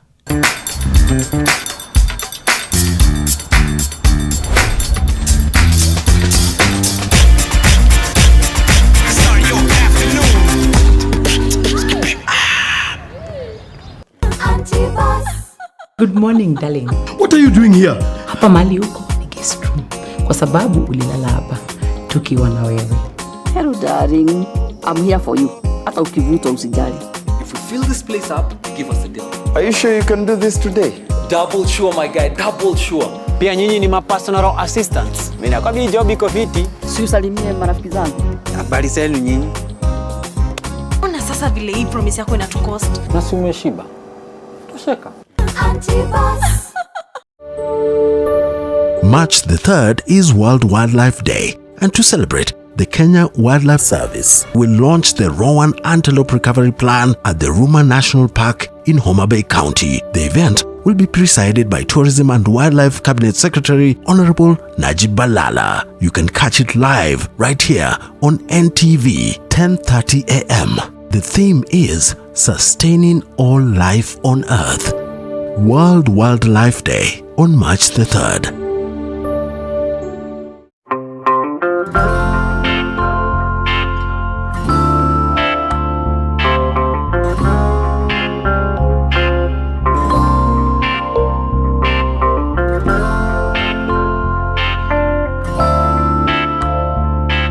Molfix breathable surface developed with Airsoft technology is very soft and provides the best Molfix skincare. I've found the best diaper for my baby's sensitive skin. All babies deserve a high-quality diaper. You should also try Molfix. Just make sure that none of you dare tell her where I'm staying, or so help me, all of you are going to regret it. Just don't tell anyone about it. We'll figure out what's written in it. Get down! Greg!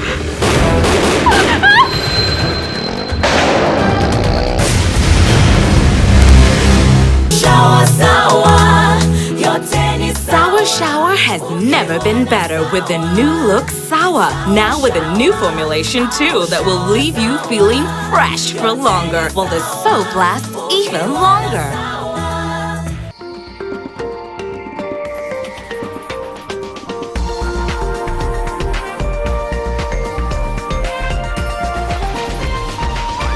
NTV, turning on your world.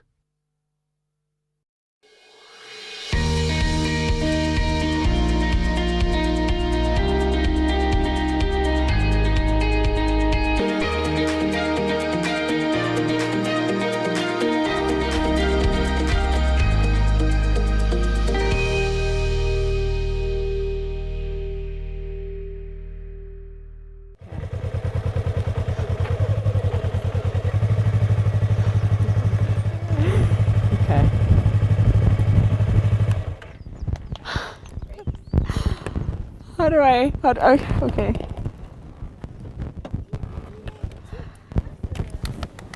Woo! Hello and welcome to Living With Us. I'm Sharon Mundy and today we're talking speed, but we're also talking to women who are not often seen in this industry and in this space, but they have left their mark. So the 4 women I'll have with me on the show are Melvin Wairimo, Shix Harmony, Gina Njoroge, and Mina Reeve. And they are amazing. They have definitely shown that they know how to ride these beasts. And I'm gonna get all the tips, but I'm not tell you everything. I won't tell you everything. I'll let you watch for yourself. Let's get started.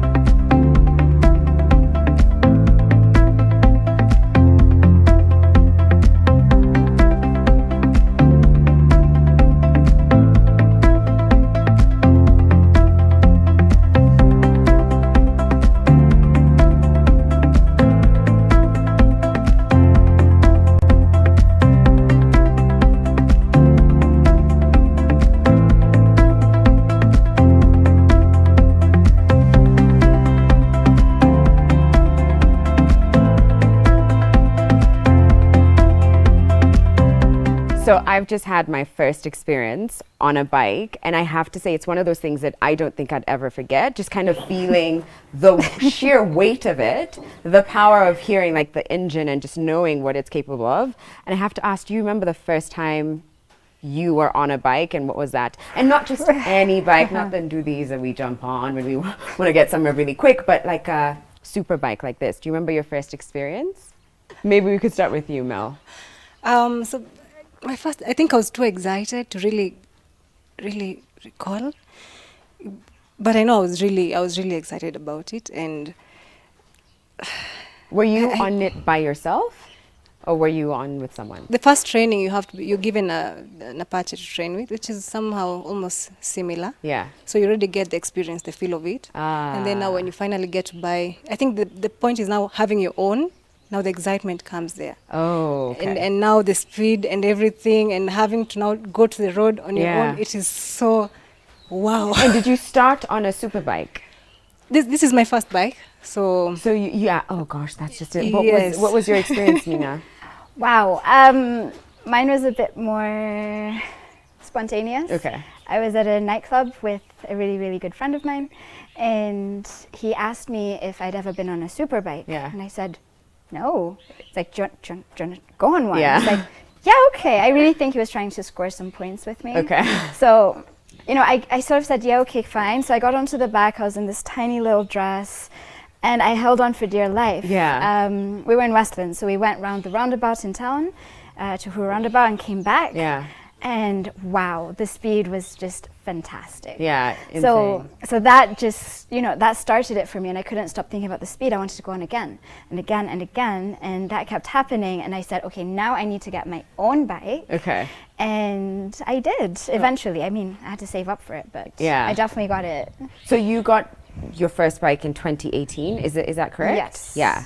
And it's only been like a year and some change, and you are already kind of at the top, you're a top tier racer. Yeah.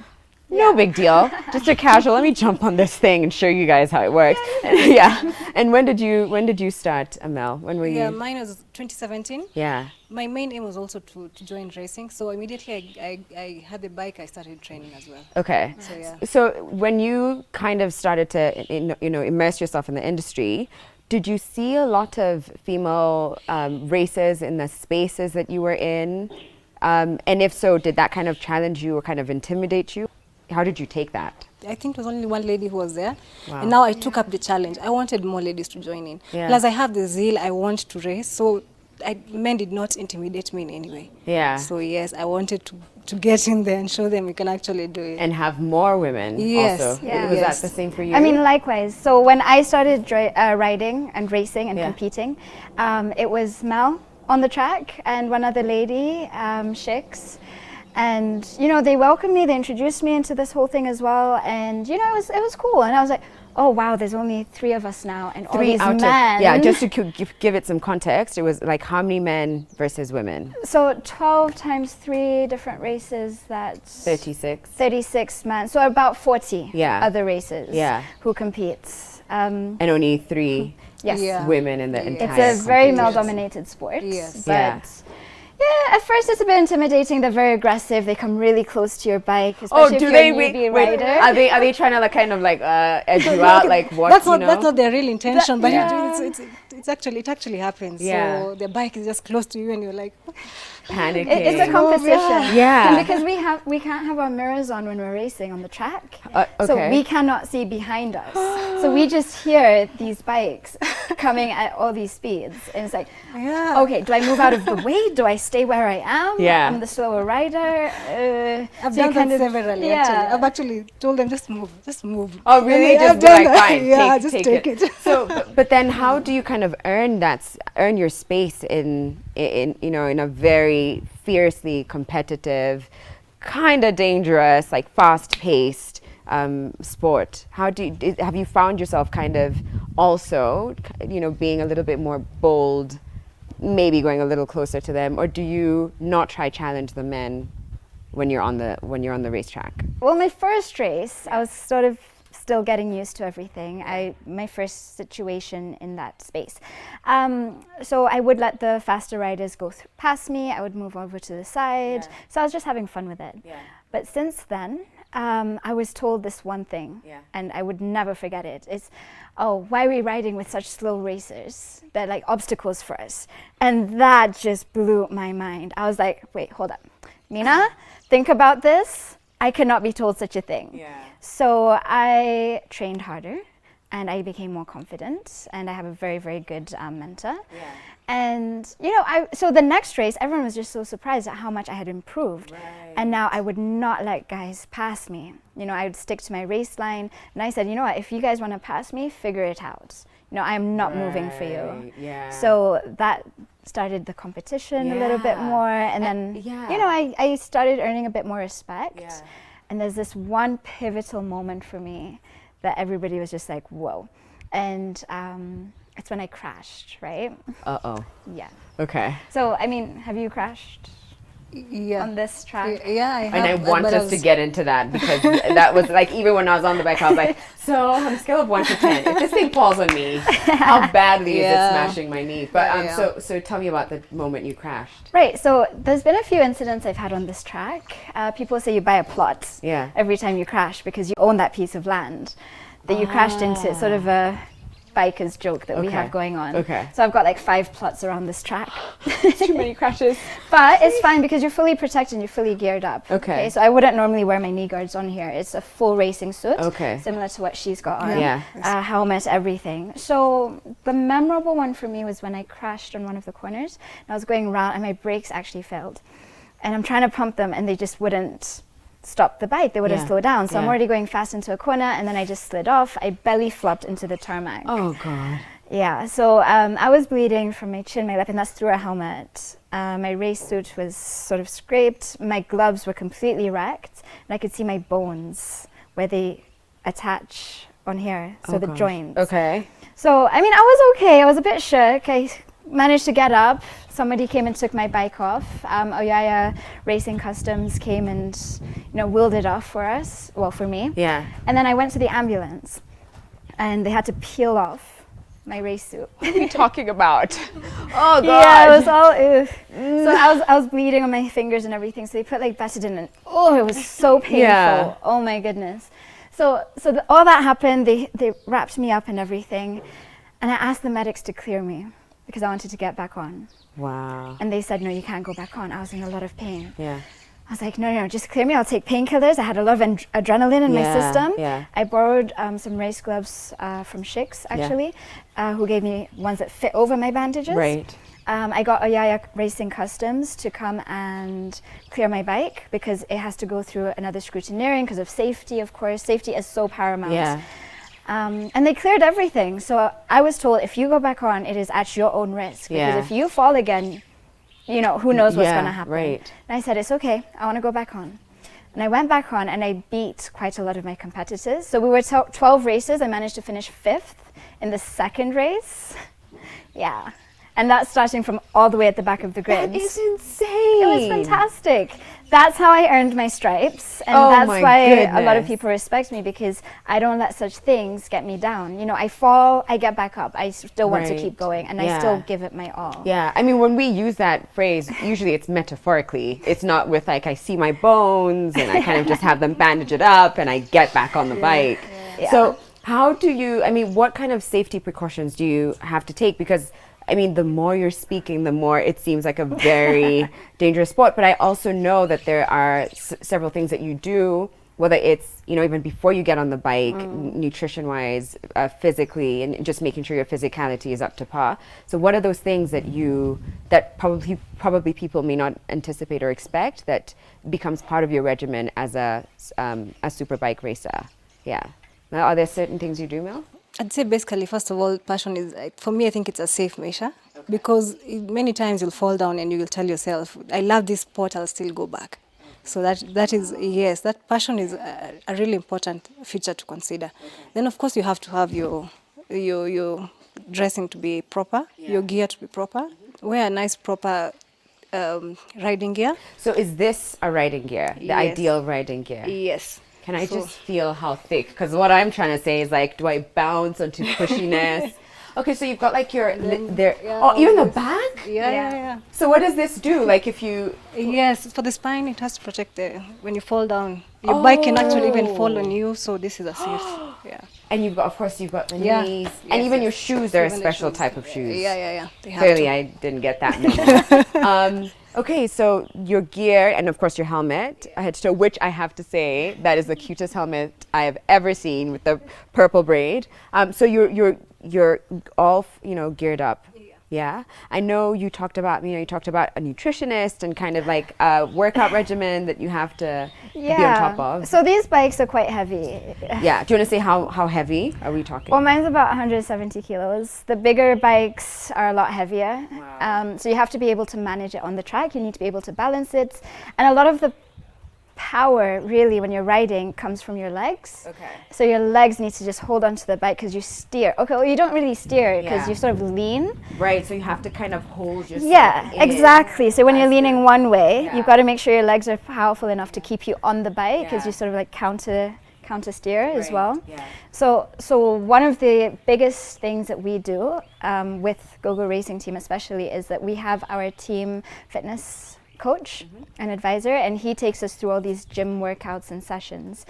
And sometimes they're pretty hardcore. Rigorous, yeah. Wow. I can imagine. Yes. Yeah. Because it's a sport. It's like it's a fully fledged sport on its own. It is. In its own right. Yeah. So you have to kind of eat right, work out right. And also riding in this sun is not really, so you have to be fit enough to Because you guys were in the shade, but it's hot. Like even in the shade, I'm just like, whew, it's a lot. But I know we are going to go on the track in a bit because I'm going to jump on one of these bikes. I don't know which one. I was going to find a bicycle somewhere and call it a day, but no, I'm going to jump on one of these and I'm going to get trained and we'll get to experience a little bit of it, and we'll meet one of the youngest superbike racers on GoGo. I think it's even in the racing teams in general. She's 18 years old and it's incredible just what she's able to do. We'll be back in a moment, ladies and gents.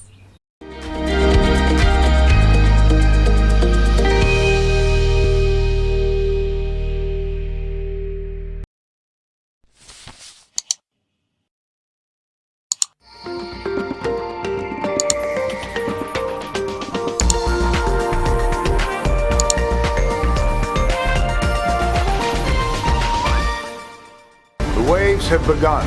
It started. Coordinated attacks on metropolitan areas. The first wave knocked out all the power. Then the second wave hit. An earthquake strong enough to shake the entire planet. Cassie! Okay, I got you. With the third wave, disease spread across the world. By the fourth wave, they were among us. How are we supposed to fight them if we don't even know what they are? What are you? They took everything from me. My sister's coming. Sam! This is our world. Imagine a cab that's always on time. Imagine experiencing luxury and class at no extra cost. Introducing the new Prepare Taxi hailing app. Download the app today and experience love at first ride. It's delicious.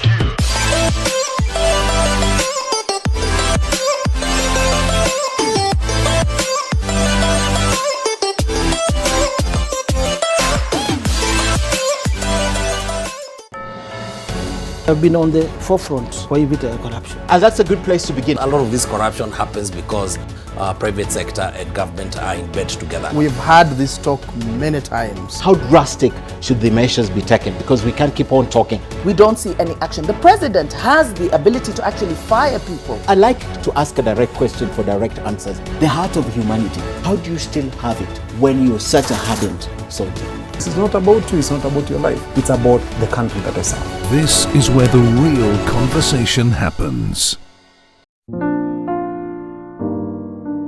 Kuna mtu hapa yuenda Italy. Unaenda na? Angalia kwa kioo. But unajua vizuri sana mimi na tulikuwa tumeplan vacation together tuende Italy. Now you know how it feels to be jealous. So unaweza kuona. Unataka mimi nikuje kwako? Kuja. Ever since Brayo Alanduku umekuwa desperate. Kila saa mara mko date, mara mnafanya nini? Unataka kurudi kamiti nini? Unajua kamiti ni home. Kama umerudia wizi, itabidi basi umeachana na sera. Mtuete present. Imeandikwa PB inamaanisha nini? With Lipa na M-Pesa, you get more.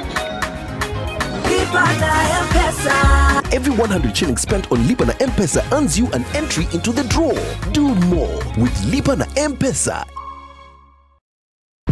Twende holiday na spot on vacation. 2 days, 1 night for half board at Mayan Nanyuki from 10,000. 3 days Masai Mara from 13,000 with transport, accommodation, meals and game drive. 3 days Mombasa from 13,000 with SGR tickets, accommodation, transfers and meals. 5 days Dubai for 53,000 and Zanzibar from 67,000 with flights, accommodation, meals and excursions. Call us on 0741 06 5656 or visit our office on Gong Road, Gong Lane Plaza, 4th floor, or visit our website www.spotonvacation.com.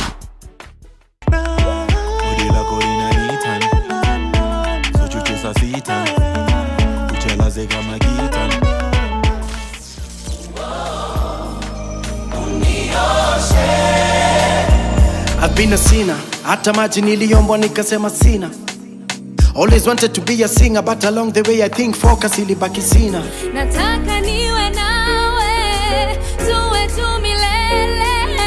Mi nawe ni mi nawe ni mi nawe. Kazi ya Mungu kweli haina makosa. Ingekuwa binadamu wanatoa ningekosa. Sio juju ni maombi. Nikupike na kapete, kapete, kapete, kapete. Foto, kisha chora namba kwenye telefone. Telefone, leo tujua. The Heat, in association with Coca-Cola.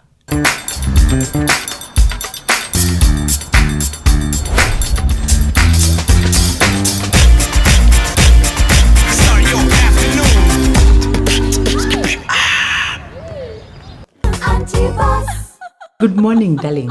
What are you doing here? Hapa mali huko ni guest room.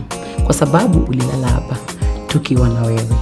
Hello darling, I'm here for you. Hata ukivuta usijali. If we fill this place up, give us a deal. Are you sure you can do this today? Double sure, my guy, double sure. Pia nyinyi ni personal assistants. Mimi nakwambia job iko fiti. Si usalimie marafiki zangu. Habari zenu nyinyi? Ona sasa vile hii promise yako inatukost. Na si umeshiba. Tosheka.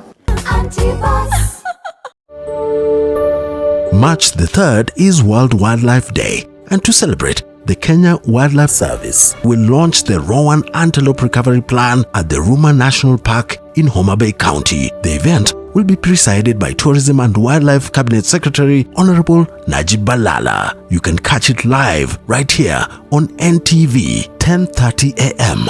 The theme is Sustaining All Life on Earth. World Wildlife Day on March the 3rd.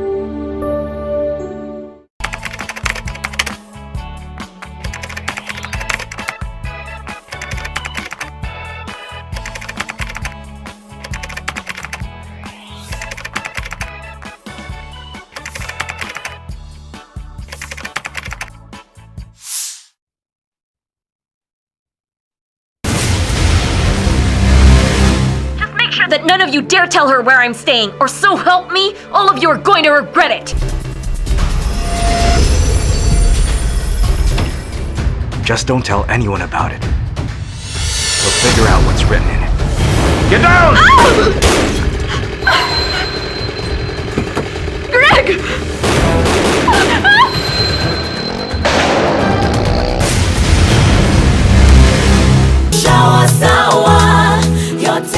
Sour Shower has never been better with the new look Sour. Now with a new formulation too that will leave you feeling fresh for longer, while the soap lasts even longer.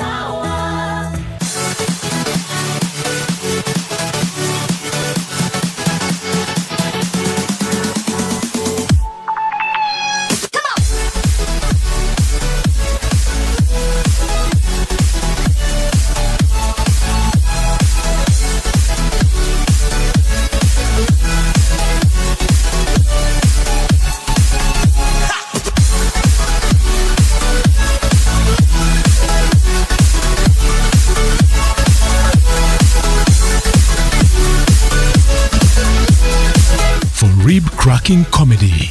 Just move to NTV.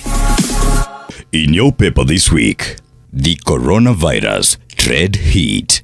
Shortage of goods looms as 4 Chinese cargo ships fail to dock at the Mombasa port. Not again. Heads of states. East Africa community stares at financial operational crisis as presidents postpone summit for the second time in 3 months. Precious pasture. Kenyan and Rwandan pastoralists risk being fined for crossing into Tanzania to graze their heads. The South Sudan oil cash puzzle. Did Juba secretly take out loans on its petroleum reserves? Plus, our opinion leaders. Too much debt? Not really. African countries are not borrowing too much, just repaying dearly. By Mishek Mutize. Home not sweet home. Why South Sudan refugees won't return home just yet. Outlook, the magazine. Back to the roots. German Rwandan Shavun Senga discovers through song what being African means. For East African, understanding the region.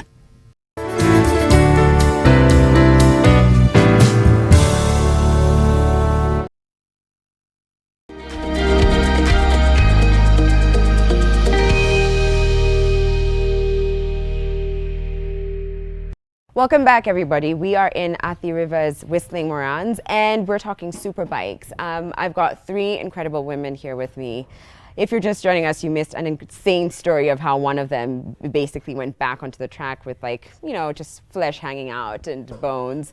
I've got Mina from GoGo Racing Team. I've now got Ngina, who is one of the new recruits as part of GoGo Racing Team, and one of the youngest. I said earlier that she's 18, but she's not. She's not. She wears number 18. But you're actually 22, which, I mean, I still think that's quite young. And then I've got, of course, Mel, who is the founder of Tachitita Races. Yeah. So before we get on the track and we, you know, start to do all the fun stuff, I just want to understand what does it take and what does it mean for someone who wants to join or become like a superbike racer? How much does it cost to have a bike and kind of get all the gear, and like, what would I be looking to invest if I wanted to pursue this? Wow. So different bikes have different costs. Yeah. It depends which type of bike you want in Right. terms of the CCs of Okay. the bike. Yeah. So for a lot of ladies, they prefer the lower CCs as a starting off bike. Okay. So like a 180 cc or 250. So mine's a 250. Mel, your bike is 223. 223 and 180. A 180. Yeah. So there's a different range. Okay. And they go for different prices depending on the But bike that you what want. would we be looking at roughly, just to have an idea of what it takes? Yeah, so about 250,000 for the lower, the smaller bikes. Yeah. Mine cost me about 550,000. Wow, so that's a car. Yeah. Yeah, that's a huge investment, and you haven't even gotten into all of this. Exactly. Yeah. So the proper full suit, that's an investment in its own. This is about 80,000. Yeah. 80,000? That's true. Yeah, it's an expensive sport. Oh my But we need to be goodness. protected, Yeah, and this is yeah. pure leather. Yeah. So is that. Right. And it just honestly, these things save lives. Right. Oh no, I get it. I absolutely helmets get it. also range, but Yeah. if you want the proper race helmets, which are DOT approved, gold approved, ACU approved, those are going to set you back about 50 to 60,000 as well. Yeah. Then you've also got to get your race gloves. You've got to get the Yeah. boots that we So, all have. But are there like secondhand options if you're just coming into the space? Can you find? And I'm only asking this because I remember when I interviewed a cycling team full of female racers, they were like, "Oh, girl, we've got the scoop. This is where you go to get like the reflectors for like a fraction of the price." Can you sort of jump in, or is this one of those sports where you have to have like, you know, you cannot compromise? What's been your experience? Gina? Personally, I tried looking for a second-hand option, Yeah. but size is an issue. So you can't find a good option second-hand for like half the price of the new ones. Right. But you see, most of them are brought in for the guys who are getting into race. So their size, you know, it's men's sizes, they're bigger, so I could not get my size at all. Oh, right, because we established earlier that it's mostly men in this Exactly. space. So It's harder. Yeah, 1 out of 20 female racers is not gonna get second-hand gear in her size. pieces. Yeah. How many women make up Tachitita races? So currently we have around 6 women. Of course, you're looking to add more. So it's any lady who would like to basically participate in any racing, just start off from Tachitita. We'll take you through the process. Because I've had many ladies asking me, how can I join? What is the process and everything? So it is easier when you have a group of ladies to guide you through the process. So that is what Tachitita is all about. 6 is nothing. That's such a small number when you think of how many men. Yeah. And how much time does it take to kind of learn the basics? I imagine everyone has a different story of how long it took you before you even get into the racing bit. For you to kind of know how to be on the bike, have control, and ride it, how much time are we talking?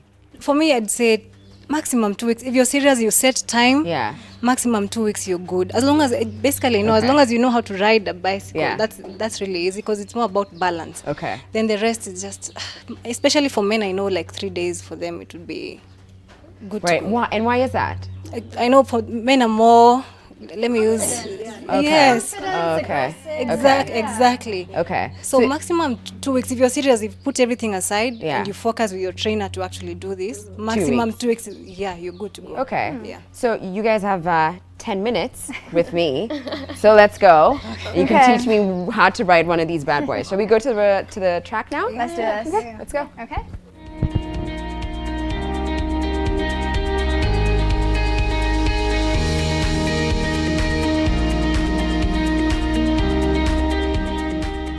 So we're here at the racetrack and I'm now gonna get my tutorial. Well, the two ladies here, that is Mel and Gina, will get on the bikes, but you're gonna teach me, right, Mina? Yes. Give me the basics. And we're gonna go very slowly. So shall we jump on? Okay. All right, so what are where do we start? So when you get onto a bike, you've got to always come on from the left side because it's lower down, so it's easier to get on. Because that's where you've got the stand as well, yes. Okay. So get on the bike. Yep, perfect. Okay, good. So next you need to just switch it on. Okay. So turn the key. It's not like a car, so it doesn't go all the way. Okay. So you just need to switch it on a little bit. Okay. Yeah. Jeez, I can't even switch it on. There you go. Perfect. Then there's a kill switch over here. Yeah. So right now the engine is killed, so you need to make it live. So you need to press that down. Okay. Live. And then that's the ignition bar. Ignition. So press and hold. Okay. Perfect. Okay. Yeah. So now I'm going to ask some of the guys to just be around you. Yes, just please. in case. Support. So I need all. Aiko and Subhan. And I know I'm going to wear the helmet in just a moment. You have to wear the helmet. Yeah. But now I need you to come off the stand. Okay. So balance the bike with your feet. Okay. Good. And then just use your waist to just balance it. Feel it, right? yeah. Got Okay, it. good. So now the stand needs to come up. Okay. Okay. So you good? Yeah. Comfy? Okay, Yeah. you ready Got for it. this? Yeah. All right, so now it's kind of like a car, it's a manual car. So use your hand to pull in the clutch on this side. Okay. So just put that in. Clutch in. And then your foot needs to go into gear 1. Okay. Foot in. On the foot peg, and the foot peg goes down. Perfect. Gear 1. Okay, You're natural straight. already. Okay. Now don't accelerate too much. You've got to release the clutch. Okay. But will you put the helmet on me? I can't not have a helmet. I don't need earrings? Oh, look at me. What kind of bike ride am I with you can, yeah. Probably best. Okay. I can hold those. Earrings off. Rule number 1, ladies. See, this is why I have the Google Racing team, guys, because it's always safety, anything technical, they're always there. Thank you. Okay, so I'm going to put this on you. Okay. Yeah, okay. I'm going to pull down. Okay. There you go. Oh, Jesus. Yeah? Okay. I'm going to strap you up. Yeah.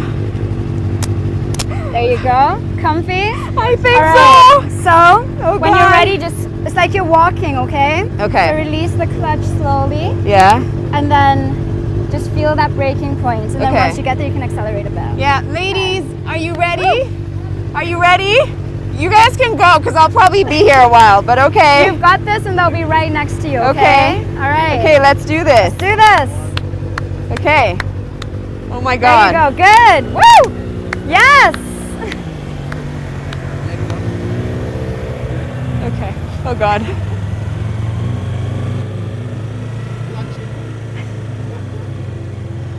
Woo! I'm doing it! I should make you guys really run, huh? We should punish you. Oh my God, and then you have to keep it straight, huh? Oh.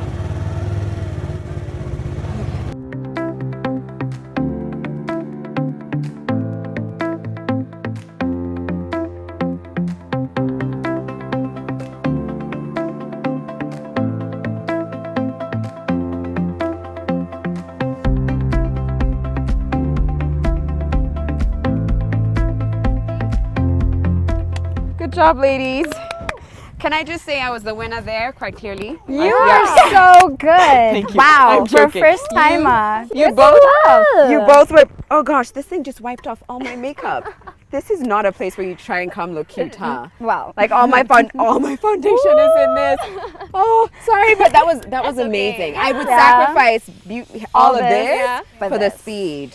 So thank you. We're gonna take a quick break, and when we come back, I'll get a taste of how it feels like when they're really going fast. I think I'll get you to give me a ride. So we're gonna take a break, and when we come back, we'll hit the track one more time. Okay.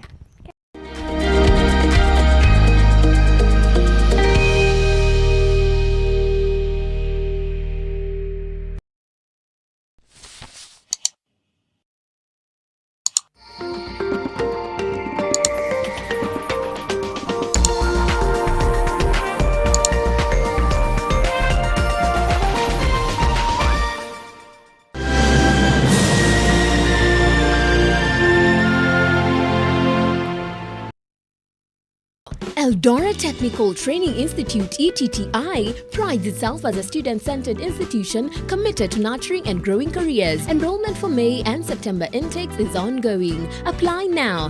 Eldora Technical Training Institute. Growing reputation. Have been on the forefront for corruption. And that's a good place to begin. A lot of this corruption happens because private sector and government are in bed together. We've had this talk many times. How drastic should the measures be taken? Because we can't keep on talking. We don't see any action. The president has the ability to actually fire people. I like to ask a direct question for direct answers. The heart of humanity, how do you still have it when you're such a hardened soldier? This is not about you, it's not about your life. It's about the country that I serve. This is where the real conversation happens.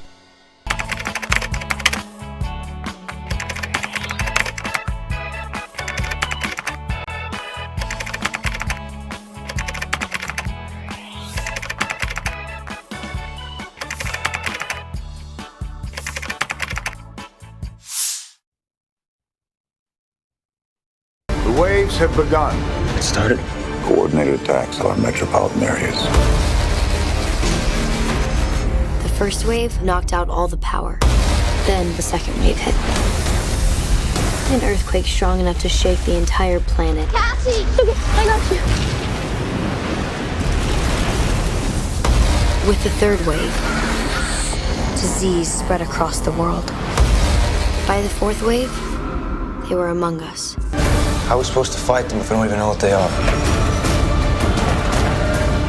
What are you? They took everything from me. My sister's coming. Sam! This is our world. Imagine a cab that's always on time. Imagine experiencing luxury and class at no extra cost. Introducing the new Prepare Taxi hailing app. Download the app today and experience love at first ride.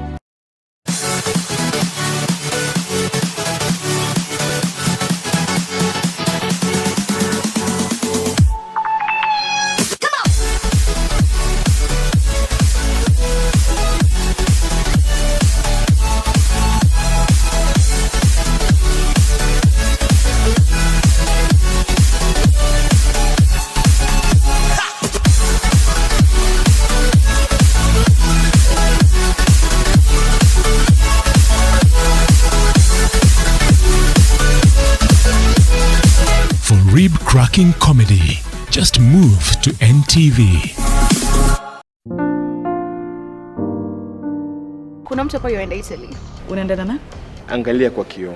But unajua vizuri sana mimi na wewe tulikuwa tumeplan vacation together tuende Italy. Now you know how it feels to be jealous.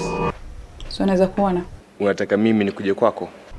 Kuja. Ever since Brayo alanduku umekuwa desperate. Kila saa mara mko date, mara mnafanya nini? Unataka kurudi kamiti nini? Unajua kamiti ni home. Kama umerudia wizi, itabidi basi umeachana sera. Create present.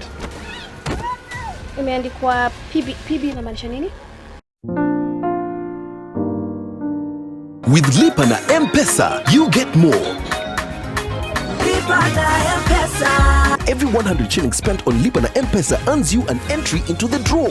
Do more with Lipa na M-Pesa.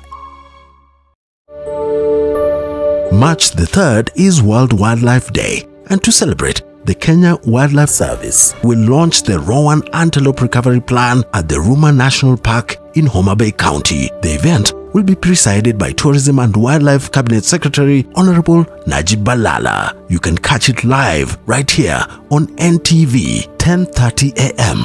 The theme is Sustaining All Life on Earth. World Wildlife Day on March the 3rd.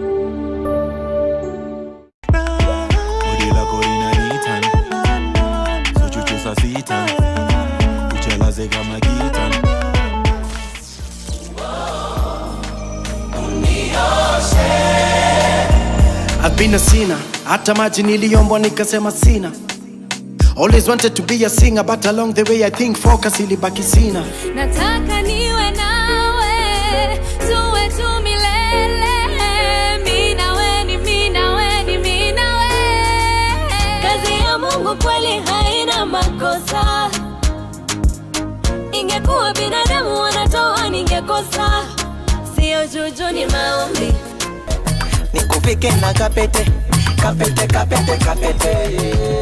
photo kisha chora namba kwenye telephone telephone leo tujua. The Heat, in association with Coca-Cola.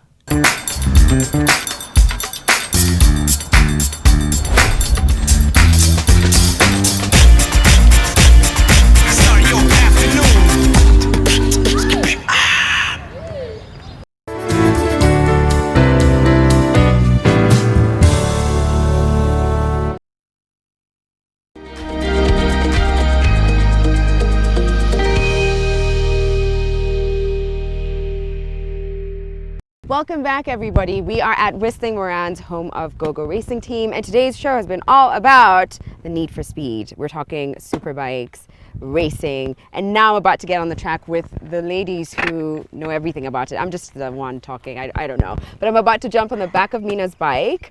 We've got Shix and we've got Ngina, and we're about to go quick on the race, on the racing track. God help us. You can get on. Do this, okay? Yeah, okay. Okay. All right, are you Yeah. ready? Are you for ready me? to come up? Oh wait, I should have put this on first. You need huh? to put on your helmet. Okay. Is this right? Okay. Jeez, I can't even get it. Yeah. Okay. Good. Are we ready? Go! Oh my god. Oh my god. This is just incredible. Oh my god.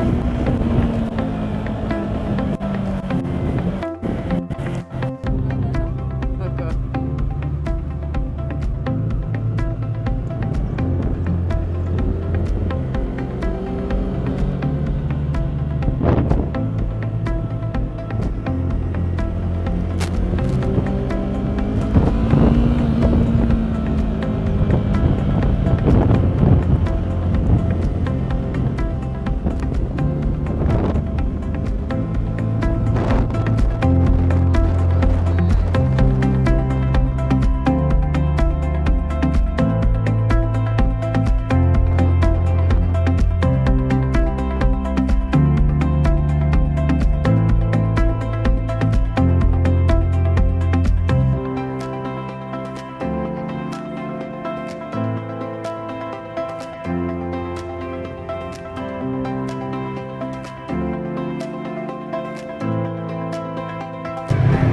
Okay, go.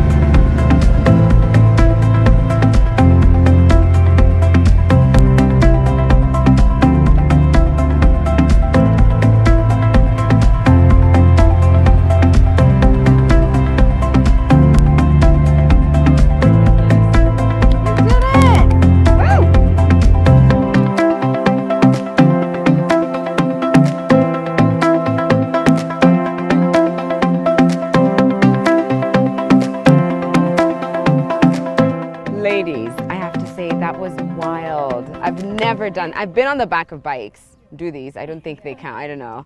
First of all, is there that kind of like undo thee is not a real bike? Is there like weird tension between different bikes you see? There is. There's like, yeah. That's not a real bike. Well, I've been on the back of undo thee, but nothing like this.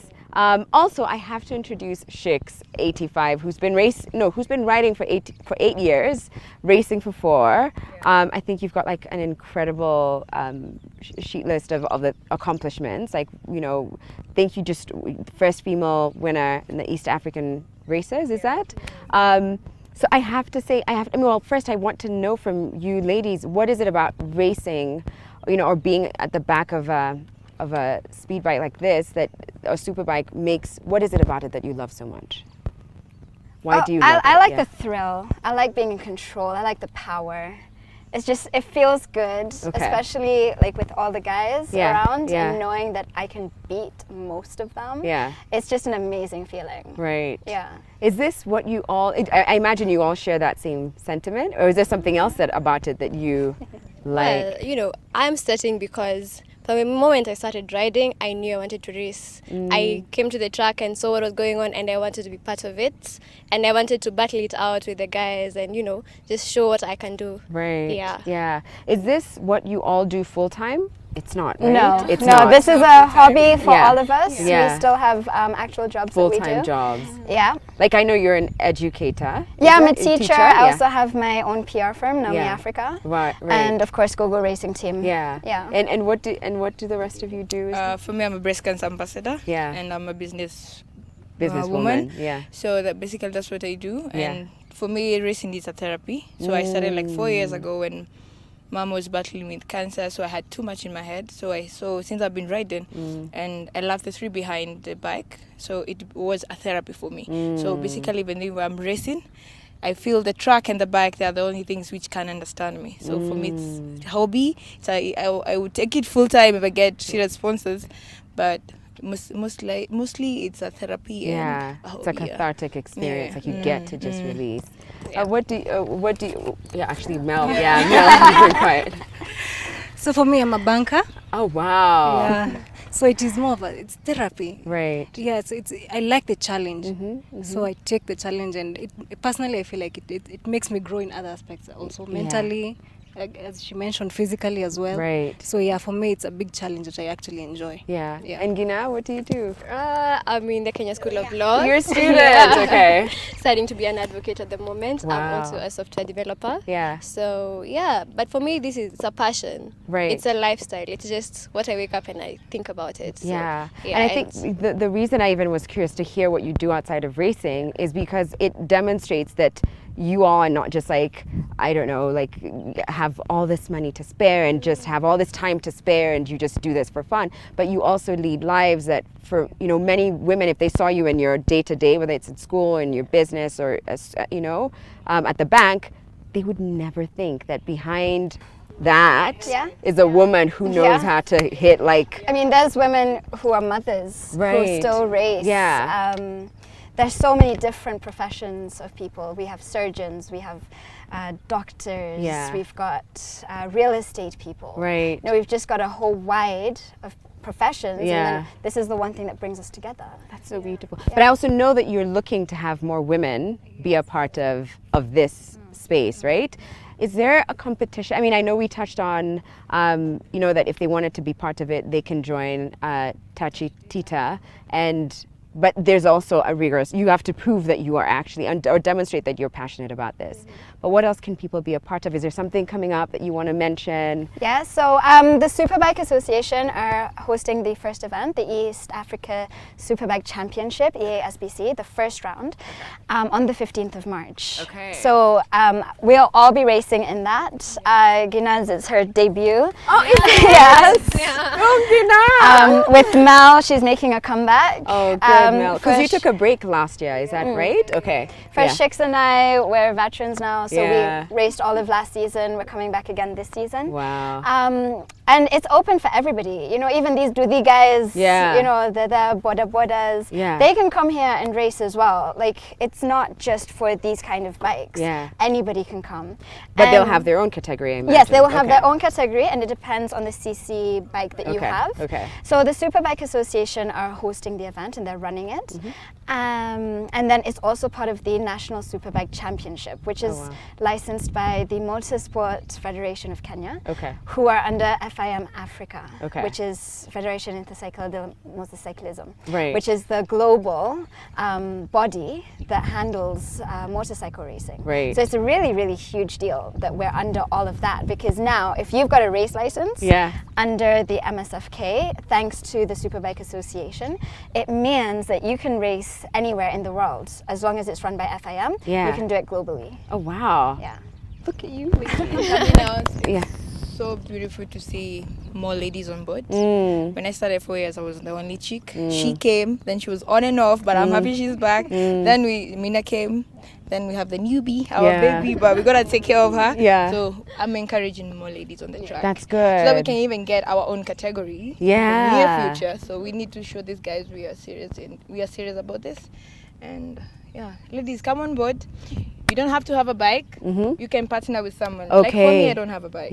But what I do, I look for sponsors. They give me a bike, and then you push their brand, you get to learn, and as well you get to get them more experience on the track. I think that's a really important piece of information, because from what we established earlier is that it can get to be a very expensive sport. An expensive I think someone told me, where's Shy is behind somewhere, but his bike is like worth a couple million shillings. And I just thought it can also start to feel like a very exclusive space, but to know that you can also kind of have sponsors on board. I've done it for like 10 minutes, 30 minutes, whatever, but I genuinely have enjoyed it. So thank you for welcoming me into your space. You're welcome. And I wish you all the best. Thank you for representing the women in the space. And may you kick some behind March 15th. And of course, also thank you to the racetrack where we are today. And that is Whistling Morans. Whistling Morans, right? Home of Gogo Racing Team. Home of Gogo Racing Team. And it's in Athi River.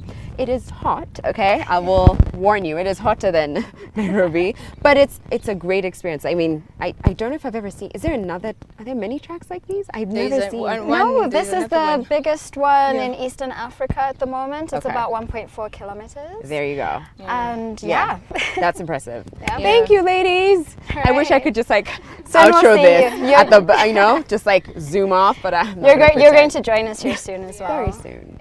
Thank you, and thank you for watching. We'll be back tomorrow at 9 a.m. For now, have a great rest of the day, and peace out. Bye.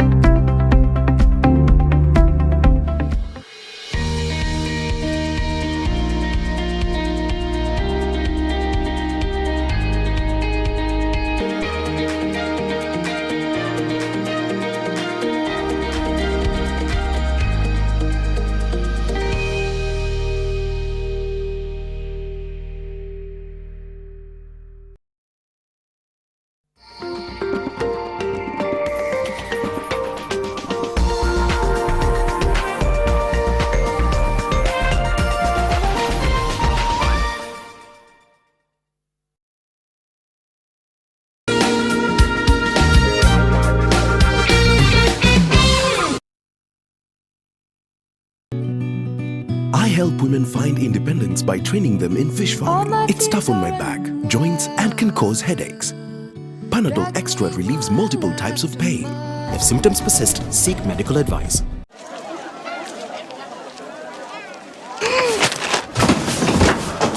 Do your gums hurt? Yeah. Does your toothpaste contain sage, eucalyptus, myrrh, chamomile? All that in one toothpaste? Yes, try Colgate Herbal. Colgate Herbal contains nature's best herbs and Colgate's fluoride technology to give you strong teeth and healthy gums. Ah, Colgate Herbal. Let's go. Colgate Herbal for strong teeth and healthy gums naturally. Je, maumivu ya kichwa na kukosesha amani? Kaluma Strong hutuliza maumivu ya kichwa, maumivu ya mwili na hata huondoa joto jingi mwilini. Kaluma Strong ina aspirin kama kiungo. Maumivu yakizidi, muone daktari. New Blue Band peanut butter. Made with 100% pure peanuts. And a good source of omega-6. Grow healthy and happy kids with new Blue Band peanut butter. March the 3rd is World Wildlife Day, and to celebrate, the Kenya Wildlife Service will launch the Rowan Antelope Recovery Plan at the Ruma National Park in Homa Bay County. The event will be presided by Tourism and Wildlife Cabinet Secretary Honorable Najib Balala. You can catch it live right here on NTV, 10:30 a.m. The theme is Sustaining All Life on Earth. World Wildlife Day on March the 3rd.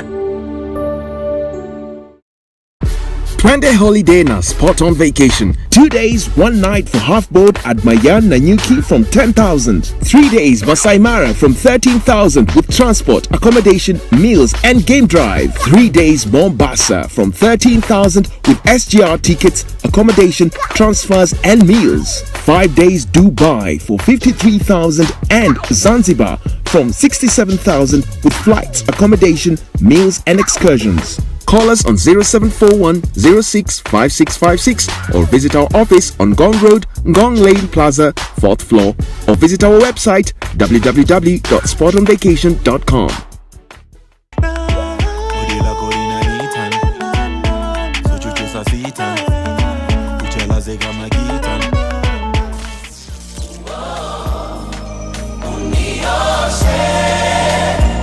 I've been a sinner, hata maji niliombwa nikasema sina. Always wanted to be a singer, but along the way I think focus ilibaki sina. Nataka niwe nawe, tuwe tu milele. Mimi nawe ni mimi nawe ni mimi nawe. Kazi ya Mungu kweli haina makosa. Ingekuwa binadamu wanatoa ningekosa. Sio juju ni maombi. Nikufike na kapete, kapete, kapete, kapete. Photo, kisha chora namba kwenye telefone. Telefone. The Heat, in association with Coca-Cola.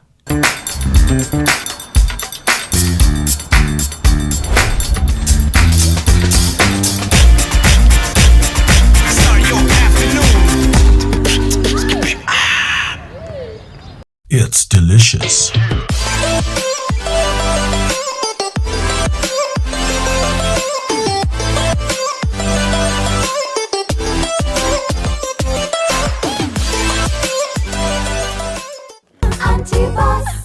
Good morning, darling. What are you doing here? Hapa mali huko ni guest room. Kwa sababu ulilala hapa tukiwa na wewe. Hello darling. I'm here for you. Hata ukivuta usijali. If we fill this place up, give us a deal. Are you sure you can do this today? Double sure my guy, double sure. Pia nyinyi ni personal assistants. Mimi nakwambia job iko fiti. Si usalimie marafiki zangu. Habari zenu nyinyi? Ona sasa vile hii promise yako inatukost. Na si umeshiba. Tosheka. Anti-boss.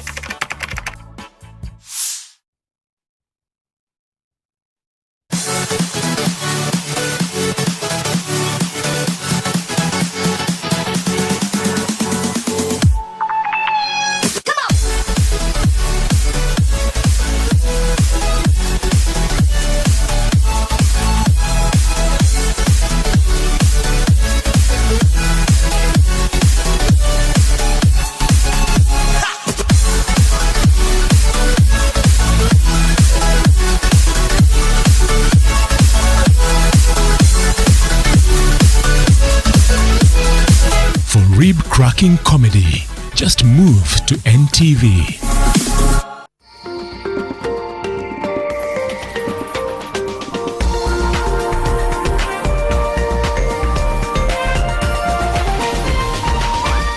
This is NTV. The following program has been rated PG. It may contain scenes unsuitable for children under the age of 10.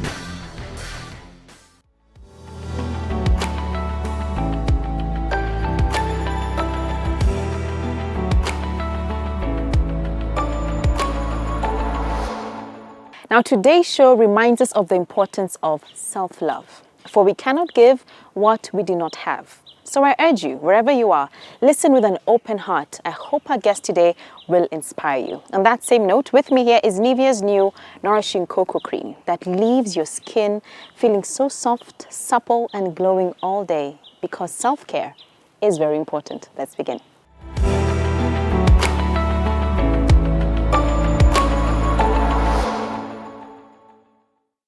And welcome to the show. Like I said before, we're filming at Intim Sidai, this beautiful sanctuary. Thank you so much for tuning in. With me, like I'd introduced before, Kellen Jagi. Thank you so much for coming on to Unscripted. Thank you. I heard your story, and it's quite something very, very, very powerful. So let's start from the beginning. From your story and your learnings in life, you've decided to look back and help other young girls in similar situations. But before we even get into that, let's start from the beginning. From wedded bliss and knowing this is it. You've waited for this probably most of your life. As many young girls, we dream of our big day and starting a family. Take us back to that day and paint that picture. I must say I didn't wait for a very long time because I was fresh from college. Oh, really? I'm trained as a secretary. Got it. So the college that I was in would be given posts immediately. So jobs were not a complicated thing. So now, yes, right? Yes. So I landed in Nairobi. Yeah. My first job. I worked at the office of the president. Okay. And you know, I was a very principled girl, if so to say. Okay. And I would be very choosy about who I mingle with. Okay. As we should, ladies, I think. Yes. Yes. So I got into this job, and within my first year, that's when I met my ex-husband. I see. We worked in the same building, but for him, he worked in a different floor, and upper floor and mine was lower. All right. So we met, and our dating was very short. Really? Within 6 months, I was pregnant. I see. And you know the usual. Yeah. You get pregnant, what you do as a young girl, you go to your parents and you tell them what's happened. Yeah. And then from there, it's either they support you or they don't, or they give you advice on what to do. And that's what happened with me. I went home and told my parents. Okay. My parents live in a place called Chogoria. Okay. And I went and told them what happened, and they said, oh, okay. I remember my late father telling me, well, no worries. If you have a job, you don't have to worry if at all things don't go well. Oh, look at so that. Don't get lost. I mean, all is not lost. Okay. And he encouraged me and told me just to move on with life and take care of my baby, and even gave me a plan on how to start saving. Good. Remember, I'm new in my job, yeah? Exactly. So I don't know how old much. are you at this time? Early 20s? 22. Imagine. Yes. So I don't know much. I don't know how to organize my finances. Exactly. My salary had just started coming in, so I don't know much. And so my late dad guided me on how to do that. And I started, taking care of this coming baby. I see. And started saving. Okay. I started going for antenatal clinics. Okay. So all by yourself at this time? Yes, all by myself. So at this time, your ex-husband had not shown any signs of, let's be a family, let's get married? No, at that time, There was no I was living indication. with my elder sister. But at some point, like you shared before, things changed. Yes. They may not have been perfect, but things did not go get better. Take us through that. I remember seeing signs and things that were not making me happy. And because I was young and didn't know much about relationships, what used to happen them days is that we rarely knew much about relationships. Today, we have the young people being guided through dating and marriage. We have pre-marital counseling and all. But in our days, it was different. I see. I didn't have a lot of guidance in terms of relationships. So we were getting into them and just doing life. You learn on the job. You learn on the job. Yeah. And so I got into it, and I began thinking, I am not feeling very comfortable about some things. I see. So you saw red flags from early on? Oh, yes, I did. But I kept thinking, well, let me soldier on. Why? Because I saw my own mom, stay in no matter what happened. My aunties, people around me. There's a thing you do. Yes, so I thought, well, let me persevere. Yeah. And the other thing is I'd share with a friend or two, and they'd be like, no, you just stay in there. It's okay, just hang in there. And then when I would speak with the older women, the common thing that I would hear, be the Proverbs 31 woman. That's what you're supposed to do. And women just need to persevere. So I kept persevering. And the other thing I remember hearing all the time is that you can do it. Why not? If your mother did it, why can't you do it? So I just hung in there just because those are the stories I had, regardless of the fact that I felt uncomfortable about those little things I was seeing. For example, ask to leave and see my sister, visit my sister. Remember, I had stayed with my sister, so she was my guardian. Yeah. And I asked for permission to go and see my sister, and I'm told no. And I'm thinking, why? I mean, my late father was a strict dad. But each time my dad said no, he'd give an explanation. Exactly. But this one, there was no explanation, and I would wonder why. I'm just visiting my sister. Did you hear what I said? I said no. We hear of abuse in the physical manifestation of it, but there's also emotional abuse, which people don't understand or know how to handle it. You were told even, but he's not hurting you, where are you going? Take us through, help us understand what emotional abuse is and how to spot it. Emotional abuse is just the opposite of physical.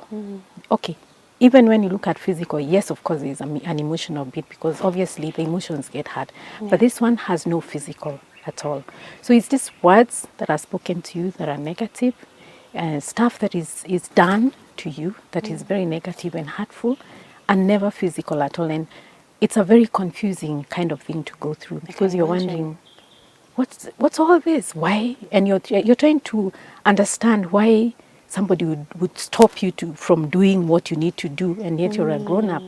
And so you end up being hurt in the inside, and you're asking yourself questions and wondering, how do I deal with this? Because it's not physical. In my case, I shared with my mom when I managed to, at whatever point, and I told her what I was going through, and she asked me, I remember her asking me, does he hurt you? Does he hit you? I said, no. So she said, okay, then it's okay. I said, Mom, it's not okay, because my mom doesn't understand emotional abuse. And so are many people. They don't understand emotional abuse because what we believe is that physical is what is bad, but emotional is even worse. It is. Because you hurt and die from the inside. But with the physical, you have wounds, at least you see the wound healing and you kind of move on. There's a process of also healing. But this one is so internal, and you internalize a lot of things, and you get to a point you can't even express yourself. Can you share some scenarios just to paint a picture at home? So there was the isolation part. What other instances were there where it was a lot? Yeah. Denial of the basic needs for example? At home, provision of what we need in the home, and then getting locked outside. That each time I would get home after him, he'd lock me outside my house. No matter what time it is? Whether it's not late in the night, even during the day?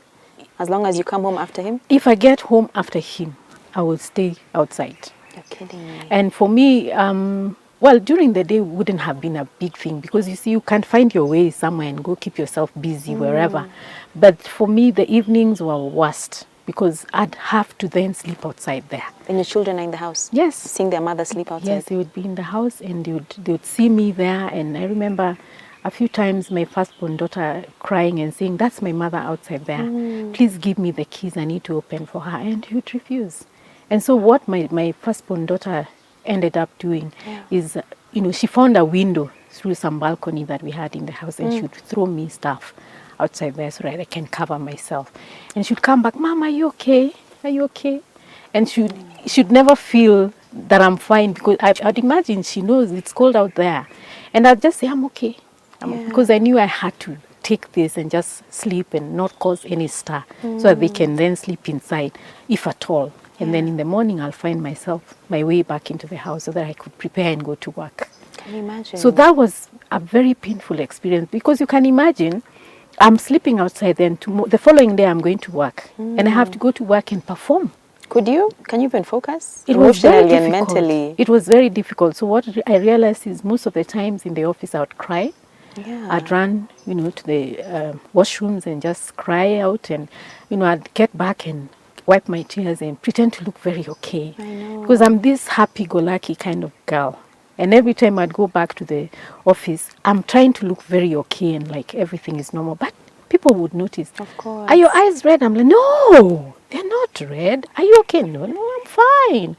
So I learned to pretend. And then when it came to time to go home in the evening, I remember I used to feel very scared. Because I'm thinking, you're dreading. If I don't get home before he gets there, I'm done. Before we go on break, if you could speak to, it could be to a mother, maybe in a similar situation, or the people around her. One, how can one spot when something is wrong with my sister? Something is wrong with my daughter even. Something is wrong with a friend of mine. Because you said you changed. If you could give pointers on how one can be of assistance to that person. One, I personally became very sad. And I would try and pretend and laugh and try to even play with my kids, but they would notice. They'd say, Mom, is there something wrong? And I'd tell them, no, I'm okay. Why? And they say, you look sad. I said, no, I'm not sad. The kids are the worst to lie to. Exactly. They pick it up They'll immediately. pick it up very quickly. Yeah. And so in my case, my firstborn daughter would notice a lot. Yeah. And so she would even try to talk to my sister and say, talk to Mom, I don't think she looks okay. There's something that's not right. She tell your sister? Yes. Wow. My elder sister. So my elder sister would look out for me. Hi, are you okay? I'm like, yeah, I'm okay. I was told you're not okay. I said, no, I'm okay. So she would feel I need to come and visit my sister. So she'd come and visit me so that she can look at me physically. Yeah. And I would pretend and look like all is well. But my sister would later call me and say, no, you're not okay. So some of the signs that you see is that you become very withdrawn. Yes. I withdrew from my friends because remember, I'm not even allowed to go to visit them. So I'd give them excuses. You know, they want us to go and have some fun out there, and I'll tell them, no, I can't make it because I'd lie. Yeah, that's the other thing. You begin to lie because you have to tell them, one lie to cover another lie, another lie. Exactly. Yeah. So that they can understand. But they would obviously think she didn't come last time, so why isn't she coming this time? But I'd always have the excuse. I didn't care what they made out of it. Oh, wow. But I became a liar of some sorts just to cover that. Imagine. When we come back and take a short break, we talk more about how the children are affected in these situations. Do stay tuned. This is Unscripted with Grace at the beautiful NTV Sidai. Stay tuned.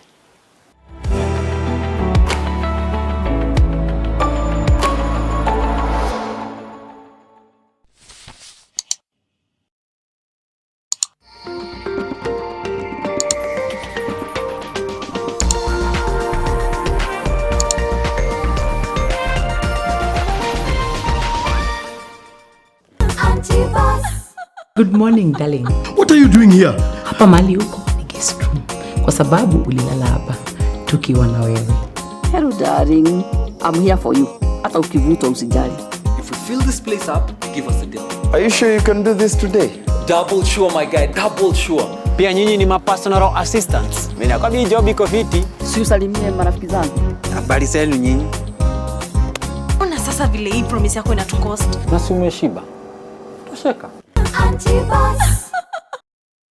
Twende holiday na spot on vacation. 2 days, 1 night for half board at Mayan Nanyuki from 10,000. 3 days Masai Mara from 13,000 with transport, accommodation, meals and game drive. 3 days Mombasa from 13,000 with SGR tickets, accommodation, transfers and meals. 5 days Dubai for 53,000 and Zanzibar from 67,000 with flights, accommodation, meals and excursions. Call us on 0741 06 5656 or visit our office on Gong Road, Ngong Lane Plaza, 4th floor, or visit our website www.spotonvacation.com.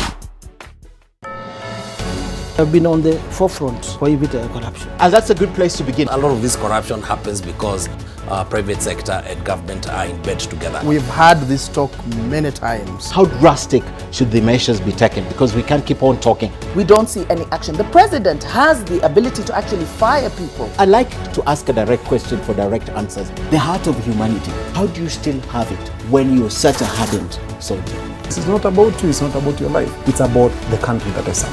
This is where the real conversation happens. In your paper this week, the coronavirus dread heat. Shortage of goods looms as 4 Chinese cargo ships fail to dock at the Mombasa port. Not again. Heads of states. East Africa Community stares at financial operational crisis as presidents postpone summit for the second time in 3 months. Precious pasture. Kenyan and Rwandan pastoralists risk being fined for crossing into Tanzania to graze their heads. The South Sudan oil cash puzzle. Did Juba secretly take out loans on its petroleum reserves? Plus, our opinion leaders. Too much debt? Not really. African countries are not borrowing too much, just repaying dearly. By Mishek Mutize. Home not sweet home. Why South Sudan refugees won't return home just yet. Outlook. The magazine. Back to the roots. German Rwandan Shavun Senga discovers through song what being African means. For East African, understanding the region. The waves have begun. It started. Coordinated attacks on metropolitan areas. The first wave knocked out all the power. Then the second wave hit. An earthquake strong enough to shake the entire planet. Cassie! I got you.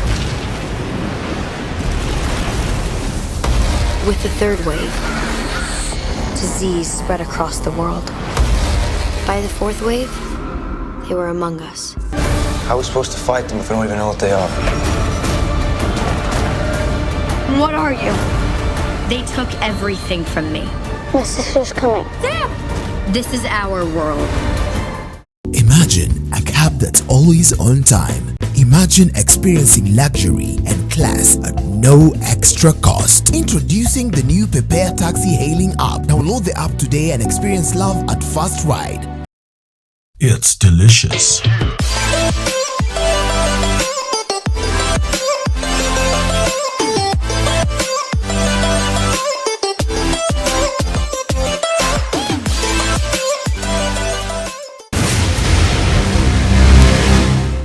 That none of you dare tell her where I'm staying, or so help me, all of you are going to regret it!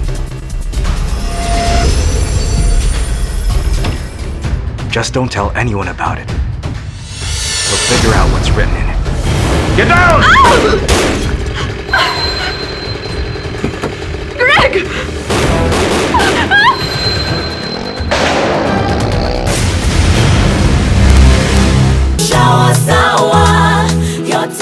Sour Shower has never been better with the new look Sour. Now with a new formulation too that will leave you feeling fresh for longer, while the soap lasts even longer. It's delicious.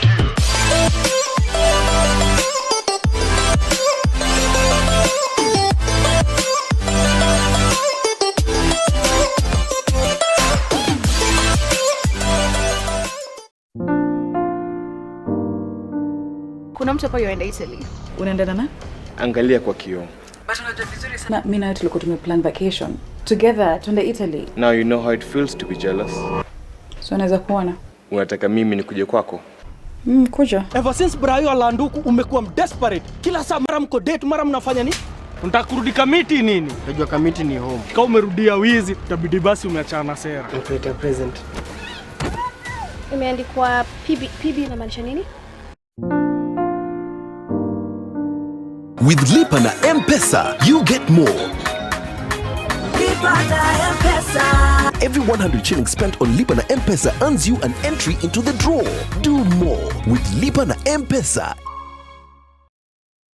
Twende holiday na spot on vacation. 2 days, 1 night for half board at Mayan Nanyuki from 10,000. 3 days Masai Mara from 13,000 with transport, accommodation, meals and game drive. 3 days Mombasa from 13,000 with SGR tickets, accommodation, transfers and meals. 5 days Dubai for 53,000 and Zanzibar from 67,000 with flights, accommodation, meals and excursions. Call us on 0741 06 5656 or visit our office on Gong Road, Gong Lane Plaza, 4th floor, or visit our website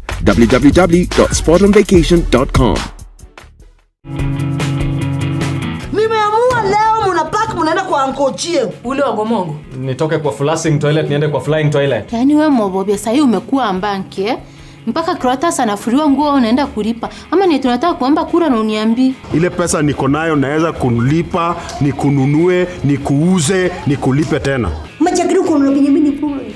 Ukajiangalia. Hebu angalia mikono zako. Si maskini kana. Si nimekuambia nisamee. Nikusamee nini? With Lipa na M-Pesa, you get more. Lipa na M-Pesa. Every 100 shillings spent on Lipa na M-Pesa earns you an entry into the draw. Do more with Lipa na M-Pesa.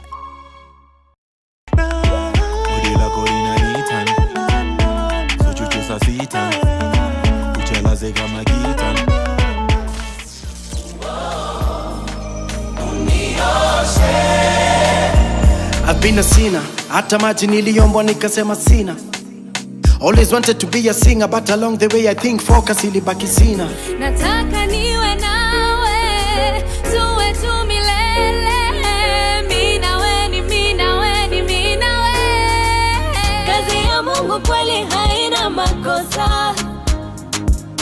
Ingekuwa binadamu wanatoa ningekosa. Sio juju ni maombi. Nikufike na kapete, kapete, kapete, kapete photo. Kisha chora namba kwenye telephone. Telephone. The Heat, in association with Coca-Cola.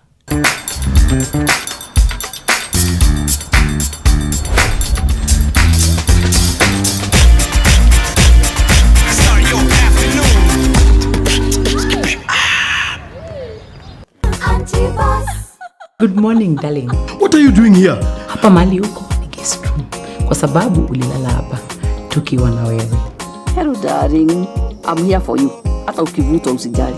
If we fill this place up, give us a deal. Are you sure you can do this today? Double sure my guy, double sure. Pia nyinyi ni personal assistants. Mimi nakwambia job iko fiti. Si usalimie marafiki zangu. Habari zenu nyinyi? Una sasa vile hii promise yako inatukost. Na si umeshiba. Tosheka.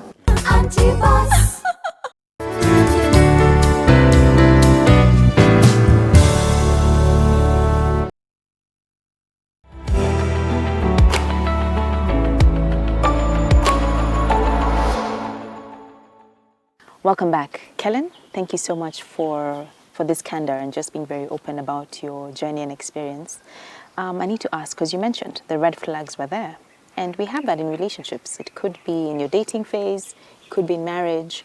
But as women, for some reason, we ignore them and we think and hope our love will change them. In fact, the more they do the stuff, the more we shower them with love. I'd like you to talk about what happens to, why we do that, or why some women do that, what happens to our psyche then, and for you, at what point did you say enough is enough? I'd say what happens is, first and foremost, we kind of self-doubt. And so we are thinking, I'm in this, and I will go up to the end. Yeah. And then we get advice even from our parents. In my case, I remember my mother really encouraging me to keep going, because I think she was very much afraid of the, being a single mom. There was a lot of stigma then.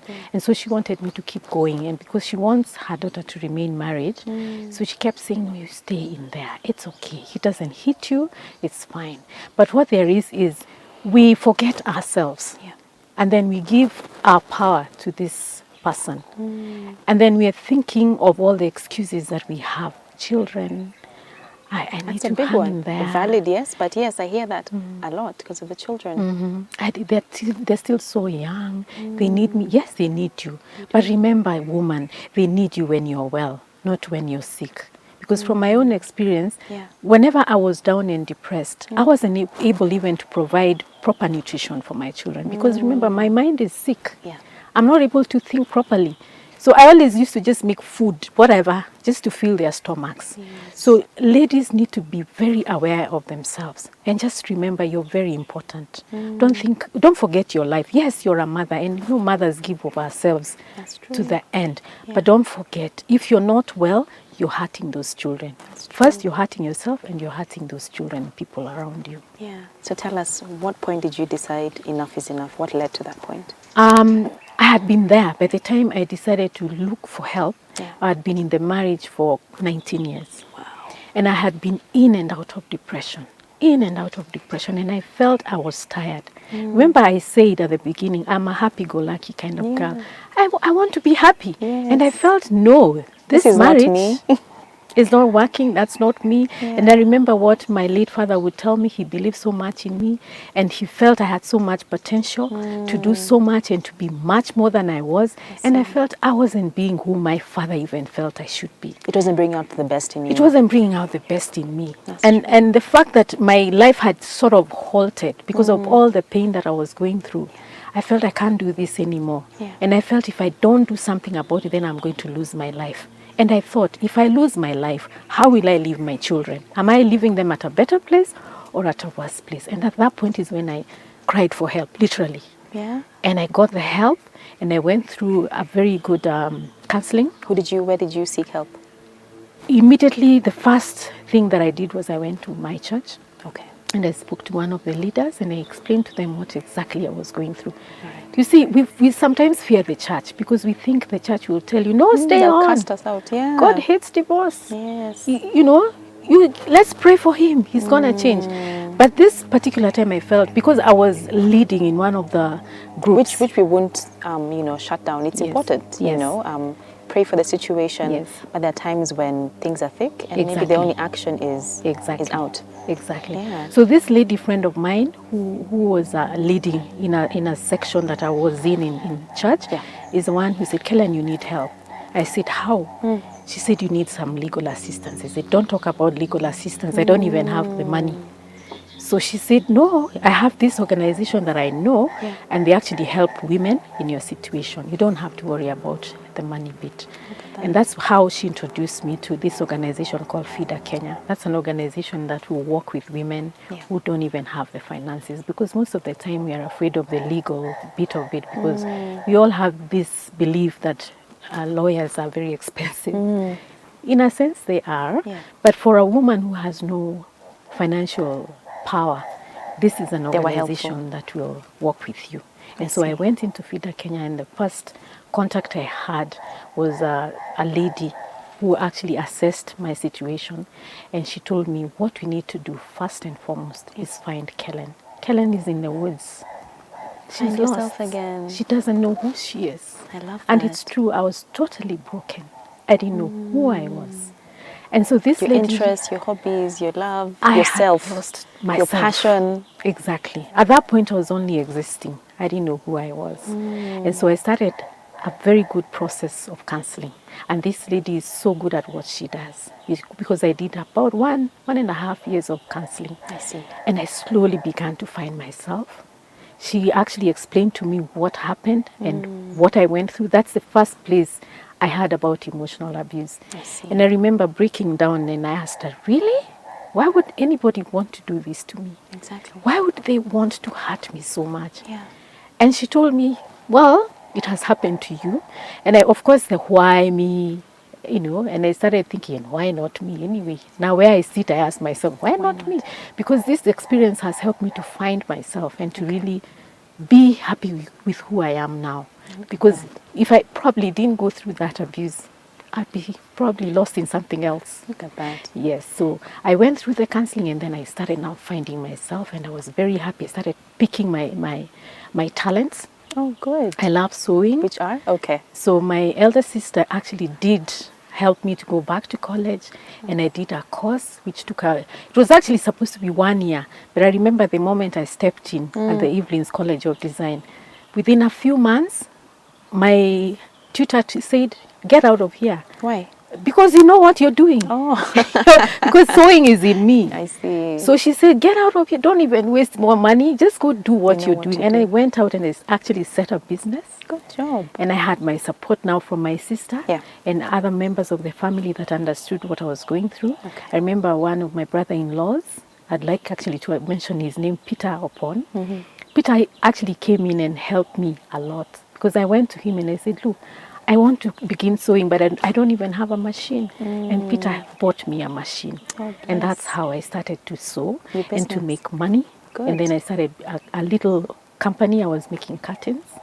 And I got customers and I began to make money and I began to take care of my children. So you could support yourself and your kids. Exactly. And that does a number on your confidence and your passion. Exactly. And now you're doing psychology as well. Yes. I'm in college at the moment, studying counseling psychology. Look at that. Because I felt with what I am doing now in the area of domestic violence and women, I needed to get skilled. And those skills are helping me to be able to understand the pain that women go through because I went through it. And I felt just talking to them, giving them my story is not enough. I need to have a skill to be able to help them to break down this pain and begin to bloom just the same way I have been able to bloom. I love that. A flower in bloom. You mentioned you're speaking to other women in similar situations to help them.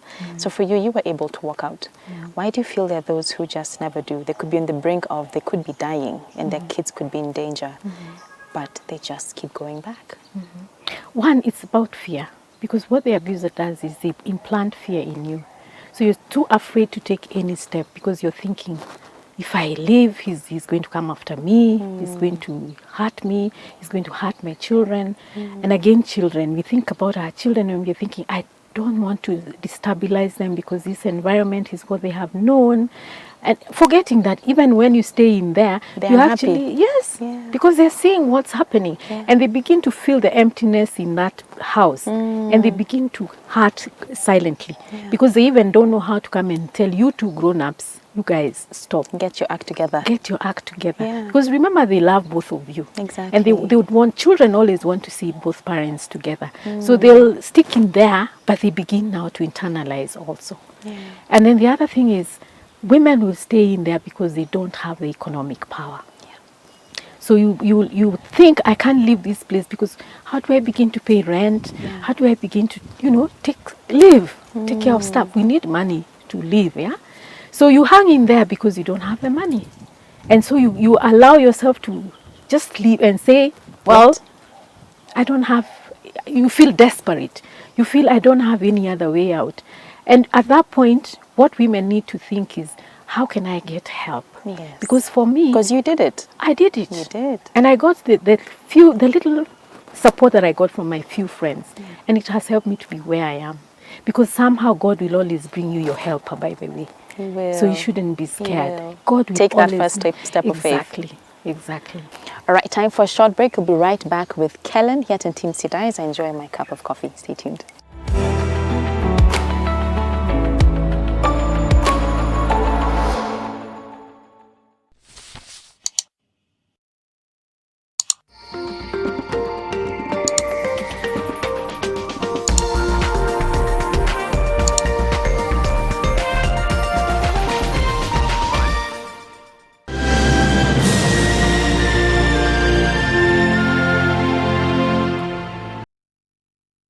Eldora Technical Training Institute (ETTI) prides itself as a student-centered institution committed to nurturing and growing careers. Enrollment for May and September intakes is ongoing. Apply now. Eldora Technical Training Institute.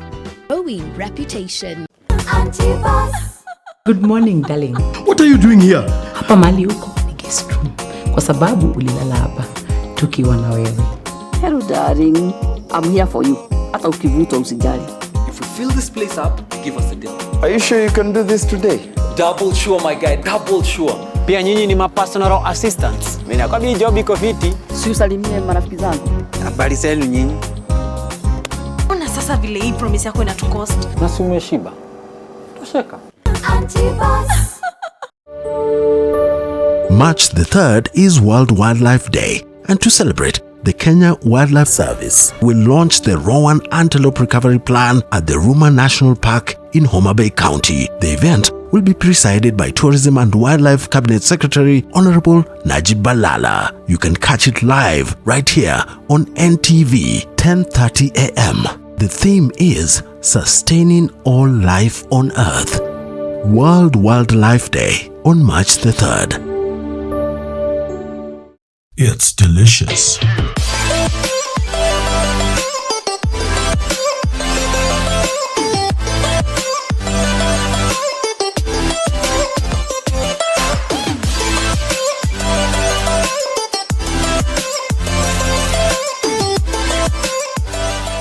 The waves have had begun. It started. Coordinated attacks on metropolitan areas. The first wave knocked out all the power. Then the second wave hit. An earthquake strong enough to shake the entire planet. Cassie! Okay, I got you. With the third wave, disease spread across the world. By the fourth wave, they were among us. How are we supposed to fight them if we don't even know what they are? What are you? They took everything from me. My sister's coming. Sam! This is our world. Imagine a cab that's always on time. Imagine experiencing luxury and class at no extra cost. Introducing the new Prepare Taxi hailing app. Download the app today and experience love at first ride. Just move to the next level with the Daily Nation. Every day, every Monday, Junior Sport will move you to the top of your class with KCPE revision papers. To move to a healthier, fitter, and more conscious you, read The Healthy Nation every Tuesday. My network will inspire your career, your passion, your biashara, and your network every Friday. Just move to the truth. Kuna mtu hapa yuaenda Italy. Unaenda na? Angalia kwa kioo. But unajua vizuri sana. Na mimi na tulikuwa tumeplan vacation together tuende Italy. Now you know how it feels to be jealous. So unaweza kuona. Unataka mimi nikuje kwako? Kuja. Ever since Brayo alanduku umekuwa desperate. Kila saa mara mko date, mara mnafanya nini? Unataka kurudi kamiti nini? Unajua kamiti ni home. Kama umerudia wizi, itabidi basi umeachana na sera. Nikuletea present. Imeandikwa PB inamaanisha nini? With Lipa na M-Pesa, you get more. Lipa na M-Pesa. Every 100 shillings spent on Lipa na M-Pesa earns you an entry into the draw. Do more with Lipa na M-Pesa.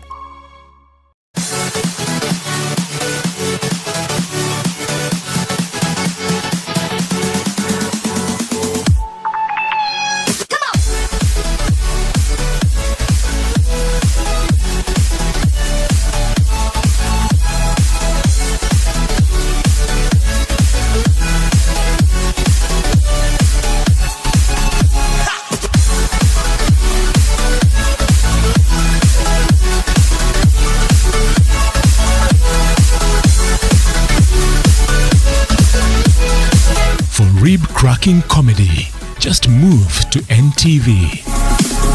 In your paper this week, the coronavirus trade heat. Shortage of goods looms as 4 Chinese cargo ships fail to dock at the Mombasa port. Not again. Heads of states. East Africa community stares at financial operational crisis as presidents postpone summit for the second time in 3 months. Precious pasture.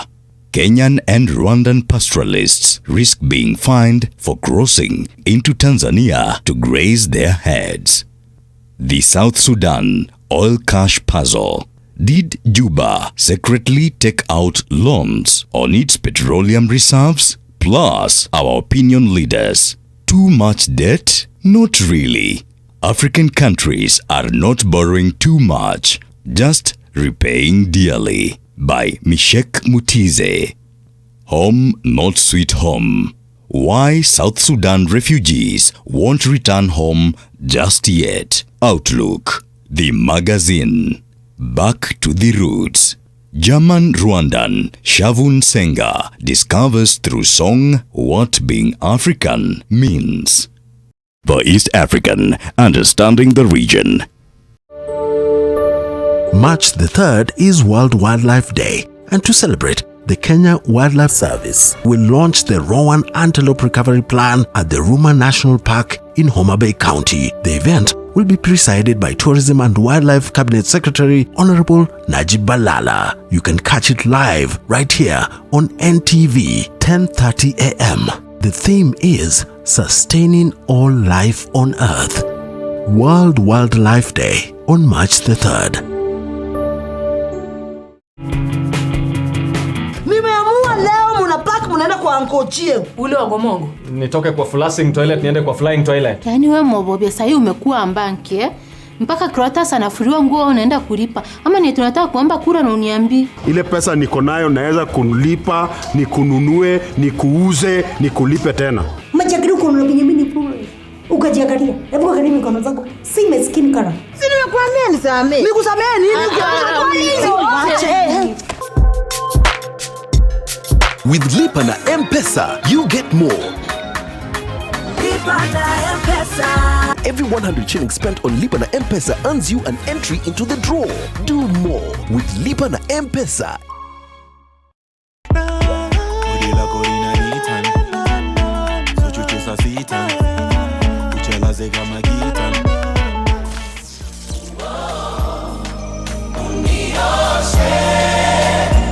I've been a sinner, hata maji niliombwa nikasema sina. Always wanted to be a singer, but along the way I think focus ilibaki sina. Nataka niwe nawe, tuwe tu milele. Mimi nawe ni mimi nawe ni mimi nawe. Kazi ya Mungu kweli haina makosa. Ingekuwa binadamu wanatoa ningekosa. Sio juju ni maombi. Nikufike na kapete, kapete, kapete, kapete. Foto, kisha chora namba kwenye telefone. Telefone. The Heat, in association with Coca-Cola.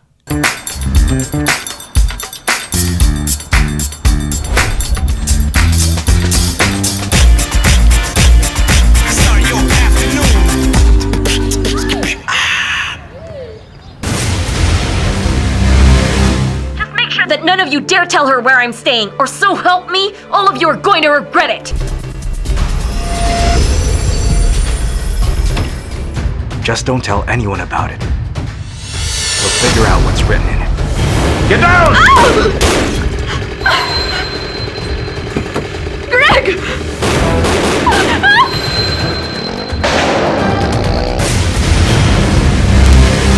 Shower, sour. Sour Shower has never been better with the new look Sour. Now with a new formulation too that will leave you feeling fresh for longer, while the soap lasts even longer.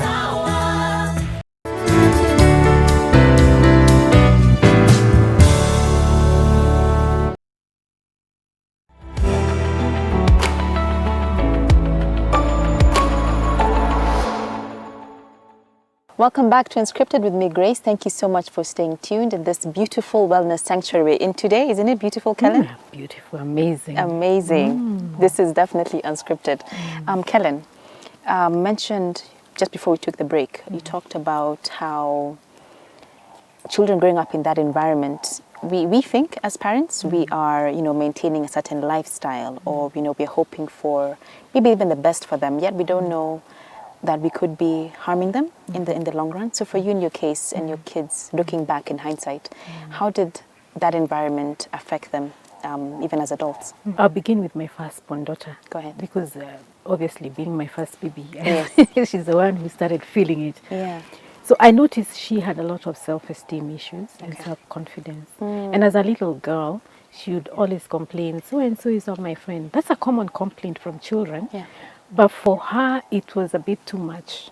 And I almost at sometimes had to intervene in as far as her friends were concerned and find out what really is happening. And what was happening? At that point, she should feel like, they are looking down upon her.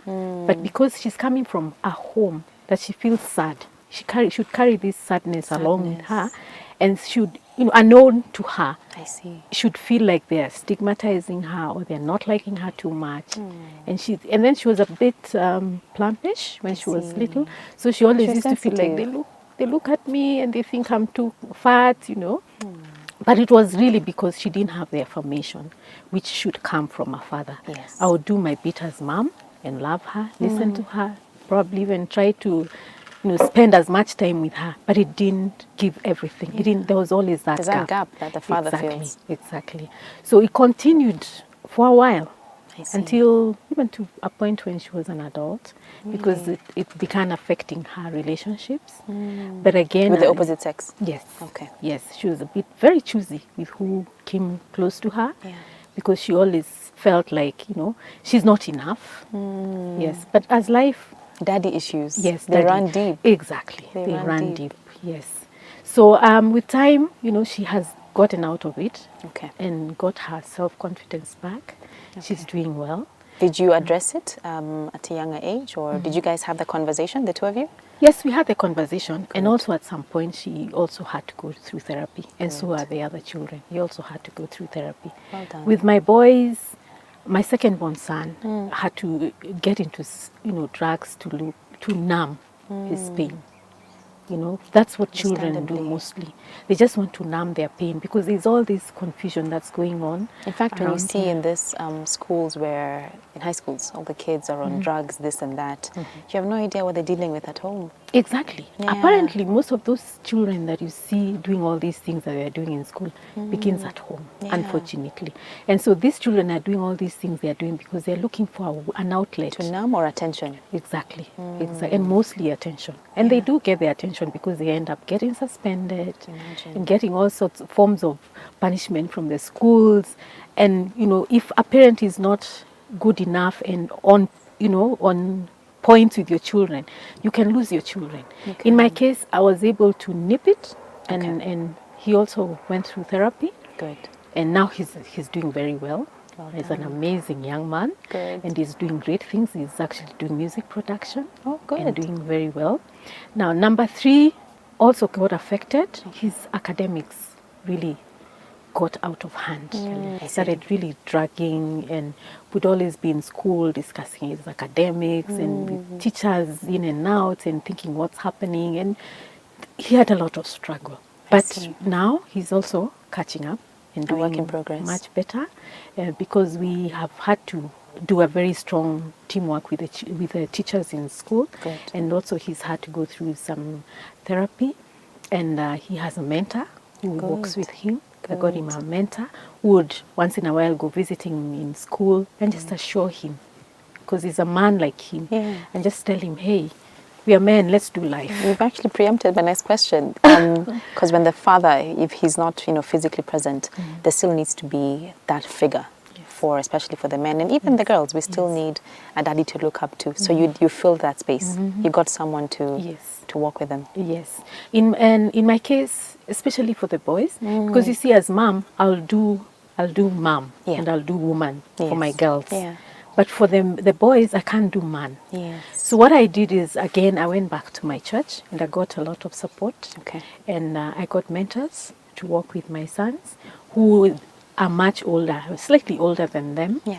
And they've been able to work with them and guide them on just doing man, and just understanding who they are. Because you see, children reach a point where they're always looking for, who am I? Identity. Yeah. And so these mentors have been able to work with my sons, and they're doing good. They're doing good. I've seen really good change. Super. Yeah.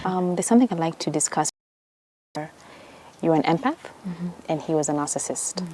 Help break that down. What does that look like? How can one know they are with a narcissist, and how do you handle them?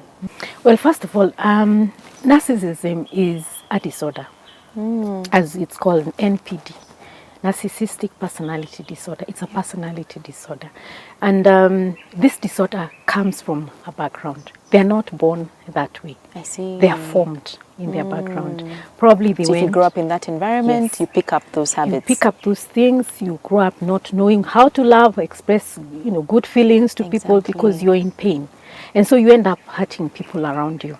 And so narcissism is something that is, made in the background, in your growing up. And so we need to understand what that is by seeing. It's not easy, by the way, Grace, to actually find this narcissism because they are all over. Really? And we will not treat them very easily because they are very charming people and come out like very loving. Yeah. But actually, in real sense, it's not strength that they display. It is actually the pain and the weakness that they have inside them. That's true. And I must at this point say, I don't I don't really hate my ex-husband because I quite understand where he came coming from. from. It was not his wish or will to be who he is. And how I wish that, he understood what happened to him so that he can become a better person and not to hurt people around him. And so narcissism is made in that form of environment that I've talked about, of a background that aligns him to that kind of thing. That he grows up not having positive feelings of love, feelings of care, feelings of understanding, because what he has grown up knowing is pain, pain that was inflicted from his background. So you cannot give what you do not have. So that's all you could give back to anyone else. Exactly. You can't give what you don't have. An empath, on the other hand, describes who I am. We are loving. We are homemakers. Yes. We are very understanding. We feel everything. You feel everything. Good and bad. Especially the positive stuff. Yeah. And then we actually bring out the positive in us out of love and understanding. Yeah. We become very easy people. And if you're happy-go-lucky like I am, you become like a butterfly. You do. Life is so bright. And narcissists will be attracted to that, almost like a magnet. Exactly. They're attracted to an empath because the empath is a healer, if I may put it that way. So you tend to attract these narcissists because they are in pain. And so they see that the positive aspects in you attract that person to you because they are feeling this one is going to have me back to a good place. Exactly. And then they can suck my negative energy. Because remember, you're a healer and you're a helper. So you tend to begin to suck the negative energy. And then unfortunately, instead of now sucking the negative energy and getting something better out of it, now the empath becomes destroyed. Exactly. That's the danger now. So how does an empath protect themselves? First and foremost is the knowledge. Understand yourself. Understand who you are. And understand that the fact that you have all these positive attributes does not mean that you allow negative stuff to come to you. Yes, the environment is there, the world is there. Do I face mean people even after my marriage? I do. Yeah. But now I know how to deal with it. Good. And because out of the counseling psychology that I am doing, now I understand people much better. I can get into a matatu and I know this guy collecting money has issues, but I will not hate on them because I understand them better. Fantastic. Thank you so much, Kellen. Do you have any last words for the viewers at home? What would you like to tell us as we wrap? My sister, you don't have to die in there. There is hope.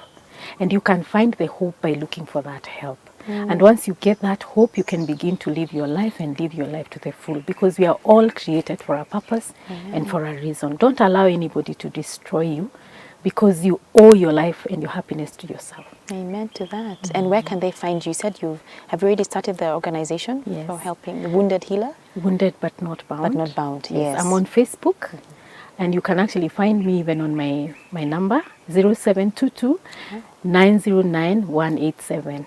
Should you come across any woman that is stuck or destroyed in the place that I was, please call them. Or give them my number. Then I can call them and then we can start the journey so that they can begin to heal. Thank you so much. What gave you the impetus, the call to say, I won't let this go to waste, I'll help the next girl? Simply because I feel I am in this world for a reason. And God allowed me to go through what I went through for a reason. I remember my firstborn son would always tell me, Mom, you went through what you went through for a reason. So please step out and help somebody else. Your own child? Yes, my Bless son. him. And I thank him so much because he's always been my kind of pillar. And he encourages me. So I remember when I turned 50, he actually organized my surprise party.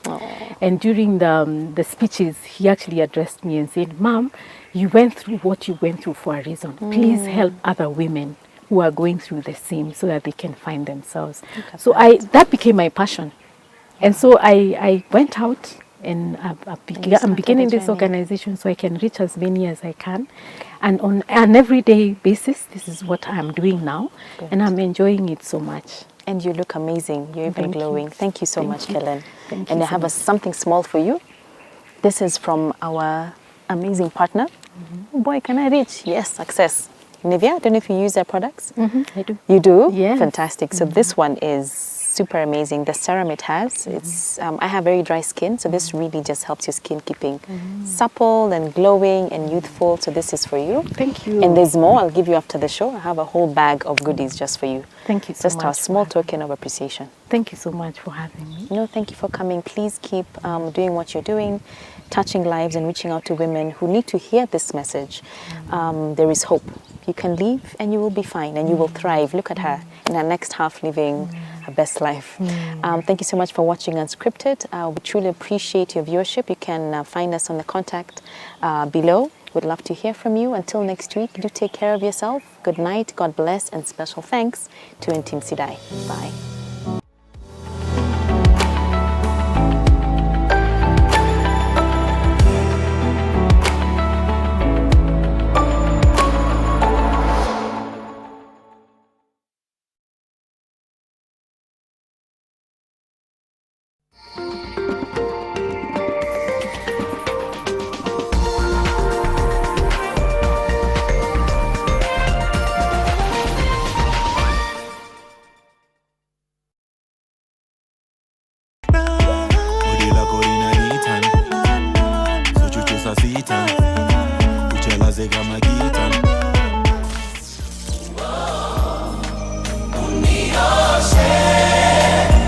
I've been a sinner, hata maji niliombwa nikasema sina.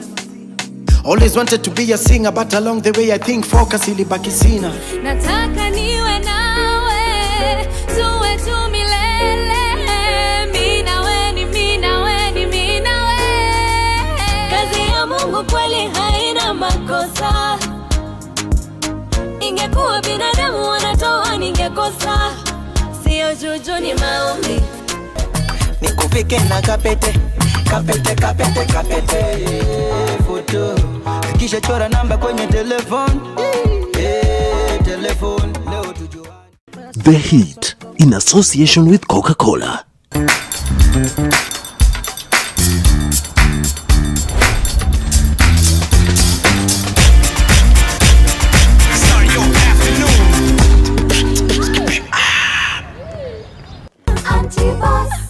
Good morning, darling.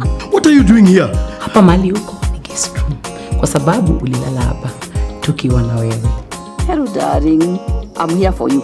Hata ukivuta usijali. If we fill this place up, give us a deal. Are you sure you can do this today? Double sure, my guy, double sure. Pia nyinyi ni ma personal assistants. Mimi nakwambia job iko fiti. Si usalimie marafiki zangu. Habari zenu nyinyi? Ona sasa vile hii promise yako inatukost. Na si umeshiba.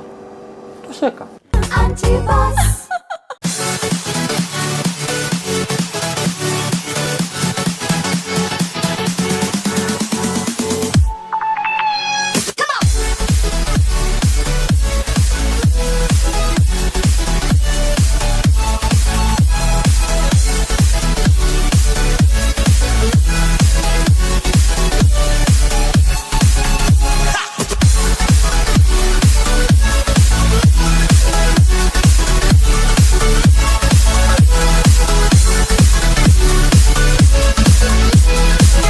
Rib-cracking comedy.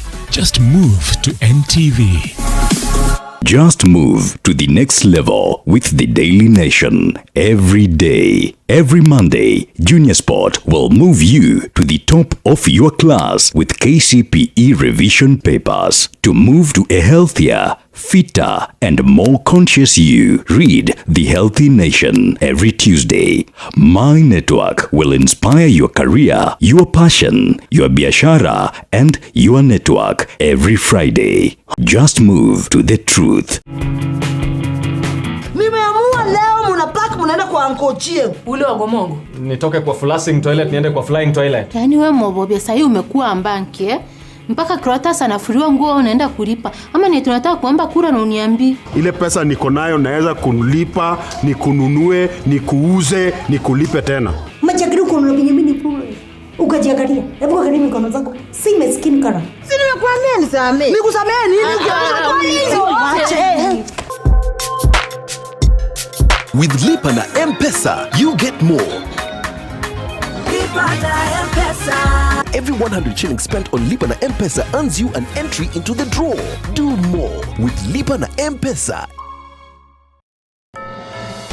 have been on the forefront for corruption. And that's a good place to begin. A lot of this corruption happens because private sector and government are in bed together. We've had this talk many times. How drastic should the measures be taken? Because we can't keep on talking. We don't see any action. The president has the ability to actually fire people. I like to ask a direct question for direct answers. The heart of humanity, how do you still have it when you're such a hardened soldier? This is not about you, it's not about your life. It's about the country that I serve. This is where the real conversation happens.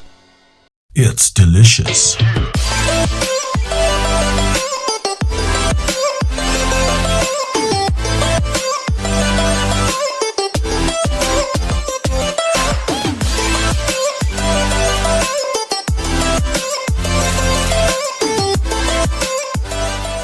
The waves have begun. It started. Coordinated attacks on metropolitan areas. The first wave knocked out all the power. Then the second wave hit.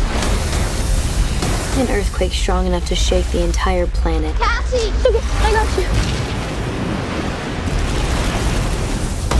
With the third wave, disease spread across the world. By the fourth wave, they were among us. How are we supposed to fight them if we don't even know what they are? What are you? They took everything from me. My sister's coming. Sam! This is our world. Imagine a cab that's always on time. Imagine experiencing luxury and class at no extra cost. Introducing the new Prepare Taxi hailing app. Download the app today and experience love at first ride. Just make sure that none of you dare tell her where I'm staying, or so help me, all of you are going to regret it. Just don't tell anyone about it. We'll figure out what's written in it. Get down! Greg!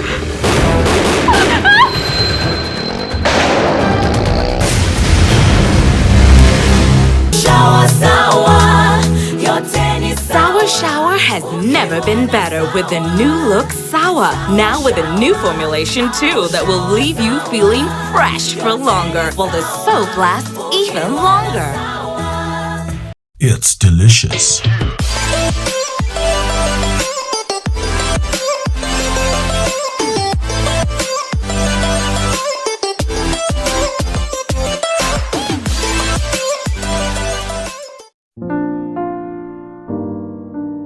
Kuna mtu hapa yuenda Italy. Unaenda na? Angalia kwa kioo.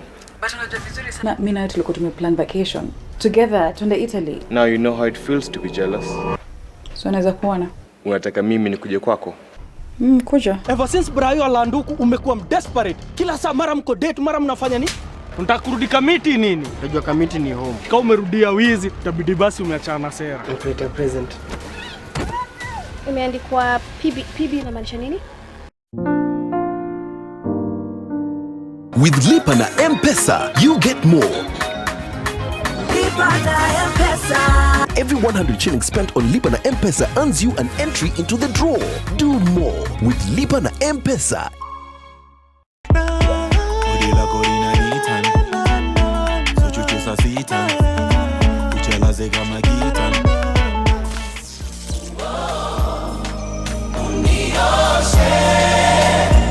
I've been a sinner, hata maji niliombwa nikasema sina.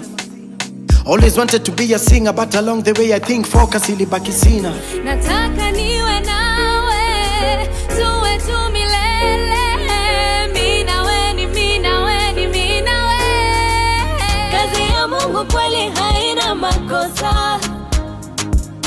Ingekuwa binadamu wanatoa ningekosa. Sio juju ni maombi. Nikufike na kapete, kapete, kapete, kapete foto. Kisha chora namba kwenye telefone. Telefone. The Heat in association with Coca-Cola.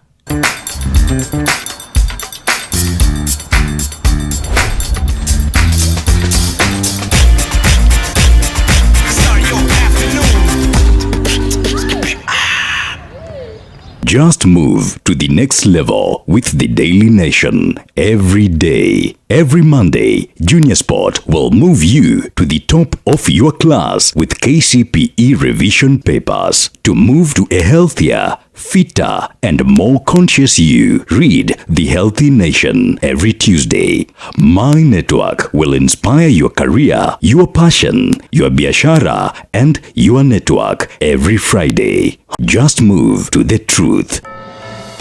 I've been on the forefront for eviting corruption. And that's a good place to begin. A lot of this corruption happens because private sector and government are in bed together. We've had this talk many times. How drastic should the measures be taken? Because we can't keep on talking. We don't see any action. The president has the ability to actually fire people. I like to ask a direct question for direct answers. The heart of humanity, how do you still have it when you're such a hardened soldier? This is not about you, it's not about your life. It's about the country that I serve. This is where the real conversation happens.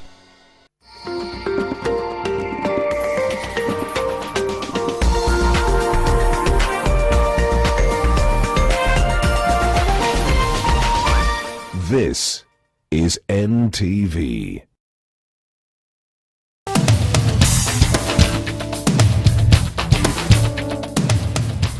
To be a potter, you need clay. Without clay, no pots can be made. 56-year-old Waithera Shege knows her way around the art of ceramics only too well. She gets her clay specifically from Nanyuki, the kind that meets her wedging, throwing and glazing needs. The longer you leave clay to age, the better. Like a year, 2 years. At the moment with my work, I'm working with a clay which is about 5 years old, which has been sitting in bags and just going lovely and moldy. That's when it's really good clay. When you make a koi, it doesn't crack. Waithera has been a student of ceramics since she was 13 years old. She deviated from an earlier interest in nursing when she came across pottery in her primary school years. Irene then decided to pursue her love for the art and went on to earn a diploma in ceramics from the University of London Goldsmiths College. Once you got the clay out of your bag, you need to wedge it. Wedging meaning to get all the air out of the clay so that it's workable. If you have air in the clay, it means the pot will crack and explode. So you need to get the air out and also to make the clay a little bit workable. So we call it wedging, kneading, but not like bread. Bread we put air in, clay we want air out. And then from there you can go into throwing or hand building. Many people, including her own parents, did not at first understand Waithera's love for clay, but with time she got the support she needed from family, friends and mentors who helped her pursue her dreams as an art professional in ceramics and pottery. I like the idea I can make form and I don't have to go through somebody else to explain. I can explain myself through clay and I can express myself through clay as well. From the wheel, the ceramics are taken out into a kiln and fired up in very high temperatures till they are dry into a bisque. That's the making. That's the bisque. They are essentially usable at this state, much like what you would get in the shop, but with a speciality in the formulation of glazes and raw materials, Waithera goes a step further. I've always been fascinated by glazes. So I tend to want to make my own glazes and add a bit of this, add a bit of that. But you can only do this once you know a lot about the chemistry of materials. Because with the glazing, there's a lot of chemistry needed to learn about your feldspar, your whiting, your china clay. You need to learn the molecular formula of every ingredient. So when you make your recipes, the glaze and the body fit together. As a certified ceramicist, Waithera tried putting her skill into commercial use, but her love to teach and pass on the knowledge she's earned through the years from different parts of the world was much stronger. She now holds training sessions at her studio for both adults and children. My love of clay is not about mass production, it's about inner feeling that I've done this, I created this, what is next? What's the next challenge? That is what I missed. Rather than you making a pot, it goes to somebody else. It's just a vessel. Waithera has been part of and put up various exhibitions through the years as a way of sharing her passion for ceramics with art lovers. I still get the spark from it. And it's still, I think, going to continue for the rest of my life, I think. The pieces bought at the exhibitions plus the students she trains brings in some money to help her sustain her art. But Waithera insists money has never been a motivator. And I always tell people that when they come to me, it's learning, it's the quality, not the quantity, it's the quality of learning. It's something, well, no matter where you go, it's a different feel to it. You'd have to do it to know, to feel what I'm trying to explain to you, you know. And I think we all get caught about this money issue. Let's produce something you love for a change. Let's live. And this is living. For Women and Power, my name is Gladys Gashanja.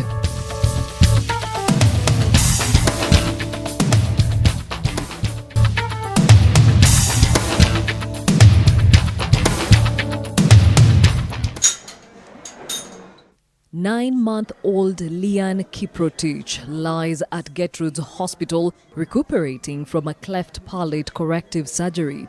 The relief on Judith Chepkogei's face, a testimony that it is possible to correct this malformation. Lian is a recipient of Smile Train International that offers free constructive surgery for children born with cleft lip and or palate. Dr. Esther Njoroge is in tow to find out how Lian is doing. He is one of the lucky few children that have received the treatment that saves patients from not only social ridicule and low self-esteem, but also complications that come with it, which include difficulty in eating, sleeping, or even breathing. In another part of the hospital, 5-year-old Beatrice Anyosi is accompanied by her father all the way from Budalangi for doctor's review. She too was a beneficiary. She underwent a successful cleft lip surgery a few months back.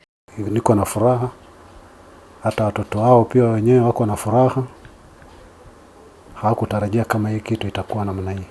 Esther has been at the helm of Smile Train International for the last 8 years. She oversees over 30 countries in Africa, in which many children and adults alike have benefited from corrective surgery. It's a cleft lip, there's a gap on the lip, and when it's a cleft palate, there's a gap in the roof of the mouth. We call it a hole in the roof of the mouth. And a child can have either a cleft lip or a cleft palate, or both cleft lip and cleft palate. 1,300 children in Kenya are born annually with this malformation, an alarming number, yet nothing specific is attributed to it. But there are risk factors, and these are things that if the mother is exposed to them, it could cause a cleft lip or cleft palate. And some of them are exposure to environmental toxins like pesticides, lead, paint. It can also be exposure to smoking if the mother is smoking while pregnant, taking alcohol while pregnant.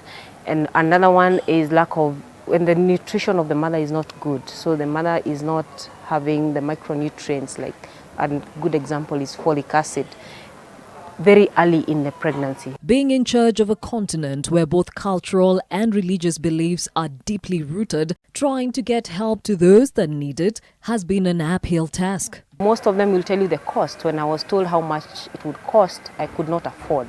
And because our program is free, then they are able to bring the patients at that point. Others will tell you, I did not know. I was told it's a curse or something bad happened. That's why my child is like this. And there are many myths and misconceptions.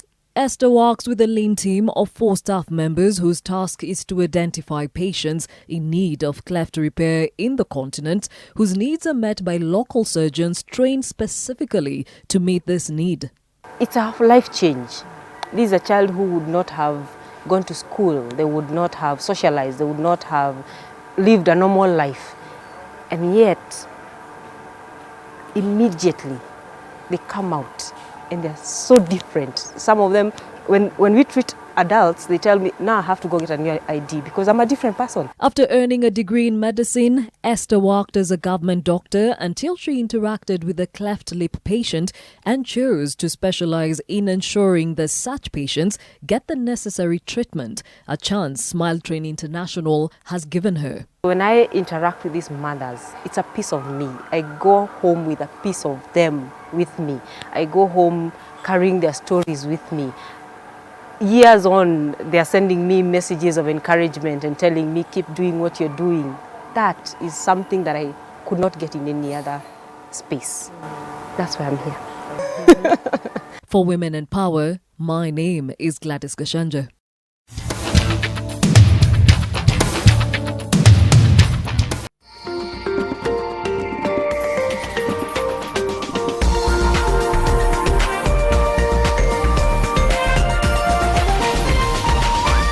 This is NTV.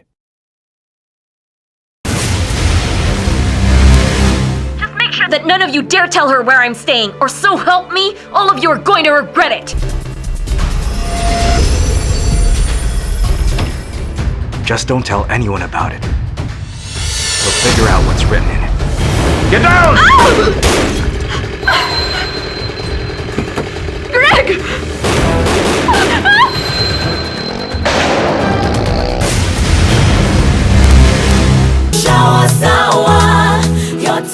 Sour Shower has never been better with the new look Sour. Now with a new formulation too that will leave you feeling fresh for longer, while the soap lasts even longer. The waves have begun. It started. Coordinated attacks on metropolitan areas. The first wave knocked out all the power. Then the second wave hit. An earthquake strong enough to shake the entire planet. Cassie! I got you. With the third wave, disease spread across the world. By the fourth wave, they were among us. How are we supposed to fight them if we don't even know what they are? What are you? They took everything from me. My sister's coming. Sam! This is our world. Imagine a cab that's always on time. Imagine experiencing luxury and class at no extra cost. Introducing the new Prepare Taxi Hailing app. Download the app today and experience love at first ride. I've been on the forefront for corruption. And that's a good place to begin. A lot of this corruption happens because private sector and government are in bed together. We've had this talk many times. How drastic should the measures be taken? Because we can't keep on talking. We don't see any action. The president has the ability to actually fire people. I like to ask a direct question for direct answers. The heart of humanity, how do you still have it when you're such a hardened soldier? This is not about you, it's not about your life. It's about the country that I serve. This is where the real conversation happens. Kuna mtu hapa yuaenda Italy. Unaenda na? Angalia kwa kioo. Na mimi na tulikuwa tumeplan vacation together tuende Italy. Now you know how it feels to be jealous. So unaweza kuona. Unataka mimi nikuje kwako? Kuja. Ever since Brayo alanduku umekuwa desperate. Kila saa mara mko date, mara mnafanya nini? Unataka kurudi kamiti nini? Unajua kamiti ni home. Kama umerudia wizi, itabidi basi umeachana na sera. Tuita present. Imeandikwa PB inamaanisha nini? With Lipa na M-Pesa, you get more. Lipa na M-Pesa. Every 100 shillings spent on Lipa na M-Pesa earns you an entry into the draw. Do more with Lipa na M-Pesa.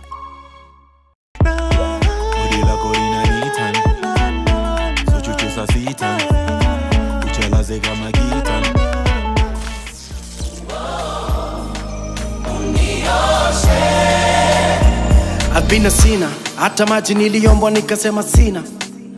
Always wanted to be a singer, but along the way I think focus ilibaki sina. Nataka niwe nawe, tuwe tu milele. Mimi nawe ni mimi nawe ni mimi nawe. Kazi ya Mungu kweli haina makosa. Ingekuwa binadamu wanatoa ningekosa. Sio juju ni maombi. Nikupike na kapete, kapete, kapete, kapete. Photo, kisha chora namba kwenye telefone.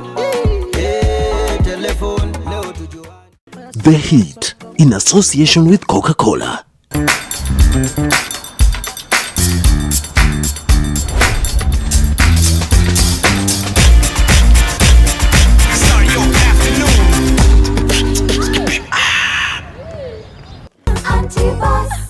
Good morning, darling. What are you doing here? Hapa mali huko ni guest room kwa sababu ulilala hapa tukiwa na wewe. Hello darling, I'm here for you. Hata ukivuta usijali. If we fill this place up, give us a deal. Are you sure you can do this today? Double sure my guy, double sure. Pia nyinyi ni ma personal assistants. Mimi nakwambia job iko fiti. Si usalimie marafiki zangu. Habari zenu nyinyi? Ona sasa vile hii promise yako inatukost. Na si umeshiba. Tosheka. Anti-boss.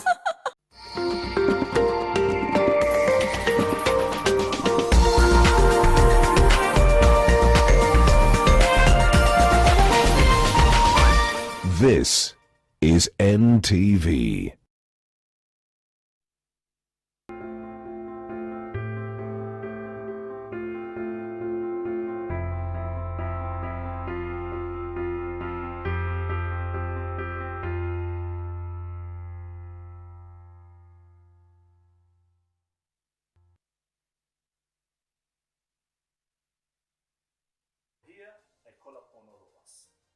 Make sure that to appreciate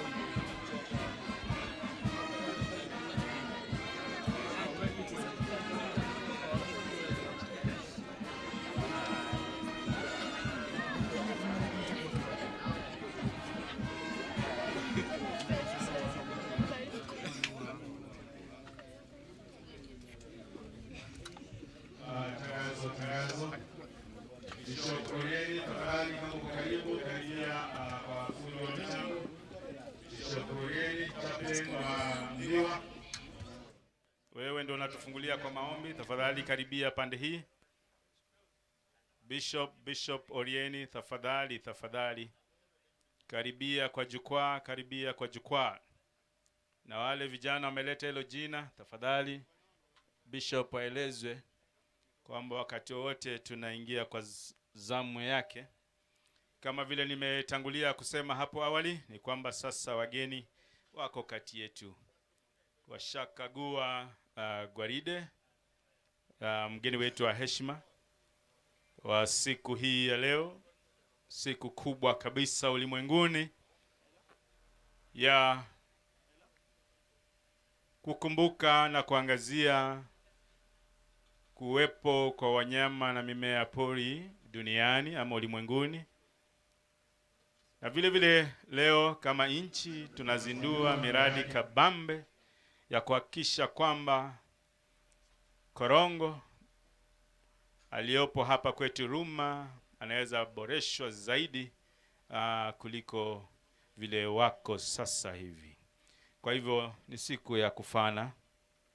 Ni siku ya kufana sana, na tunaomba tufanye kweli. So mabibi na mabwana, wananchi kwa ujumla, tunawaenzi na tunafurahia vile mmekuja kwa wengi kujitokeza. Wanagenzi na waona vile vile, karibuni sana katika mbuga yetu ya kitaifa ya hifadhi ya Ruma. Mbuga ambayo na mandhari safi ya kujivunia hapa kwetu Lambwe, na ikiwepo wanyama tofauti tofauti hapa ndani. Kifaru pia ama vifaru wanapatikana hapa ndani, lakini la muhimu ni mnyama anayeitwa roan antelope ama korongo kwa lugha yetu. Kwa hivyo karibuni, karibuni. Asante Bishop, nasikia Bishop yuko karibu na mimi. Bila shaka utatupatia maombi, utuunganishe na utuweke sawa. Atuweke sawa.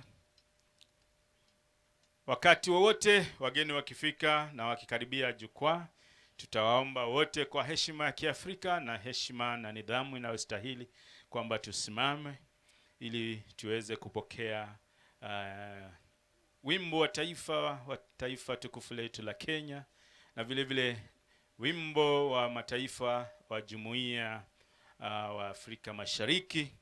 Halafu tutaendelea na ratiba kama nilivyowapasha hapo awali, na vile vile tazidi kuwapasha. Asante. Band, tuendelee.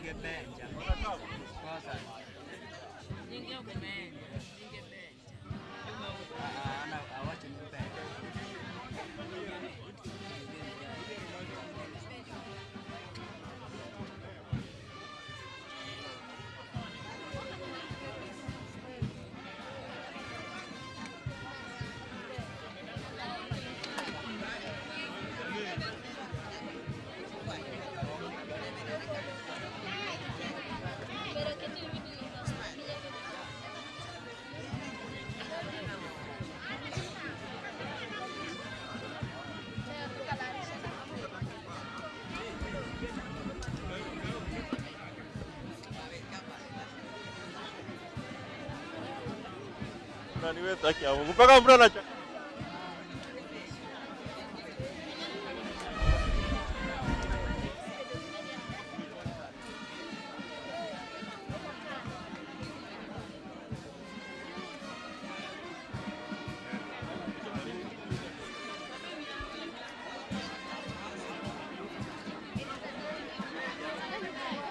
Well, you're joining us live from Roma National Park, where celebrations to mark this year's World Wildlife Day have just kicked off.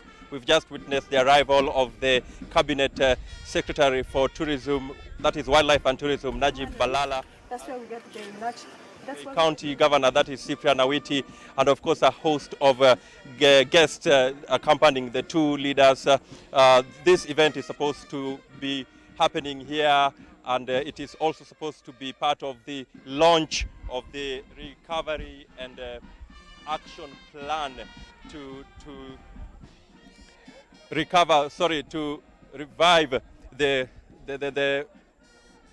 rare and endangered, that is the rowan antelope. So it's also going to be part of the launch of the rowan antelope recovery and action plan that has been of course being worked on by the Kenya Wildlife Services for quite some time now. Remember, the rowan is one of the most endangered species in the world, in Africa, and of course here in Kenya too. We are talking of about just 12 individuals here at Roma National Park, and which if you look at in 1970, we had about 200 of those individual rowan antelopes, but that population has been going down over the years. We're talking of 17,600 individuals in Africa, but mostly found in 4 countries, that is Burkina Faso, Cameroon, Zambia, and Tanzania. And so this is a very important occasion here for tourism and of course wildlife lovers. They'll be witnessing for the first time this recovery efforts being launched here at the Roma National Park.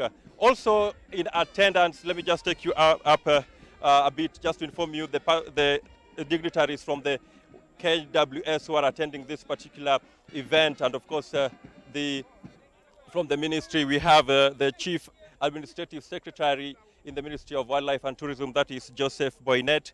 We also have the Director General of KWS, that is Brigadier John Waweru, in attendance. And finally, we also have the PS, that is the Permanent Secretary in the Department of Wildlife, Professor Fred Sigor, also accompanying the Cabinet Secretary Najib Balala in this historic, what has been described as the historic event here at Roma National Park. Just briefly about Roma National Park, it is one of the national parks that has been sort of considered to be less popular.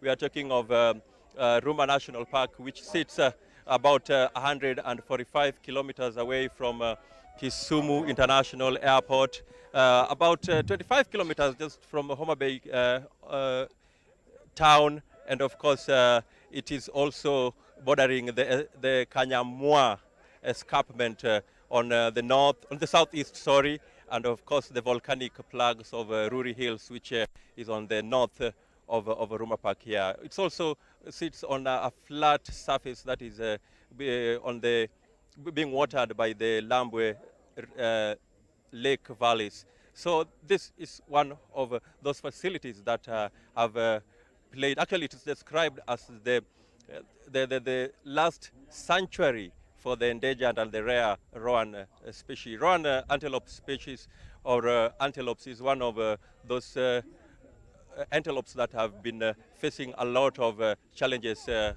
dating back from 1970s, I've mentioned there before.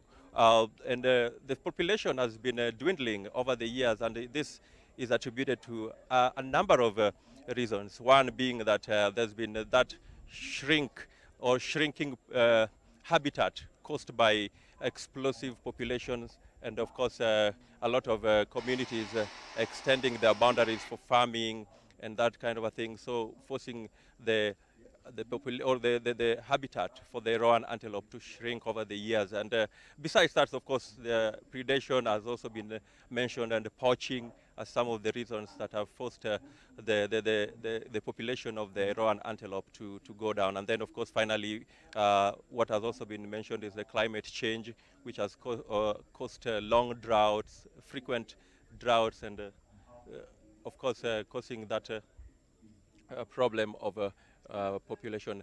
We are also made to understand that here in Ruma National Park, which, as I mentioned, there is one of those parks that have been less visited, actually, and so the efforts being made today here, part of them is to popularize and make Kenyans be aware that Ruma National Park actually exists, and of course it's one of the most affordable national parks in the country as we speak today.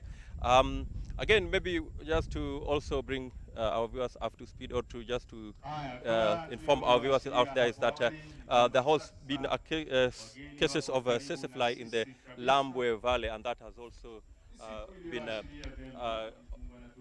attributed to some of the challenges facing the wildlife here. Of course, recently, not way back, the KWS introduced the black rhino and the white rhino, which initially could not survive in this particular area because of harsh environment caused by the sese infestation. But over the years, a combined effort that has brought together KWS and of course the Ministry of Livestock has been holding campaigns, vigorous campaigns, just to ensure that sese is eradicated from Lambwe Valley and of course here at Ruma National Park. Again, maybe just to bring to your attention is that the launch that is being carried out here today, which is aimed at recovering and restoring the population of the endangered rowan antelope, is expected, according to KWS, it's aimed at improving or adding the population of the rowan antelope to 50 individuals by 2023. That is according to KWS. The objective of the recovery efforts here is to increase the rowan antelope population by 50 by 20, that is by 2023, and of course maintain the growth rate at 5 minimal. That is the minimal growth rate at 5% annually.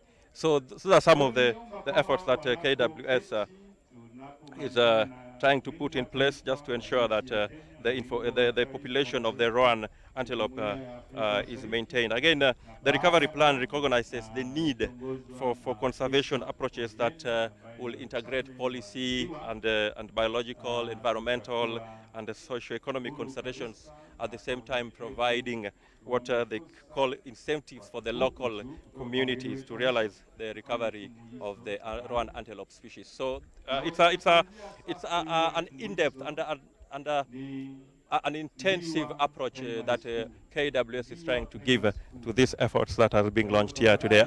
Again, as I mentioned there before, the decline of Rowan antelope has been attributed to a lot of issues ranging from habitat loss, as I said there before, and of course predation, poaching, which is also another problem that has bedeviled the wildlife sector in this particular country. Now, another one reason for declining in the population, as I've mentioned there, is predation.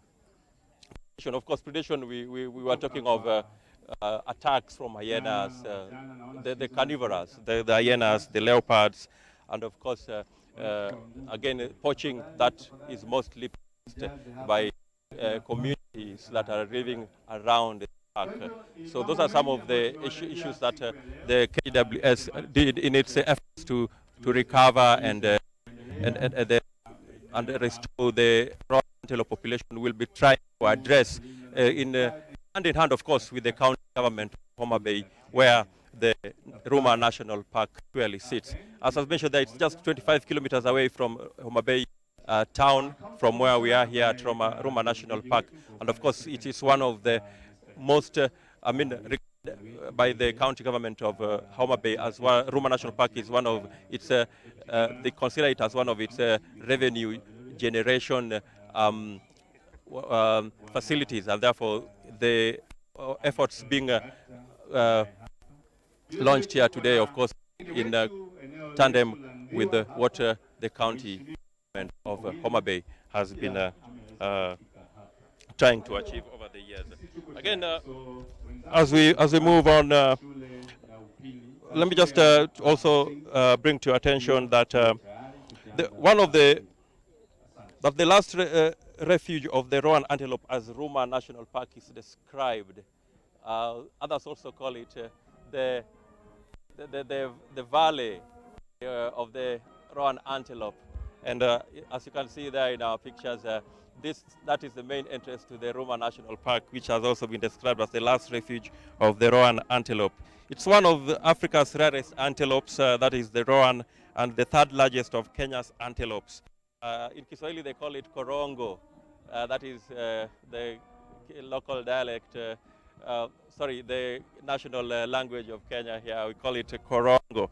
And it's a large gray, donning a reddish-brown color. That is the Rowan. And it has this white face, and black and white face. A very spectacular and beautiful animal to look at. Very beautiful. Only 12 of them remaining here at the Ruma National Park. And of course, they also say that Rowans live in herds of up to 20 members and are usually led by a bull. For a few of us who have managed to catch a glimpse of it, you'll agree with me that Rowan antelopes is a very spectacular animal to look at. A very beautiful antelope. And the Rowan at the same time is a vital flagship species here at the Ruma National Park, as I've alluded to. And as they are endemic in this park, can be used to drive tourism, of course, income, being that they are rare, of course, and the beauty that I've just tried to describe there, it makes it one of those animals that a lot of people would love to see, and therefore there's that significant attachment in terms of revenue generation that is attached to the Rowan antelope species. In a bid to increase the remaining population of Rowan antelope in Ruma and of course across the country, the Ministry of Tourism and Wildlife, working in collaboration with the KWS, that is Kenya Wildlife Services, and the National Rowan Management Committee, which was formed some years back, has been spearheading the formulation and of the recovery of the action plan, which is being launched here today. So these are efforts that have been going on for quite some time now, and today, of course, marks that official launch when the people who have been working tirelessly, burning the midnight oil to just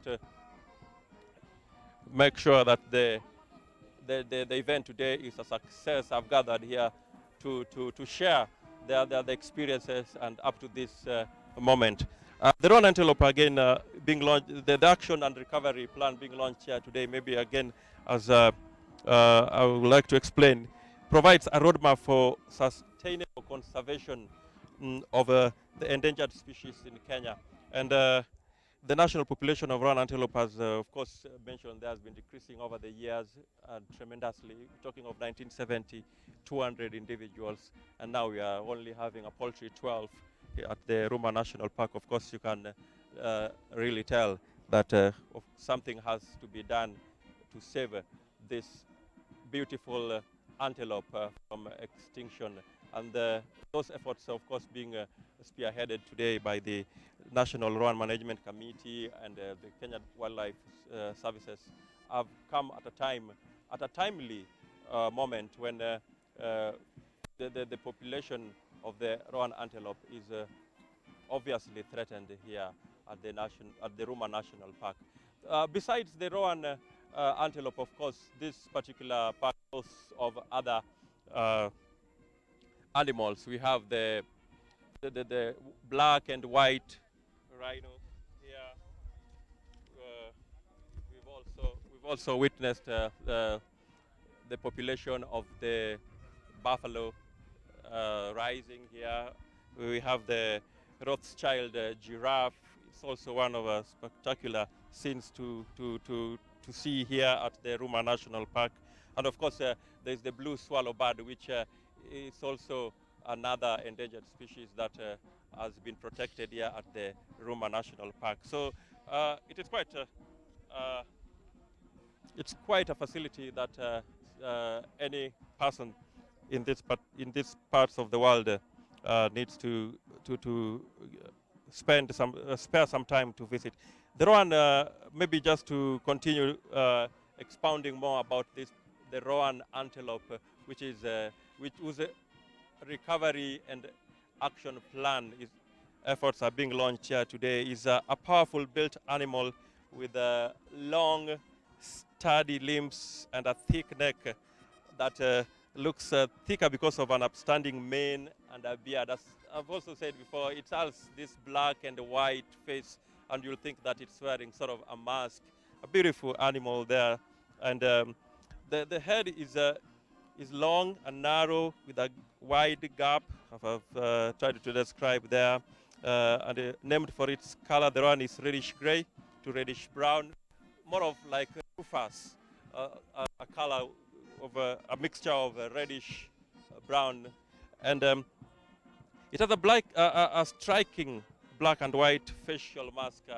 What I was trying to also describe it there before, that it has the stripes of black and white on its face, making it one of distinctive features. It has actually some distinctive features. It's one of those animals or antelopes you cannot miss to spot when you take a drive around Ruma National Park. The sexes mostly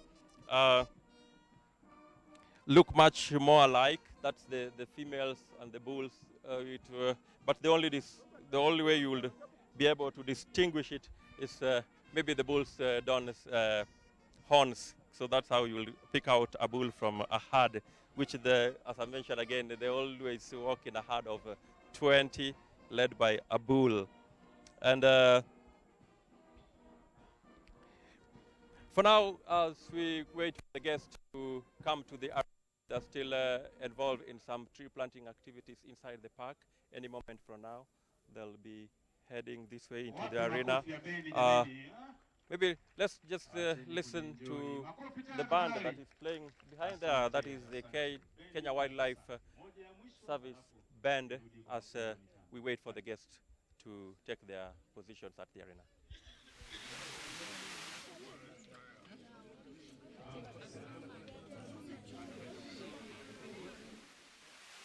Omera nade. Ongewa.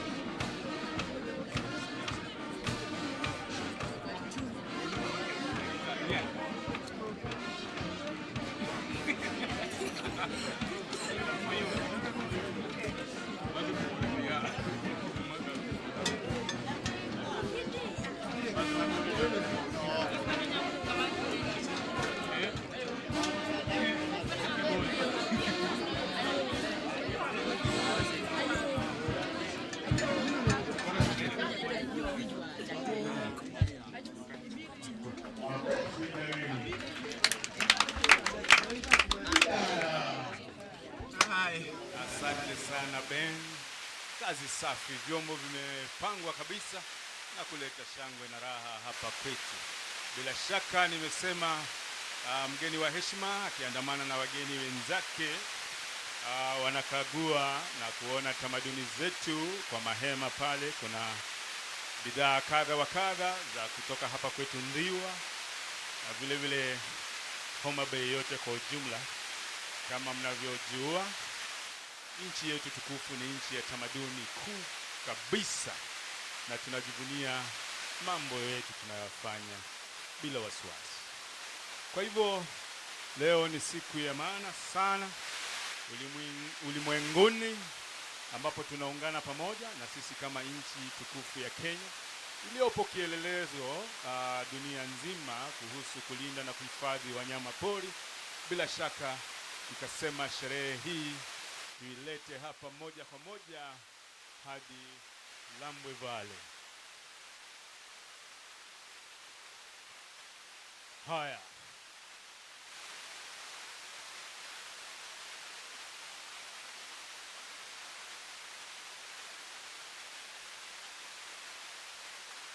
Naambiwa mgeni wa heshima na wageni walioandamana nao wakati wote wanakuja karibu nasi.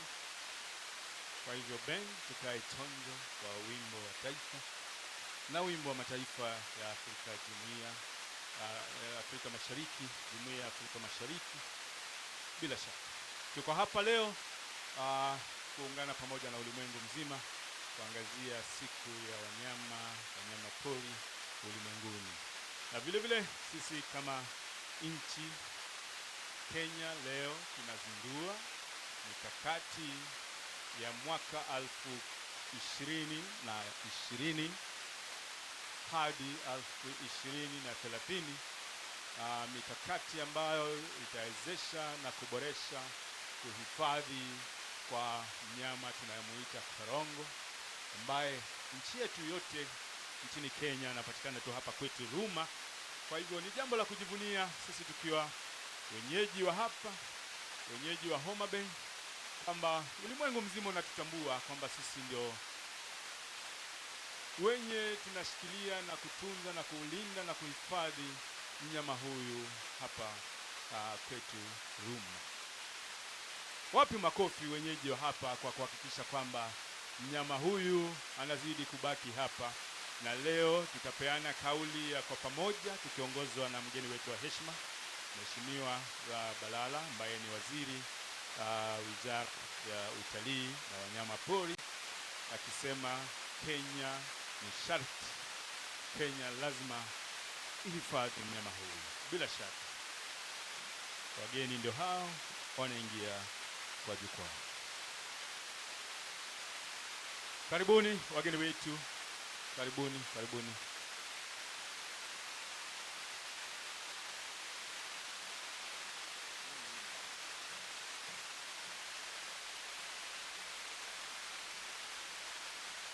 Mgeni wetu wa heshima,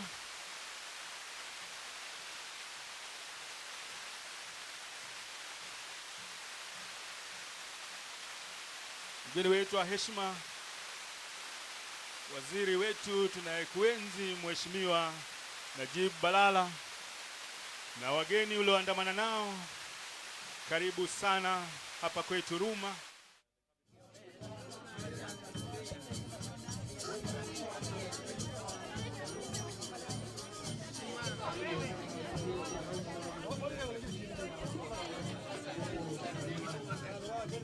Who are attending the celebrations to mark the World Wildlife Day here at Ruma National Park.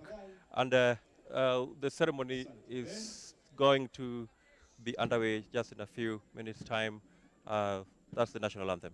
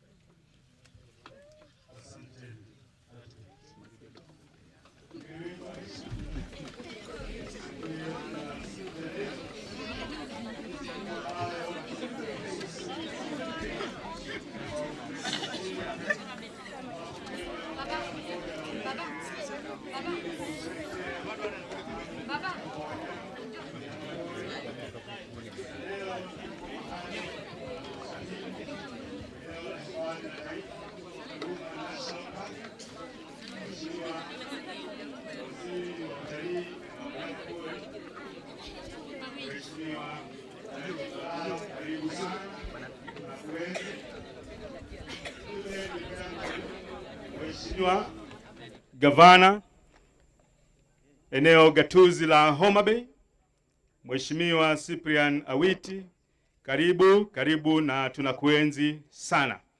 Ningeomba kwa wakati huu na kwa heshima, mgeni wetu wa heshima, niweze kuita Bishop Orieni ambaye ni chaplain hapa Ndhiwa aje atuweke sawa kwa maombi, halafu tutaendelea na ratiba. Karibuni wageni mlioandamana na mgeni wetu wa heshima. Asanteni sana. Hapa Ndhiwa tunawakaribisha. Asante.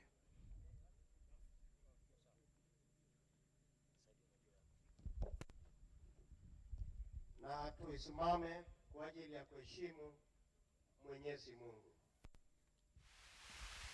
Baba aishie mbinguni, Mungu akurehemu watu wake. Umepanga siku ya leo viongozi kutoka kila sehemu ya nchi ya Kenya wapate kuhudhuria baraza hili ili tuweke uwezo wako. Viongozi wamekuja hapa wakiweka vichwa vyao chini kwa heshima ya neno lako. Asante kwa idara ya utalii na wanyama wa pori ambayo inaongozwa na mtumishi wako Najib Balala na uongozi wake wote. Tunaweka kaunti ya Homa Bay chini ya uongozi wa gavana wetu mpendwa Cyprian Awiti na naibu wake Hamilton Orata. Asante kwa sehemu ya Ndhiwa, umemtia mafuta uongozi wa Ndhiwa chini ya mtumishi wako Martin Peters Owino ambaye ndio mbunge wa Ndhiwa.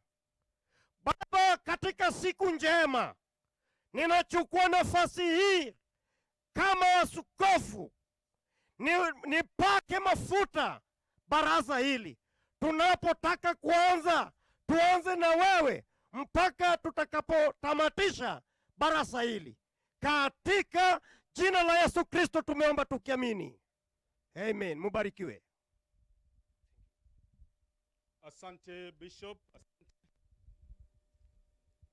Tumpe makofi Bishop. Asante. Mgeni wetu wa heshima, imefika fursa ambapo naomba kwa unyenyekevu na kwa staha ya kwamba nichukue fursa hii ili tuweze kuleta shangwe ya muda mfupi, tuwe na sehemu fupi ya tumbuizo kutoka kwa Ndhiwa Primary. Ndhiwa Primary, tafadhali tufike kwa jukwaa hapa. Tukimbie, dakika ni 5 tafadhali.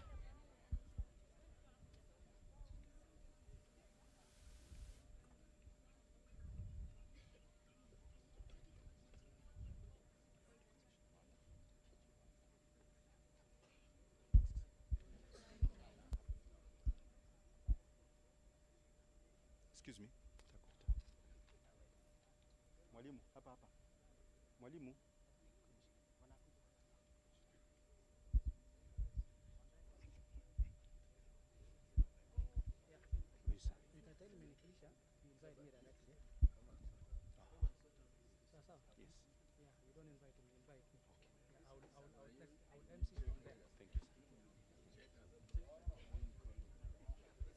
Our guest of honor, sir, the CS Tourism and Wildlife, the governor of Homa Bay County, all protocol observed.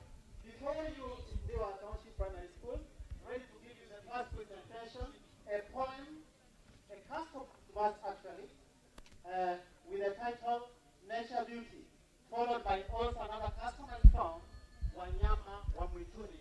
Karibuni sana jameni. Karibuni sana jameni. Other more you'll hear from the song and the verse. Thank you so much.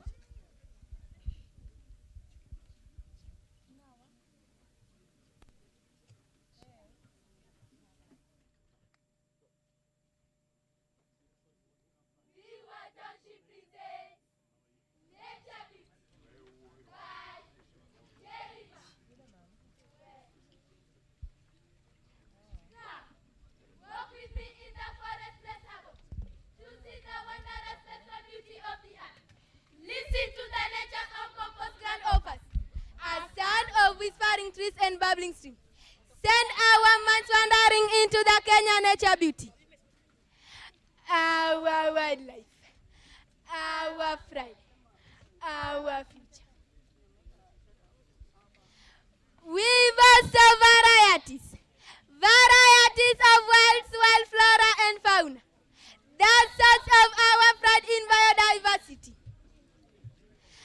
Our wildlife, our pride, our future.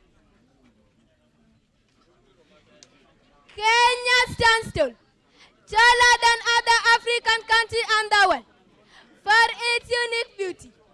The roan antelope, the source of our wildlife, our pride, our future.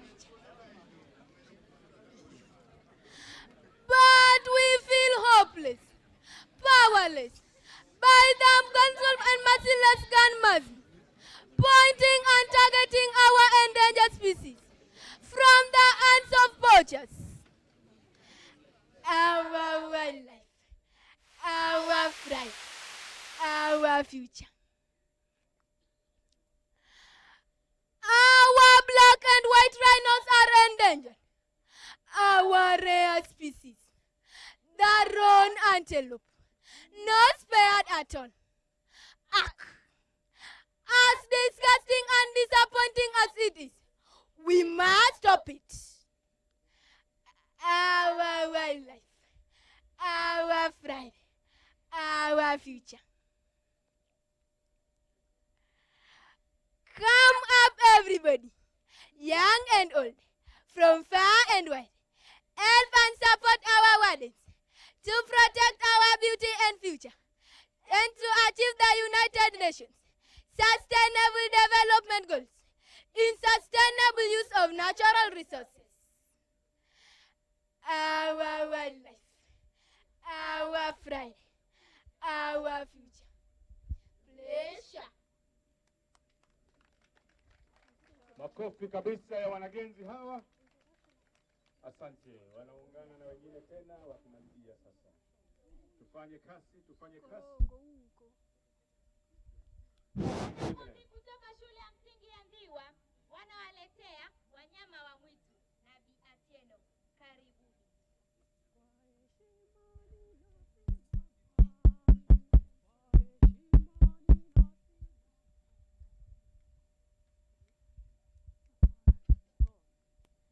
Kwa heshima ninasimama, kujificha misikubali. Bayana neno nasema ni bunga la wanyama hifadhi. Kwa heshima ninasimama, mimi kujificha misikubali. Bayana neno nasema ni bunga la wanyama hifadhi. Twiga, nyani, swara, nyati, ngiri, fisi, simba, kongoni, sokwepa. Hawa ni wanyama wale wa mwitu, rasilimali ya taifa. Twiga, nyani, swara, nyati, ngiri, fisi, simba, kongoni, sokwepa.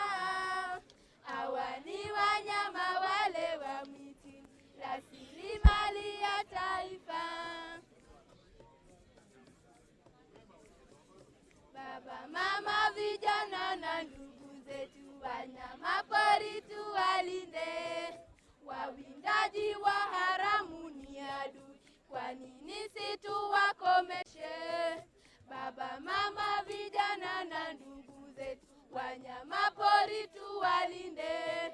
Wawindaji wa haramu ni adui, kwa nini situwakomeshe? Korongo yuwapo, nungu, nungu na ndovu pia. Hawa ni wanyama wale wa mwitu, rasilimali ya taifa. Korongo yuwapo, nungu, nungu na ndovu pia. Hawa ni wanyama wale wa mwitu, rasilimali ya taifa. Mungu asiye na chuki katika karama zake akafanya. Si wadogo si wakubwa watali, kwa nini situ kinyuma? Mungu asiye na chuki katika karama zake akafanya. Si wadogo si wakubwa watali, kwa nini situbaki nyuma? Misituni yetu tuyalinde vyema, kwani ndiyo makao yao. Kwa wanyama wale wa mwitu ni rasilimali ya taifa. Misituni yetu tuyalinde vyema, kwani ndiyo makao yao. Kwa wanyama wale wa mwitu ni rasilimali ya taifa. Wizara ya kuhifadhi wanyama limenawiri si kidogo. Uongozi bora, mikakati bora, hongera kwa umoja huu. Wizara ya kuhifadhi wanyama limenawiri si kidogo. Uongozi bora, mikakati bora, hongera kwa umoja. nyani, swara, nyati, ngiri, fisi, simba, kongoni, sokwepa. Hawa ni wanyama wale wa mwituni, rasilimali ya taifa. Twiga, nyani, swara, nyati, ngiri, fisi, simba, kongoni, sokwepa. Hawa ni wanyama wale wa mwituni, rasilimali ya taifa. Shabash. Ujumbe mwafaka, makofi kwa wanafunzi hawa shule ya upili ya Ndhiwa. Asante. Makofi tena kwa shule hii jameni. Asante. Mgeni wetu wa heshima, kwa taadhima kuu, uwanja sasa naupa Ndisi Secondary wakiwa na shairi kwa lugha ya Kiingereza na kwa lugha ya Kiswahili. Karibia hapa. Asante. Before you is Ndisi Mixed Secondary School, ready to present you a poem entitled Save Wildlife. So sit back, relax, watch and enjoy it. Welcome. Wildlife is a life found in the forest. Among all the animals, these are the strongest. It contains lions, tigers, wolves, and bears.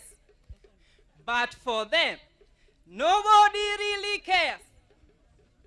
Some of these animals are very strong. Some are short and some are long. Some of them even like a song. And the song is ting, tong, ting. Wild animals are very mighty, as they hold their prey very tightly. Then they kill them with their sharp teeth. Then enjoy their delicious meat. But there are some bad poachers who give these animals many tortures. They kill them with their guns or knives. And again we say, save wildlife. Thank you.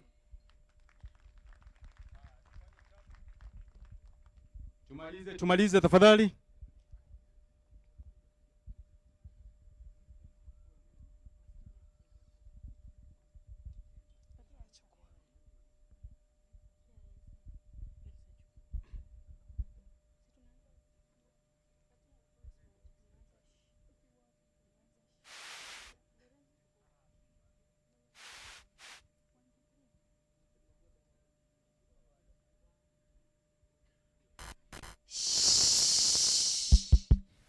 Aha! Ole wenu walolala, amkeni kumekucha. Shule ya upili ya Ndisi twaletile sisi mbuga za wanyama. Karibuni. Habari nimesikia mjini zinatokea. Takuja waheshimiwa kuja kututembelea, na wala sio kukaa, kazi kutusaidia. Sisi mbuga za wanyama mwaja kututembelea. Vijiji watakuwa ni mapori vimekuwa. Kwetu hawezi kaa, watu wanapitia hali wakajionea. Ibaki ilivyokuwa. Sisi mbuga za wanyama mwaja kututembelea.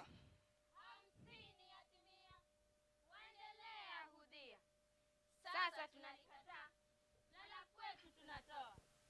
Kwetu mkija ingia, tutawataka kukaa. Sisi mbuga za wanyama mwaja kutembelea. Vingine tutakataa, si wanyama tumekuwa. Mbugani kutuangalia, kisha mkajiendea. Mkija mje na nia, lipi mwaja kutatua? Sisi mbuga za wanyama mwaja kutembelea.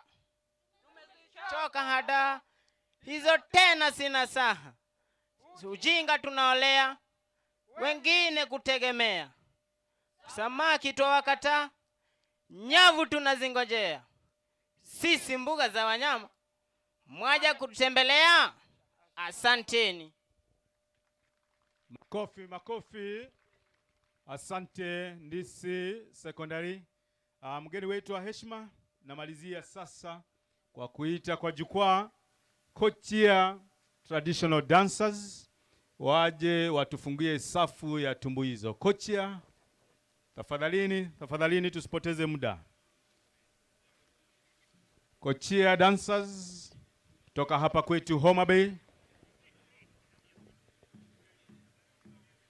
wenye weledi na uzoefu kabisa wa tamaduni zetu, bila shaka wanaleta shangwe. Tuwape makofi Kochia wakiingia jukwaani. Asante. Asante.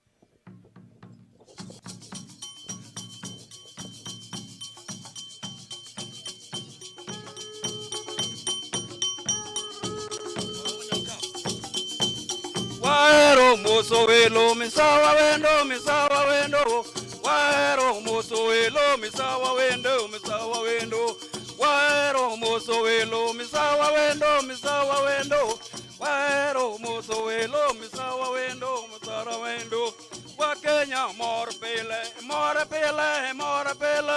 Wakenya mor pele Wakenya mor pele Wakenya mor pele Waero moso welo misawa wendo Waero moso welo misawa wendo Waero moso welo misawa wendo Waero moso welo jun karibu balala karibu Wakenya wasema balala karibu Wakenya unasema unasema Akuba unasema Kochia Dancers wanaleta raha jamani. Kenya karibu Wakenya wasema Mheshimiwa zienda. But you say this is Kochia.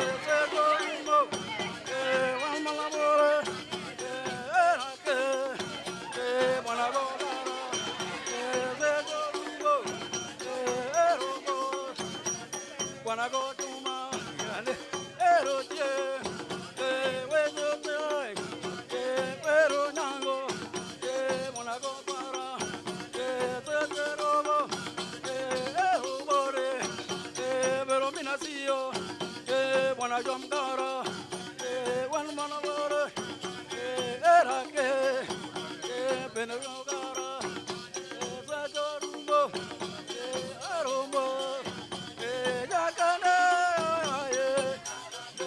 erake, Panapanga gara, erake. Asante sana. Makofi jameni. Kochia dancers. Asante. Mgeni wetu wa heshima, asante sana kwa kutupa fursa hiyo tuweze kuleta shangwe, na ni kama ulivyoiona watu wa Ndhiwa na Homa Bay kwa ujumla. Hata mheshimiwa gavana amethibitisha. Tunapenda raha.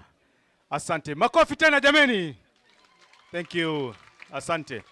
Mgeni wetu wa heshima, imefika fursa sasa ya hotuba fupi fupi, na kwa wakati huu ningependa kwa unyenyekevu na ni kwa wajibu wangu vile vile kazi yangu na heshima nialike mkurugenzi mkuu wa shirika la huduma kwa wanyama na mimea pori Bwana John Waweru, retired brigadier, aweze kutukaribisha hapa na vile vile kukaribisha wageni wameweza kuja kumvimba kwa sherehe ya leo. Karibu sana sir. Thank you.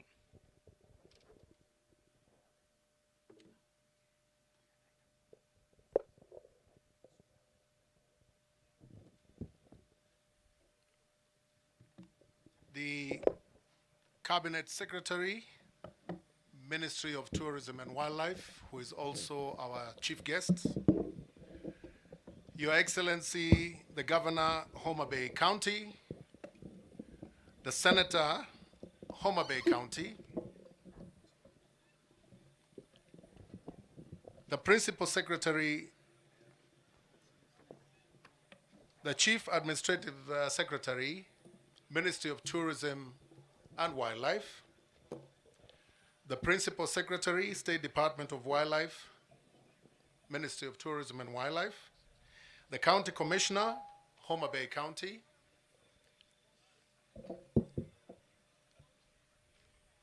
the Member of Parliament, Ndhiwa, Members of Parliament, Homa Bay County, the Women Rep, Homa Bay County, members of the County Assembly, members of the County Executive Committee, the Chairman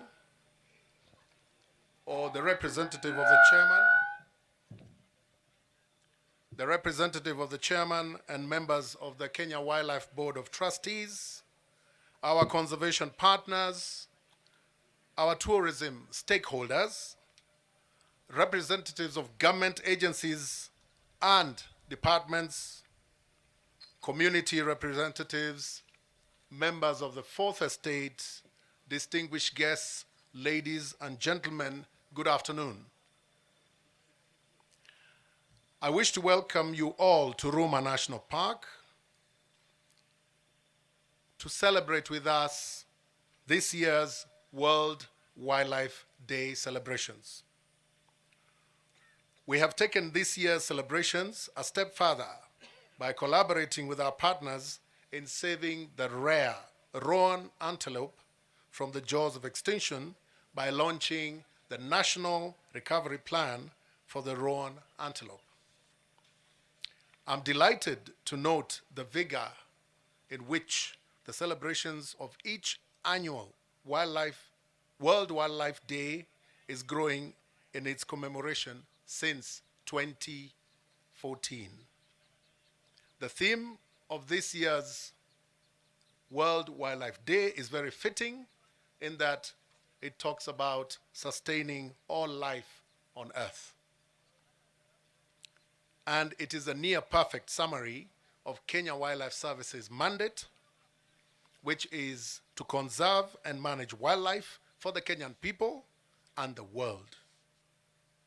This theme encompasses all wildlife and plant species as a component of biodiversity, as well as the livelihood of people, most so those who live adjacent to the parks and reserves like the people of Ndhiwa.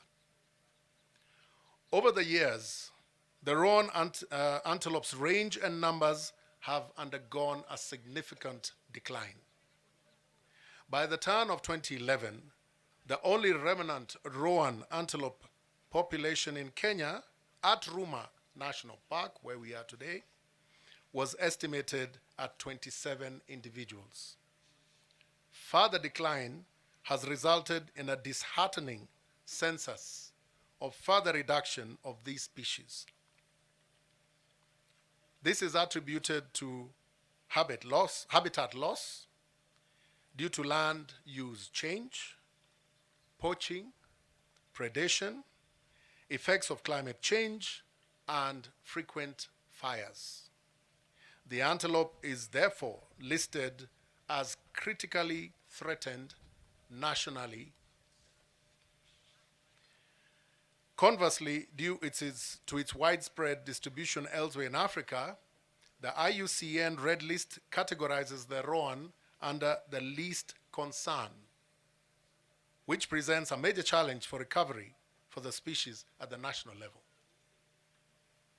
As such, if immediate and urgent intervention is not implemented now, the species will be locally extinct, and we estimate this will happen in the next 5 years. Kenya Wildlife Service recognizes the need for conservation approaches that integrate policy, biological, environmental, and socioeconomic considerations. This is done while providing incentives for local communities to realize recovery of the species in Ruma National Park, here at Lambwe Valley and other former roan ranges.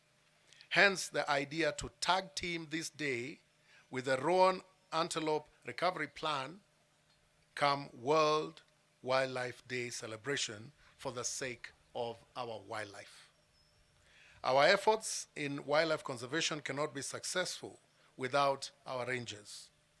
These officers have what I have to call the 3 R's: resilience, resourcefulness, and reliability. Kenya Wildlife Service takes this opportunity to thank all our partners, the county government of Homa Bay, and other conservation-minded stakeholders for working with us along this path towards fulfilling our mandate. I would now like to call upon a representative of the Kenya Wildlife Service Board of Trustees, who is also the chairman of the Board Conservation Committee, to say a few words before calling upon the County Commissioner Homa Bay to give his remarks. Mr. Ian Craig, please. Thank you. Asanteni sana.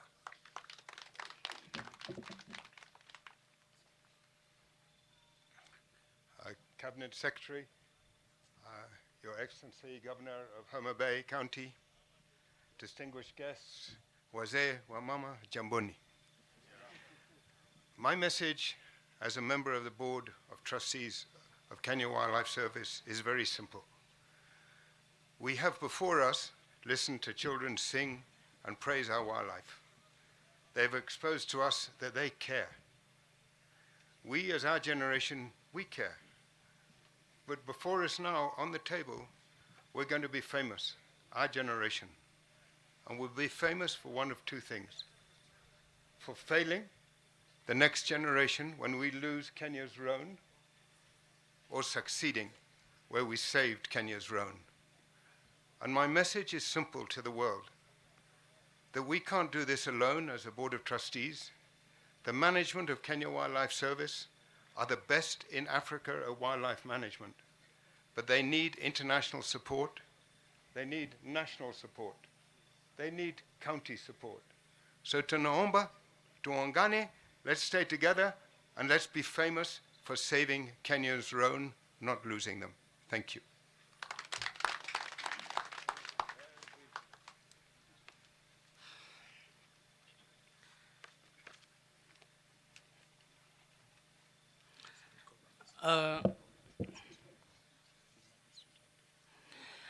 Our guest of honor today, our CS, Mr. Nachi Balala, our Governor, Homa Bay County, Subriya Nawiti, our CAS, Joseph Boynet, our Principal Secretary, Professor Sigor, our Deputy Governor, Hamilton Orata, our DG KWS, our area member of parliament, our MCS present, all civil servants, both national and county governments, students, members of the public, and all invited guests. Good morning. Oh, it's afternoon, eh? Good afternoon. My name is Ayati Kipkemei, and I am the County Commissioner Homa Bay. I want to take this opportunity to most sincerely thank you, Bwana Waziri, for choosing Ruma National Park to celebrate this International Wildlife Day. We don't take it for granted. We know there might have been other better places to go within this country, but you chose to be here today with us, and you also came with a very powerful team. So we want to thank you and appreciate you for bringing this function here. Secondly, I want to say, us as national government officers, especially the security team, we work closely with your team here in the park, and we also work very closely with the county government and the elected leaders in this county. We work together as a team. That is why you were able to see all of us here. You see the governor with his very big team, and our national government officers here. This Ruma National Park has few challenges, which some of them touches on us as a security, which include poaching, include wildfires, and I want to assure you, as the county commissioner in this county in charge of security, we are going to do our level best to ensure that some of these issues we are able to address them effectively. Another issue which I know the leaders will raise, which has been raised during our barazas, are issues of compensation, which I know you are going to touch on that. And I want to assure you that this place have enough support from us. Having made those few remarks, let me now take this opportunity and invite very few people to make their remarks. I want to request the MCS to stand, please. MCS, where are they? Maybe you can come and just say your names. You know, Bwana Waziri, I will have problems when I don't give them something to say. Time to say. So for the interest of time, gentlemen, just 1 minute each, please. Kindly. Thank you, Commissioner. Cabinet Secretary Honorable Balala, the Governor, His Excellency, Honorable Subriya Nawiti, all protocols observed. Honorable Paula Dika, MCA Lambwe Ward. As much as I've been given 1 minute, but I take this pleasure also to celebrate the World International Day for Wildlife. And this is the opportunity I want to state categorically that Ruma National Park also belongs to the Lambwe people. I want to say categorically that we are very grateful to Kenya Wildlife Services for the services they have continuously offered to Lambwe people. As much as there are gaps, those gaps need to be bridged.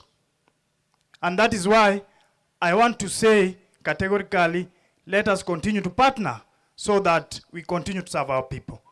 There are serious human-animal conflicts.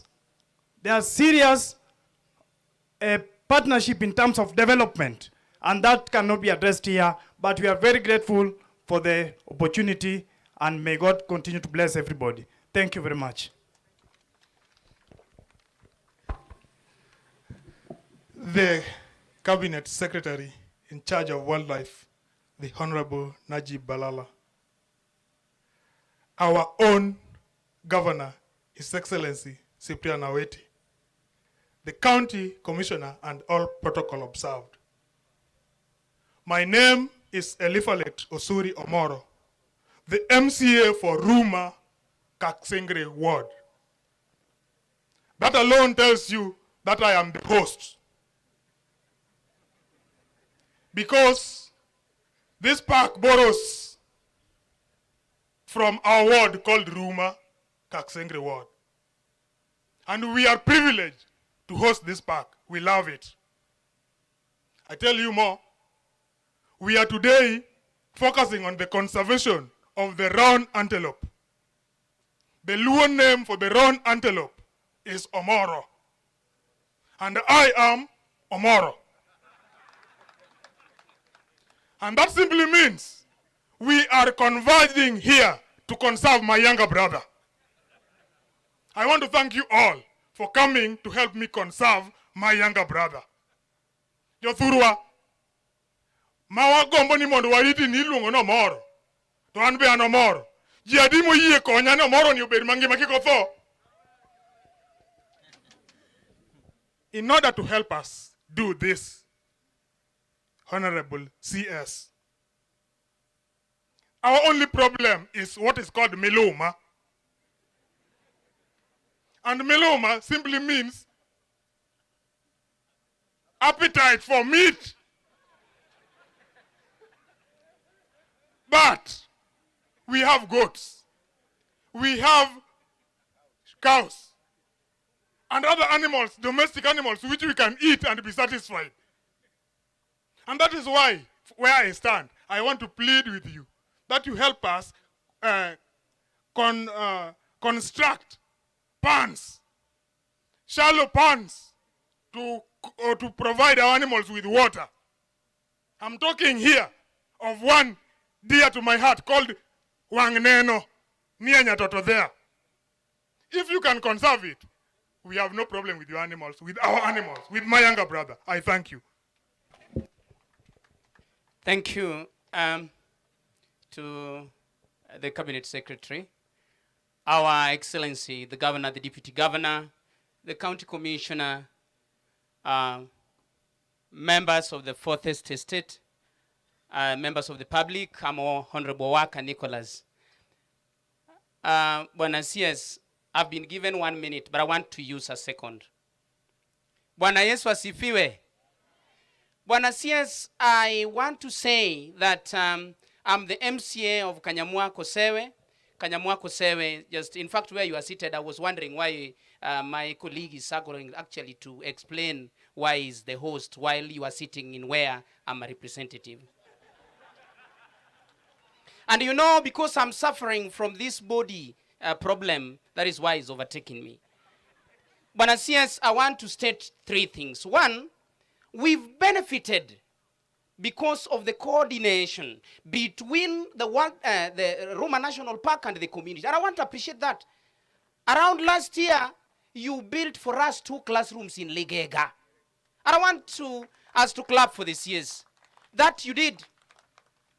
Last year, but one again, you actually decided to drill for us a borehole here. And we are saying thank you for that.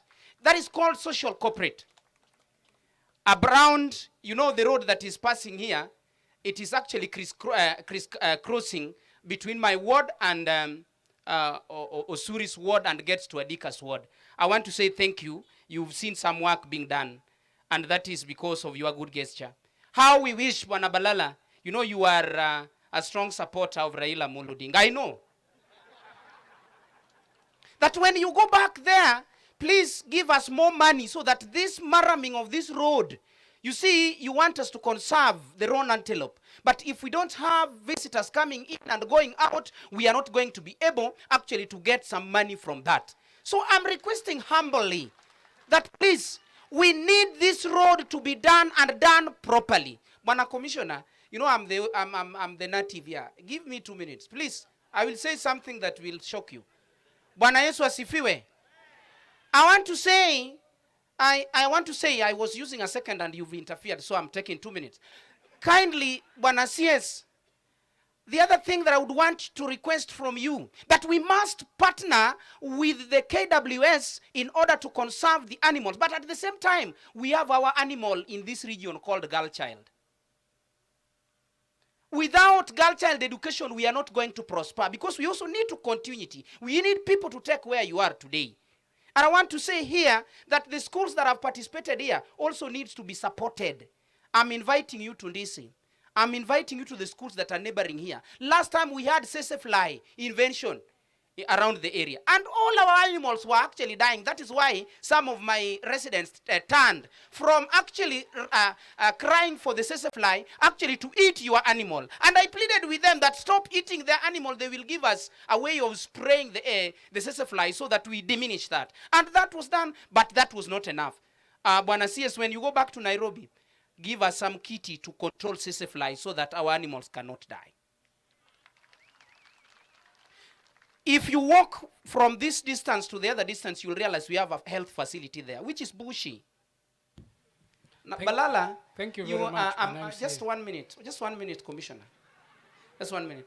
Honorable Balala, even if you could have been taken back to your 18 years of age, all girls would have died here because of you. But you see, we also want other people, we also want other healthy individuals to be in this region. That can only happen when we have a good health facility. Please also support us, because the governor last month actually posted some more nurses here. I want you to request that if you have anything that can support our health facility, please do it. I want to end there, but if I end without saying this, they will kill me. Bwana Yesu asifiwe. Jodalawa. Awiti uneno governor jakudondo ko mielka. Governor ka yuchinika kikangi dhi ko kimulo korgi gidola. Kao kamano nyasach loch mondo bed kodu. Thank you. Asante sana Bwana MCA. Thank you very much for using 1 second. Now Bwana Waziri, I want to take this opportunity and ask my security team to stand up. County security team, please. That is the county security team, sir.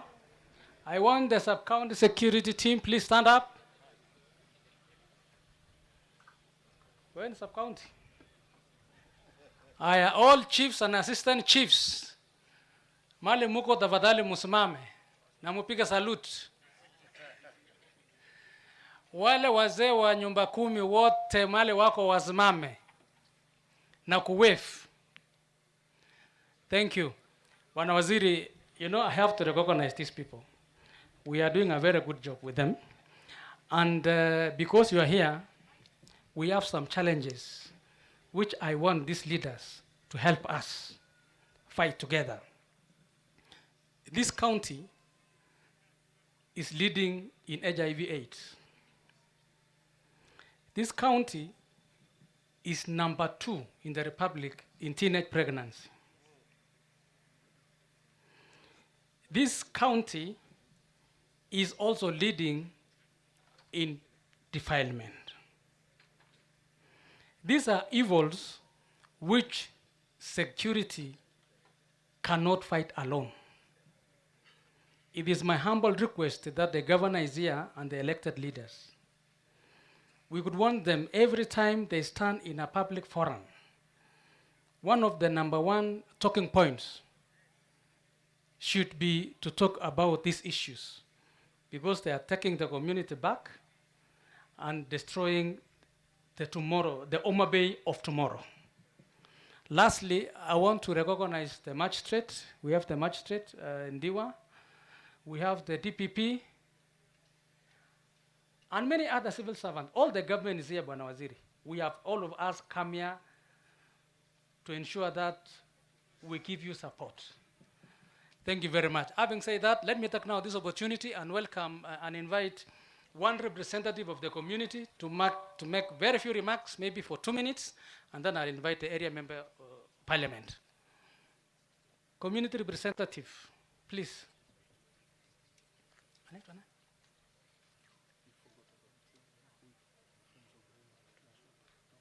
No, sorry, I'm talking about Friends of Ruma National Park. Sorry. Friends of Ruma National Park representative. Okutu, where are you?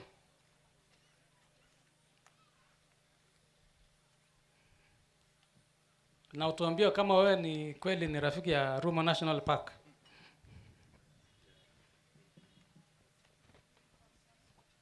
Friends of Ruma National Park, relaunch of roan antelope recovery and tree planting to mark World Wildlife Day, 3rd March 2020 at Ruma National Park. FRUNAP welcomes all present, in particular the Cabinet Secretary,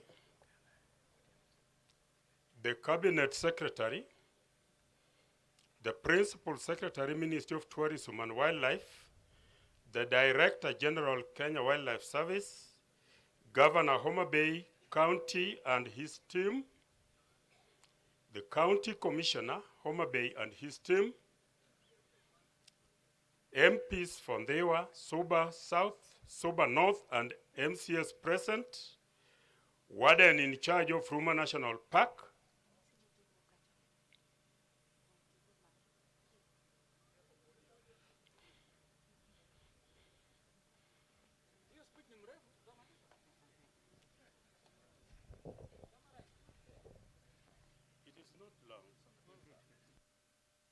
our stakeholders present, and the entire local community. Ladies and gentlemen, good afternoon. We are a registered group with members from Ndewa, Soba North, Soba South sub-counties. We form a link between the park and the local community for friendly coexistence. We appreciate the help from KWS, i.e. classrooms at Ligega and Kamato schools, pipe water at Kamato School, desks given to Sigama and Akala schools, uplifting of Lambwe Forest Dispensary, and last but not least, good all-weather road from Mirogi Center to Ruma Park headquarters. Thank you, and may God bless you. Mr. Vitalis Ogutaroka, retired teacher, Chairman, Friends of Ruma National Park. Thank you. I've finished, sir. Asante sana. Yeah. Kumba, I was harassing you and you're on the line. Huh? Thank you very much. Bwana Guest of Honor, sir, let me take this opportunity to invite the area member of parliament, Bwana Peter Sawino, to make his remarks. Mheshimiwa, karibu. Pigia makofi mheshimiwa. Unajua makofi ni ya wanasiasa. Asante. Haya, bwana waziri ambaye ni rafiki yangu sana, Najib Balala. Governor wetu, who is also my mentor, Cyprian Awiti, Deputy Governor, PS, Wildlife, County Commissioner, Kimei, DCC, Wamdewa, Warden Wahapa. I also have a friend of mine who is also helping us in doing some research in SSFly, Professor Chola. You know, you came late, but I'll call you in a minute. You tell us how far you have gone with this. All protocol observed, ladies and gentlemen. Juturu wagi mwakungote mo enbaru wako wendo. Jiadi maru wako balala ka. Hapana siski. Nataka ile makofi na nduru ile ya kilele sana. Kwa ngapi? Asante sana. But Governor, it took me a long time. You know, Balala is a very busy man. Very busy.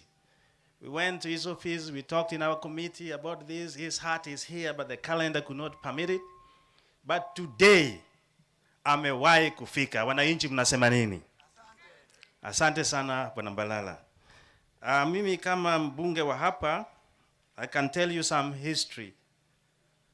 Before this park was organized, we used to hunt here before it was fenced. And people used to come all the way from Kanyada, Homa Bay to hunt here. But when it was organized and was gazetted, these people have been very tolerant. They have retreated and they have been using domesticated animals for their food. Problem number one, which I discussed with you and put in my MOU, I'm not going to elaborate much, but I mentioned to them that in the last 2 years, we have lost almost 600 cattle.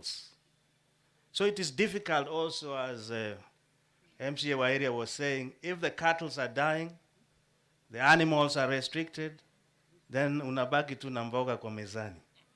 Hiyo inakuwa tabu. But they have been very, very resilient. Some few questions which I asked the minister to help, and I know the budget which we give him, but still, because Ron animal is rare, we also need some rare treatment so that we can preserve them well. Request number one, kama nyinyi watu wa Ndhiwa, mnajua tulikuwa na njia ya Gor Mahia. You know Gor Mahia from football club. Spanning from all the way Kipingi, those sides, coming to Sigama, going through Kodumba, up to Kodiera. Gor Mahia is a legend, and he used to protect our people. And that route was a security route. Now, that road is dead. That's why you hear there are fires coming from this side, going to the park. Under your security road arrangement, we present this also to Honorable Matiang'i. That security road need to be taken from there through Miranga, Gaena, Segama, Kodumba, up to Kodiera, so that we can provide security for fire and security also for the animals. For example, if something happens here, you can't access the park and save it. It is as important on that. Now, the road from Kadillo to Mirogi, I ask you, that road should be uplifted to a bitumen standard because it's a major route up to Adika's place in Kipasi.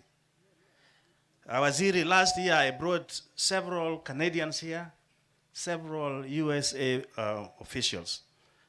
The only place they could get their own was here. And mark you, they missed rhinos in Masai Mara, but they got them here at a glance. So this is a very strategic park that should be honored by resources.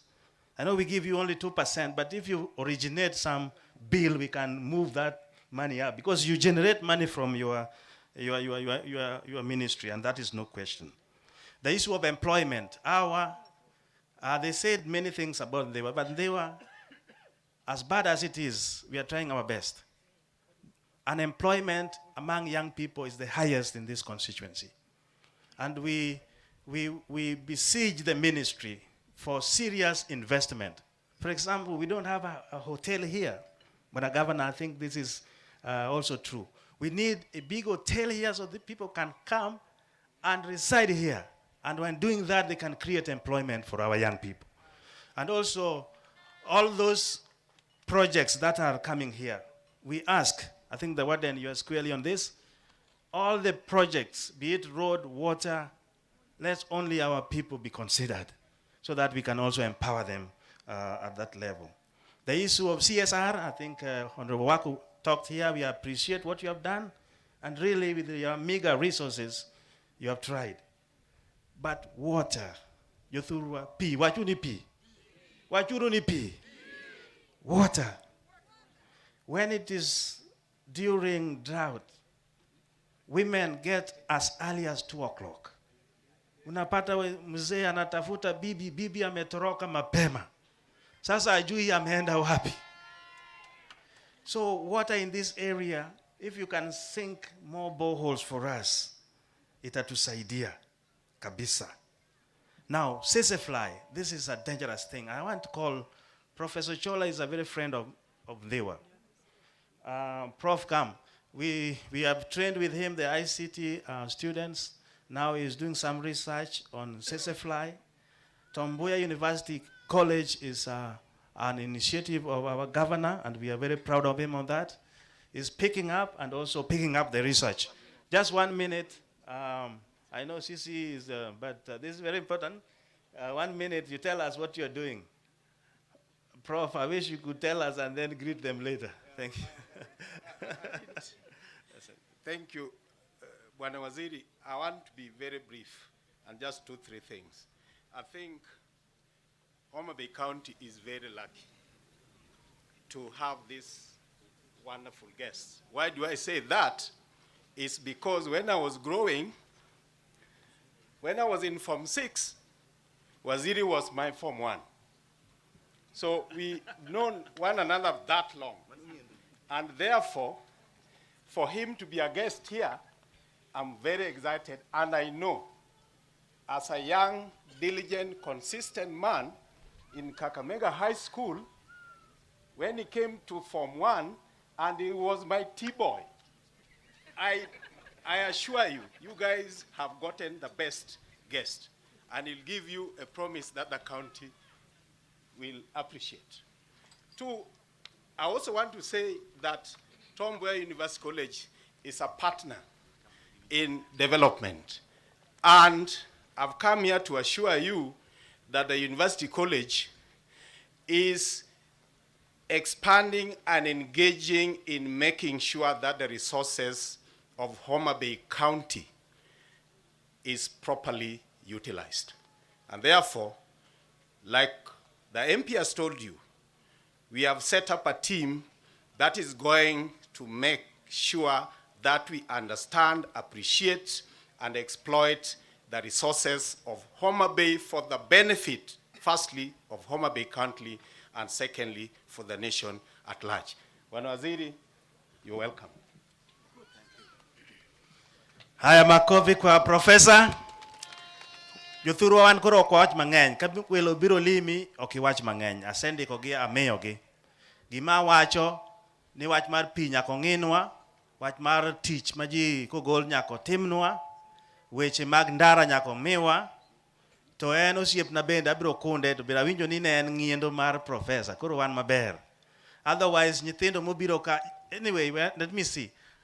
How many are from Dewa? Can you raise your hand? If you are from Dewa. The schools. Hakuna? Then you missed your diet. Because I wanted to call the presidents of those schools to come and see me later to change their diet. Kama hakuna shule ambao wametoka Dewa, iko ndani wasema iko na mimi nauliza unasimama. Wewe sio mwanafunzi wewe, wacha wewe. Ero ukamana Jothuru Nyasaye gwethu. Thank you very much. Asante sana mheshimiwa, lakini kwa sababu umesema mambo ya chakula na wanafunzi wako hapa wengi, unaweza pia kuangalia. Bas.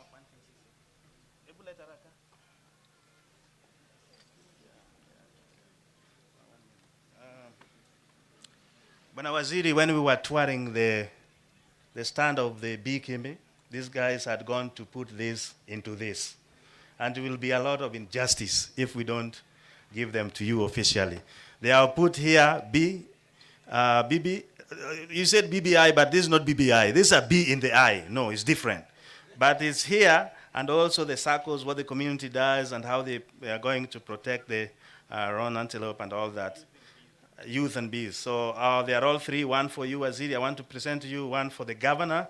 I want to present to you and take pictures with them, and this will be over. Can you come on this side, including this young man? Thank you very much.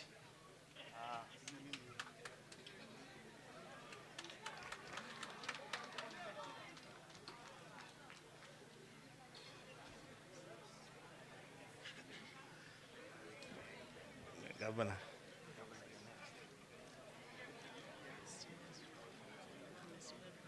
Yeah, you came later. I'll see you later.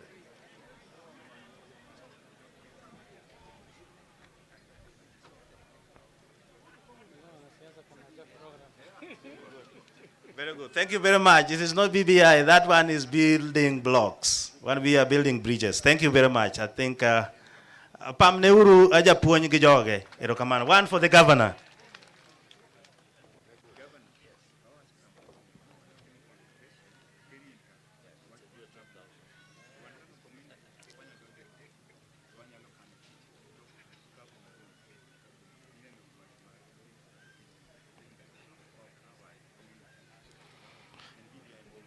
Thank you.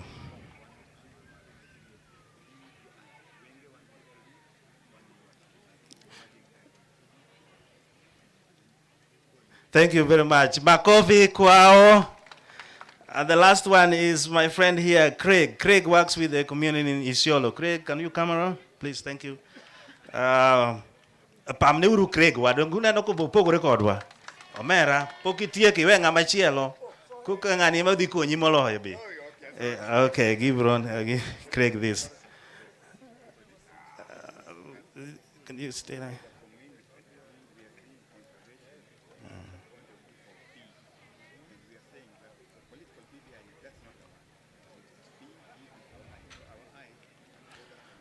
Yeah, thank you. Thank you so much. Aya koro mos ngama ne bathi. Mos ngama ne bathi. Serial waiting mos ngama ne bathi. Aya, that is handshake na inaisha hapo BBI kweke.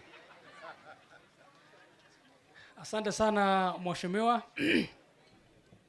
Mgeni wa heshima, I want to take this opportunity now kwa ruhusa yako to invite your Principal Secretary to make his remarks. Professor Sigor, Principal Secretary, please come make a remarks. Yeah, thank you very much, Bwana County Commissioner. Our guest of honor, Honorable Najib Balala, who is also the Cabinet Secretary, Minister of Tourism and Wildlife, the Governor, Homa Bay County, His Excellency Cyprian Awiti, and the Deputy Governor, Hamilton Orata, the Member of Parliament in Thiwa constituency, Honorable Peters Owino, the Director General, KWS, Brigadier Retired Waweru, the members of the board, our conservation partners, our Chief Administrative Secretary, Minister of Tourism and Wildlife, Joseph Boynet, distinguished guests, ladies and gentlemen, good afternoon. Our guest of honor, today we are happy to be in this county to celebrate a very important day in our calendar of events in 2020. This is the Wildlife Day, which we are celebrating in this county. And from Nairobi to this place, we've come to represent the ministry and also the government in this very important function. And I want to request the officers who have accompanied our Cabinet Secretary to stand so that the people of this great county are able to recognize you. Yes. So these are the officers who have come from Nairobi because of this very, very important function. I will not mention them by names, but they have come here to demonstrate that this is a very important day, and we've come here to join this community in celebrating Wildlife Day. You can be seated. Our guest of honor, through the conservation of wildlife, we've come a long way in terms of ensuring that we conserve our wildlife. And the ministry, alongside KWS, which is our service provider in terms of wildlife management in this country, we've done this so that our wildlife is managed and managed properly. In addition, this day is also important because we are using it to publicize the issue of our roan antelope, which is endangered. And so today's function is bringing together distinguished scientists, researchers, policymakers, so that we bring our minds together to see how to publicize and how also to improve the numbers as far as the roan antelope is concerned. And there is no other better day to do this than the World Wildlife Day, which is being celebrated today.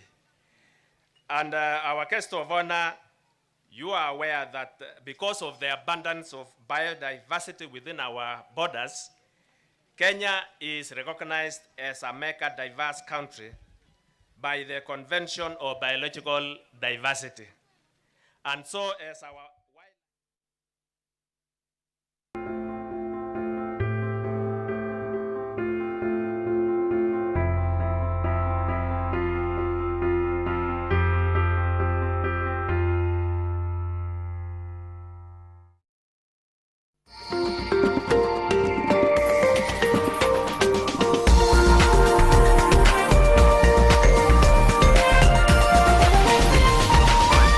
This is NTV.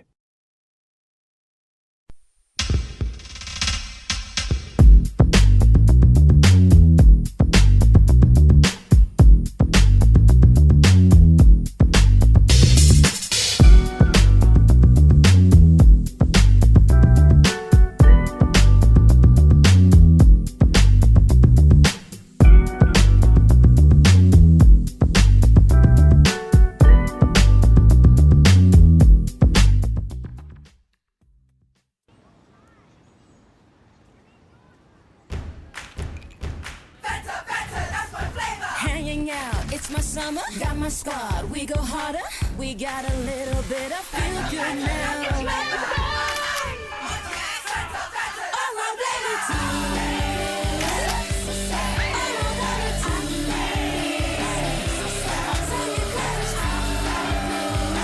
Let's have a little bit of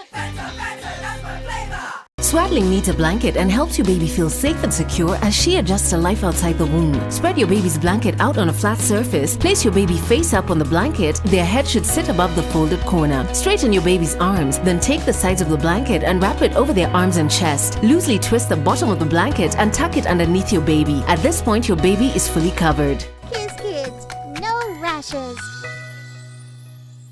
Bye-bye rashes, bye diapers. Choose Kiss Kids. Feel good, Coca-Cola and food, Monday to Sunday. We're all chasing taste. Let's just grab a bite and enjoy. Drink a Coca-Cola, every single day.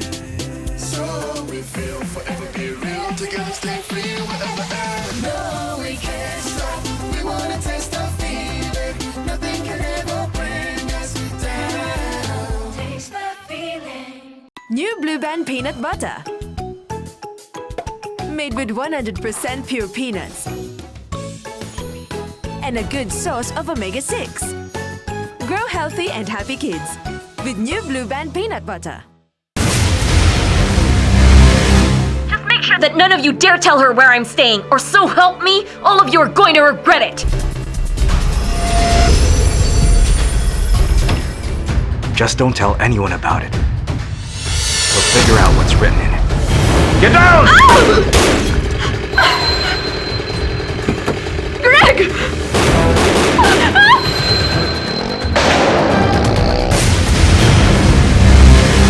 Shower, sour, your tennis sour shower has never been better with the new look Sour. Now with a new formulation too that will leave you feeling fresh for longer, while the soap lasts even longer. Sonadol Extra imetengenezwa kwa njia spesheli kupambana haraka na maumivu ya kichwa, mwili na hata meno. Sonadol Extra, hakika maumivu yakizidi, pata ushauri wa daktari.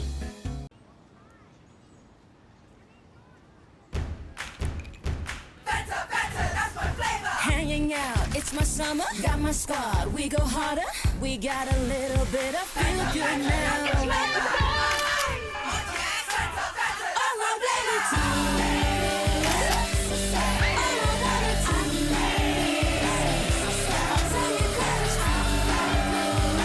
Let's have a little bit of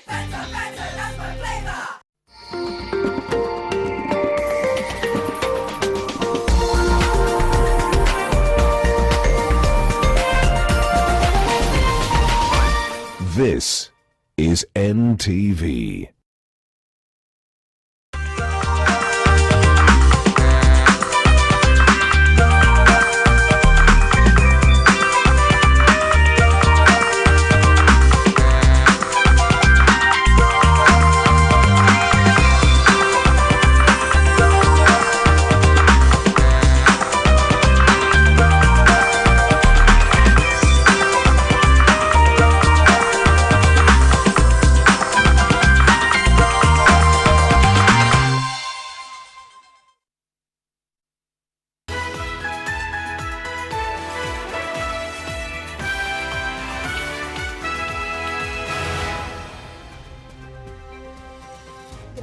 My name is Olive Barrows and you're watching NTV at 1. We start at the Milimani Law Courts, where the Kenya Ports Authority CEO Daniel Manduku has been freed by a magistrate's court after the Office of the Director of Public Prosecutions failed to avail a charge sheet in court. Senior Principal Magistrate Kennedy Cheruiyot has ordered the ODPP to put its house in order. Manduku was arrested on Monday and stood accused of abuse of office, breach of trust, willful disobedience of statutory duty, and neglect of official duty at the Kenya Ports Authority. We're now joined by our reporter Seth Olale from the Milimani Law Courts. Seth, what explanation did the DPP provide for failing to avail a charge sheet? Well, Olive, it was quite interesting because the DPP, represented by his assistant DPP, that is Joseph Ryungu, said that he was not aware that that matter was coming to court. So quite an interesting gesture in court, because the DCI had proceeded to arrest Manduku yesterday and bring him to court today, hoping that he's going to be charged, but the documentation was simply not there. And as I stated earlier, is that Joseph Ryungu, representing the Office of the Director of Public Prosecution, did tell the court that the office was not aware that actually the KPA CEO was being arraigned here at the Milimani Law Courts. Quite interesting. And, you know, the court had to be adjourned for more than 2 sessions, and ultimately the senior principal magistrate did rule that the Office of the Director of Prosecution puts its house in order before they can arrest and charge Manduku formally. But even to give us more explanation, we have a host of lawyers representing the KPA CEO, of course led by Nelson Harvey, who also doubles up as the LSK president. What an interesting session in court today. Just tell us about your interpretation about this. Oh, thank you. There's no interpretation required for what transpired today. What has happened is actually the coming out of the truth and the shenanigans that transpire behind the scenes with regard to prosecution in this country. We keep talking about the war against corruption, and for a long time, the judiciary has been blamed and said to be the weak link. Number one, the only person who has the power and the mandate to bring charges before a court of law is the DPP. The DCI do their investigations, present the files before the DPP, and then wait for the DPP to either give approval or recommendations regarding the charges. What we have seen today, and indeed began yesterday, was a case where the DCI jumped the gun.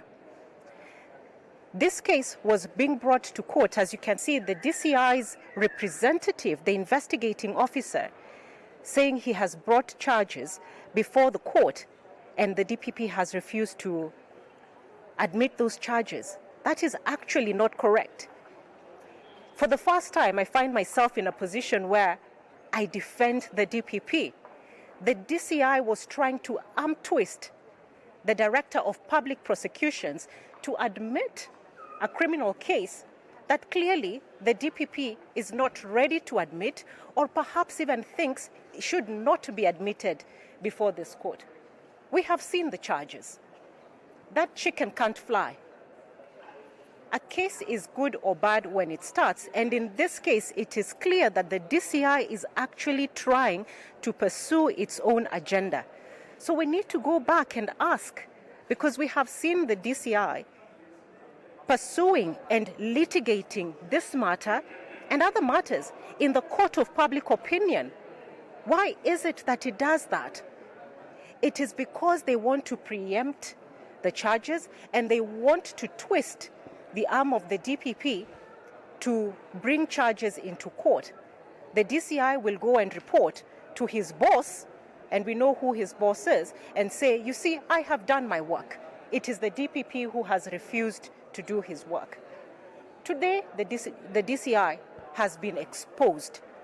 There is an ulterior motive behind the persecution of Dr. Manduku.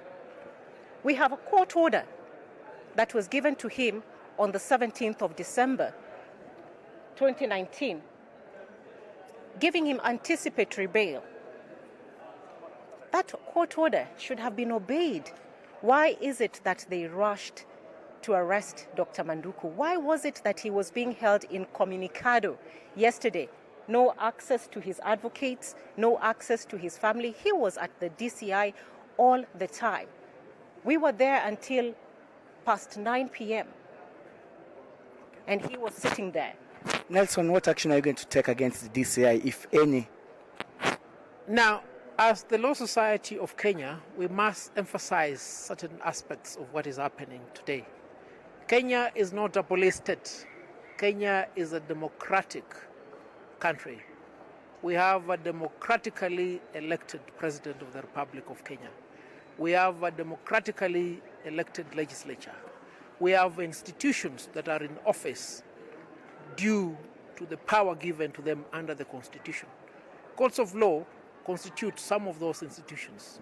The Office of the Director of Public Prosecution is the office anchored under the Constitution. It is given the power to determine and continue criminal prosecution. Now, with that background, it must be understood that any law enforcement agent, any state officer entrusted with the responsibility of enforcing the law, cannot have any legal or moral obligation to enforce the law if he or she violates the law. It is as simple as that. And this issue courts have addressed time without number. They have reminded the police, they have reminded the Director of Criminal Investigations that you are the biggest beneficiary of justice. As and when you don't want to comply with court orders, know that you will be the loser in the end. Yesterday, at around 8:30 p.m., we addressed the press. We addressed the press from the headquarters of the DCI. Our client had been held in Well, Seth Olale remains on that story and will file a more comprehensive report in our subsequent bulletins. Now to more news coming out of the Milimani Law Courts, and the High Court has reviewed Embakasi East MP Babu Owino's bail terms downwards to 5 million shillings from 10 million shillings cash bail. And that is after he was charged with the attempted murder of Felix Odhiambo, alias DJ Evolve. The ruling by Justice Luka Kimaru has given leeway to Babu Owino in settling DJ Evolve's hospital bill only as a moral obligation. The accused MP has since deposited 4.4 million shillings to the court and will therefore be required to pay an additional 600,000 shillings. Justice Kimaru's review comes after the Milimani Chief Magistrate, Francis Andai, directed Babu to pay 10 million shillings cash bail in installments. And that was so through his lawyers, Babu moved to court pleading for the bail term review, arguing that it was too high. The matter will be mentioned on March the 20th of 2020. Members of the Joint Parliamentary Committee on Health were furious this morning after Cabinet Secretaries for Health, Transport and Interior failed to appear before them regarding the country's readiness and response plan on the coronavirus disease. The legislators accused the 3 cabinet secretaries of not taking the matter seriously and treating the committee with contempt. They argue that COVID-19 is such a serious matter that needs immediate commitment and decisive actions by the Interior CS, Fred Matiang'i, the Health CS, Mutahi Kagwe, and Transport CS, James Macharia, and not mere answers from the principal and chief secretaries who were present. The meeting was adjourned and the 3 cabinet secretaries are required to appear before them tomorrow at 3 p.m. Okay. We introduce and then start. What actually wanted members getting concerned? I'm equally getting concerned. If your concern will be handled later. So it's either that they don't take the matter seriously or don't take a joint committee of the 2 houses of parliament seriously, and that's why they are behaving like this. This was an opportunity for the ministers and the technocrats to actually explain to the people's representative, and in the process, because the media is here, they'll be actually talking to Kenyans. Cannot summon them. Even when they are summoned, they do not appear because nothing has happened to them. So you should also report this matter to the Speaker. They get sanctioned. This meeting need to be adjourned until that time when the cabinet secretaries will appear before us. This is an important, it is of a national concern, it is worldwide, it is a virus that are killing people. We do not want to take it casually. The cabinet meeting, if it is there, why not it was informed that this meeting would have rescheduled, revisited the city? We will communicate the same to our speakers and the clerk of the National Assembly so that they can be able to be communicated to today. And we expect then tomorrow at 3 p.m. that we'll meet in the same venue with the same joint committee so that then we can be able to deliberate. And we're expecting, unless it is an emergency, that we have the people responsible, who are the cabinet secretaries, to come. Well, staying with the coronavirus, and the global death toll for the new coronavirus disease now stands at 3,000. The World Health Organization has voiced its concern regarding the increased spread of the virus, as it further advises that states should equip themselves with ventilators to treat infected patients. More people have died in China, Iran, and the United States from the virus, which has now infected nearly 90,000 people, with cases in over 60 countries. The epidemic has affected the economies of the world, with airlines cancelling flights to China and leading to an unstable stock market. WHO has also announced that in the last 24 hours, there have been almost 9 times more COVID-19 cases reported outside China. China's economy has ground to a halt as a huge section of the country is under quarantine, as it has also been subjected to strict travel restrictions. If this was an influenza epidemic, we would have expected to see widespread community transmission across the globe by now, and efforts to slow it down or contain it would not be feasible. But containment of COVID-19 is feasible and must remain the top priority for all countries. We still firmly believe that the strategy of containment with slowing down spread, with protecting the health system, is still the best combination or blend of strategies right now. Away from matters COVID or coronavirus, the Council of Governors says it is concerned by the incessant attacks in Mandera County, as they are endangering the lives of locals. In a statement sent to newsrooms this morning, the council called on the national government to proactively deal with the attacks, as the sole duty to safeguard their lives, the lives of Kenyans, lies with it. In the letter signed by the COG chairperson, Wycliffe Oparanya, it is noted that continued attacks are causing nothing but distress to the citizenry and are calling for speedy reaction to the intrusion. It was reported on Monday that forces from the Somalia Army and those from Jubaland fought in a town near Mandera and caused residents and business people untold suffering, as business premises closed down as residents locked themselves at home.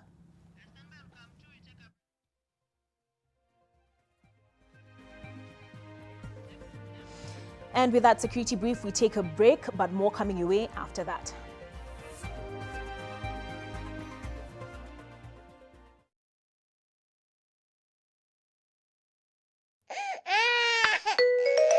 Rashes again?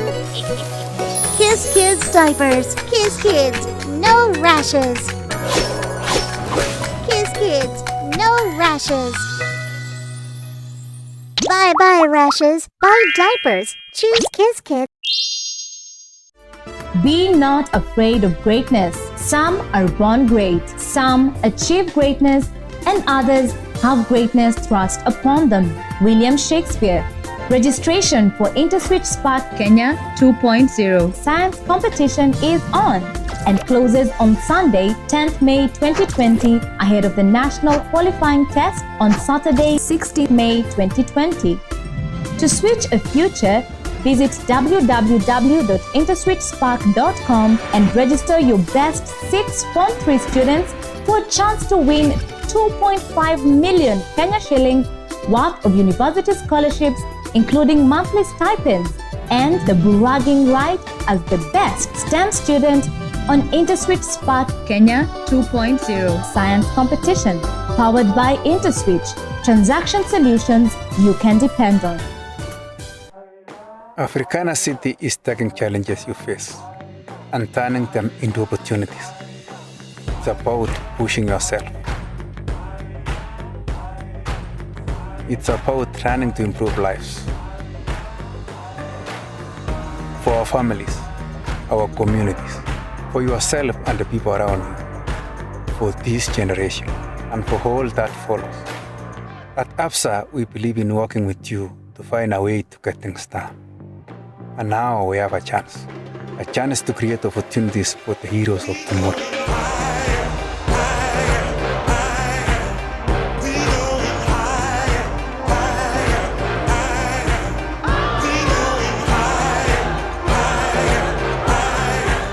Join us in the Touch of Possibilities run as we celebrate the bright future of Kenya. We love Africana City. New Blue Band peanut butter. Made with 100% pure peanuts. And a good source of omega-6. Grow healthy and happy kids with new Blue Band peanut butter. Inakwambia bibi kuna mdenge fulani bibi hapo na nywele refu yani. Kuna ngoko fulani bibi amemechali yake hadi. Sasa ndio madonna kutupinya mtu mbao. Mimi nimemjenga dhao gari ilikuwa salasa akaniambia nimjenge 17 na batina 30 yangu. The way this position is tiring. Nimechoka. What's that? Ni shosho fulani hapa hivi. Ati shosho. Call for long at 1 shilling 50 cents to all networks. Cartelo!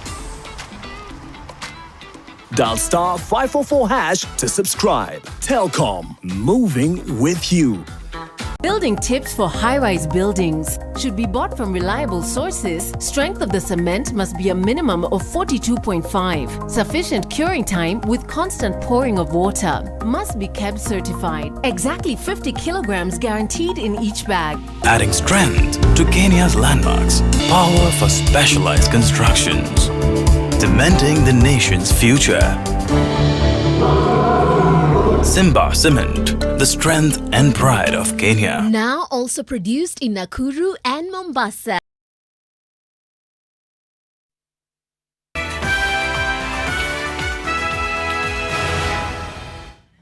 This is NTV at 1 and we are glad you're watching. Now we start with our coverage of the World Wildlife Day, and the focus this year is the rowan antelope. We have Oko Kusa, who's been covering those festivities at the Ruma National Park in Homa Bay County. We are now joined by him. Oko Kusa, what has the CS for Tourism, Najib Balala, had to say on the continued protection of the rowan antelope?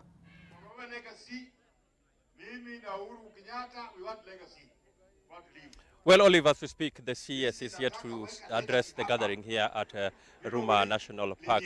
But as we, so far, the persons who have spoken include the Director General of KWS, that is Brigadier Retired Joseph Waweru, who underscored the need for the recovery and action plan that is meant to restore the rowan population, which as we speak now stands at only 12 individuals here at Ruma National Park.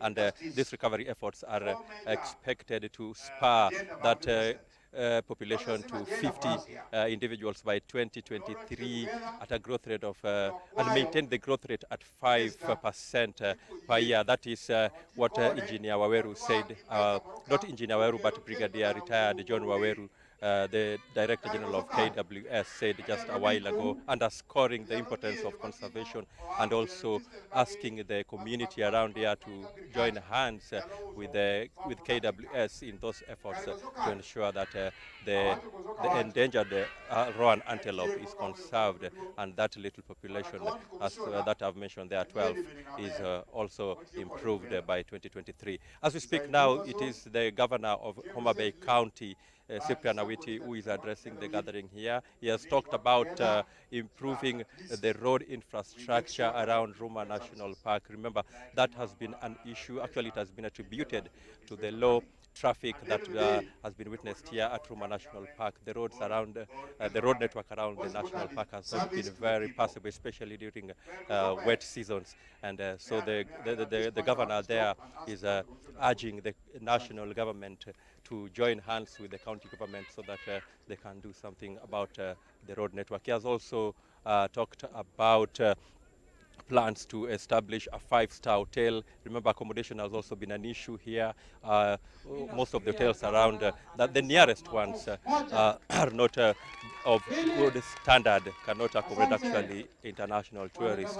And therefore, the governor there announcing that there are already talks that have reached advanced stage with the national government through the Cabinet Secretary Najib Balala of establishing a 5-star hotel within the facility, so that it can also help with matters to do with accommodation around here. And that, of course, will translate into revenue collection and high traffic to Ruma National Park, which is one of, has been described actually as the last refuge of the rare antelope, roan antelope species, which is the reason why we are gathered here today as they launch the recovery and action plan during the World Wildlife celebrations for this year here at Ruma National Park. Back to you, Olive. Thank you, Okukusa. And doubtlessly, the question of human-wildlife conflict and compensation will come up during those festivities. And related to that, 4 people are nursing serious injuries in Jila village, Kilifi County, after they were attacked by a stray leopard. 2 patients who were seriously injured were rushed to Mariakani Sub-County Hospital, while others were taken to Kilifi County Referral Hospital.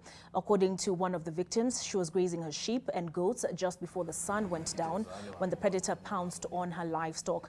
Ganza MP Teddy Mwambire has urged KWS officers to make sure the animal is either killed or driven back to the Savo National Park. Residents have also been asked to be vigilant and to exercise caution while undertaking their normal activities very early in the mornings and late at night. Well, here at NTV, we endeavor to cover the issues that matter to you, the issues that affect your everyday life. This Wednesday, we train our eyes on the state of the economy. We look at unemployment, the cost of living, and the business environment. We ask, where is the money? Take a look. The expression hakuna pesa, that's really the issue. The biggest problem we have is that we mismanaged our economy. Tuko hapa karibu watu 3,000 na wanataka karibu 150 people. Tuko wengi na hakuna gas. Wakati China inapigana na coronavirus, sisi tunapigana na unemployment. Hii Kenya ni kuhama, tutahama ama tutaenda wapi? Tumechoka na tumechoka. Na hii ujumbe ifikie president. Ni nini nyingine mnataka? Ni nini umekosa? Na kama umekosa ambia wa Kenya ile umekosa tukupatie. Madness going on all over the place. If you carry goods from here to Kisumu, you will pay sales here, pay sales in Nakuru. By the time you get to Kisumu, there's no business you are doing. We weaponized the fight against spending bills.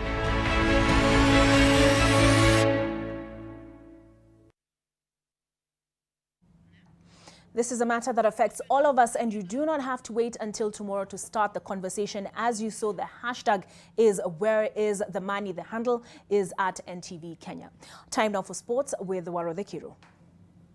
Thank you, Olive, and a very good afternoon to you. Let's play. The national women's football team departed for Istanbul early this morning in time for the upcoming Turkish Women's Cup, set to kick off tomorrow in Alanya, Turkey. The Harambee Starlets have been in camp in Nairobi ahead of the international tournament, which will act as a build-up to the 2020 Africa Women Cup of Nations qualifier against Tanzania in April. Coach David Ouma on Monday named the final squad, entrusting 5 debutants, among them Chapa Dimba emerging star Jane Njeri and the Eldoret Falcons defender Dorcas Shiveka. Starlets will open the competition on Wednesday when they take on Northern Ireland before facing off with Chile on Saturday and taking on Uzbekistan next Tuesday.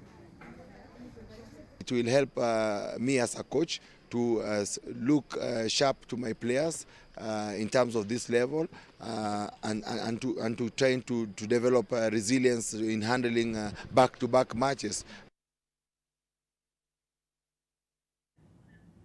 The European Tour and the Magical Kenya Open organizers have taken precaution to make sure that this year's event, which is taking place for a second time as a European Tour's race to Dubai, is safe from the COVID-19 coronavirus. According to Kenya Open Golf Limited Tournament Director Patrick Obath, no player from Italy or China who has been in those countries in the recent weeks will be allowed to play in the Open. The event, which tees off in 9 days' time, will boast of 5 past Kenya Open champions.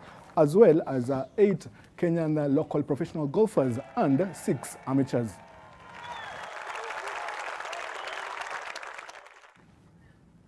On to motorsport, and for the first time in 4 decades, a rallying will be held in the scenic Nyahururu, home to the Thompson Falls. The KCB Nyahururu Rally is organized by Rift Valley Motorsports Club, and the rally headquarters will be at Rumuruti. The crews will traverse the vast Laikipia County, covering 308 kilometers, with 150 of those being competitive. Laikipia Governor Nderitu Murithi will flag off the event with about 30 cars taking part. The race has attracted top rally drivers, including Carl Flash Tundo, Ian Duncan, Baldev Chaga, Karam Patel, and Issa Amwari, among others. Across the borders, and Arsenal put aside their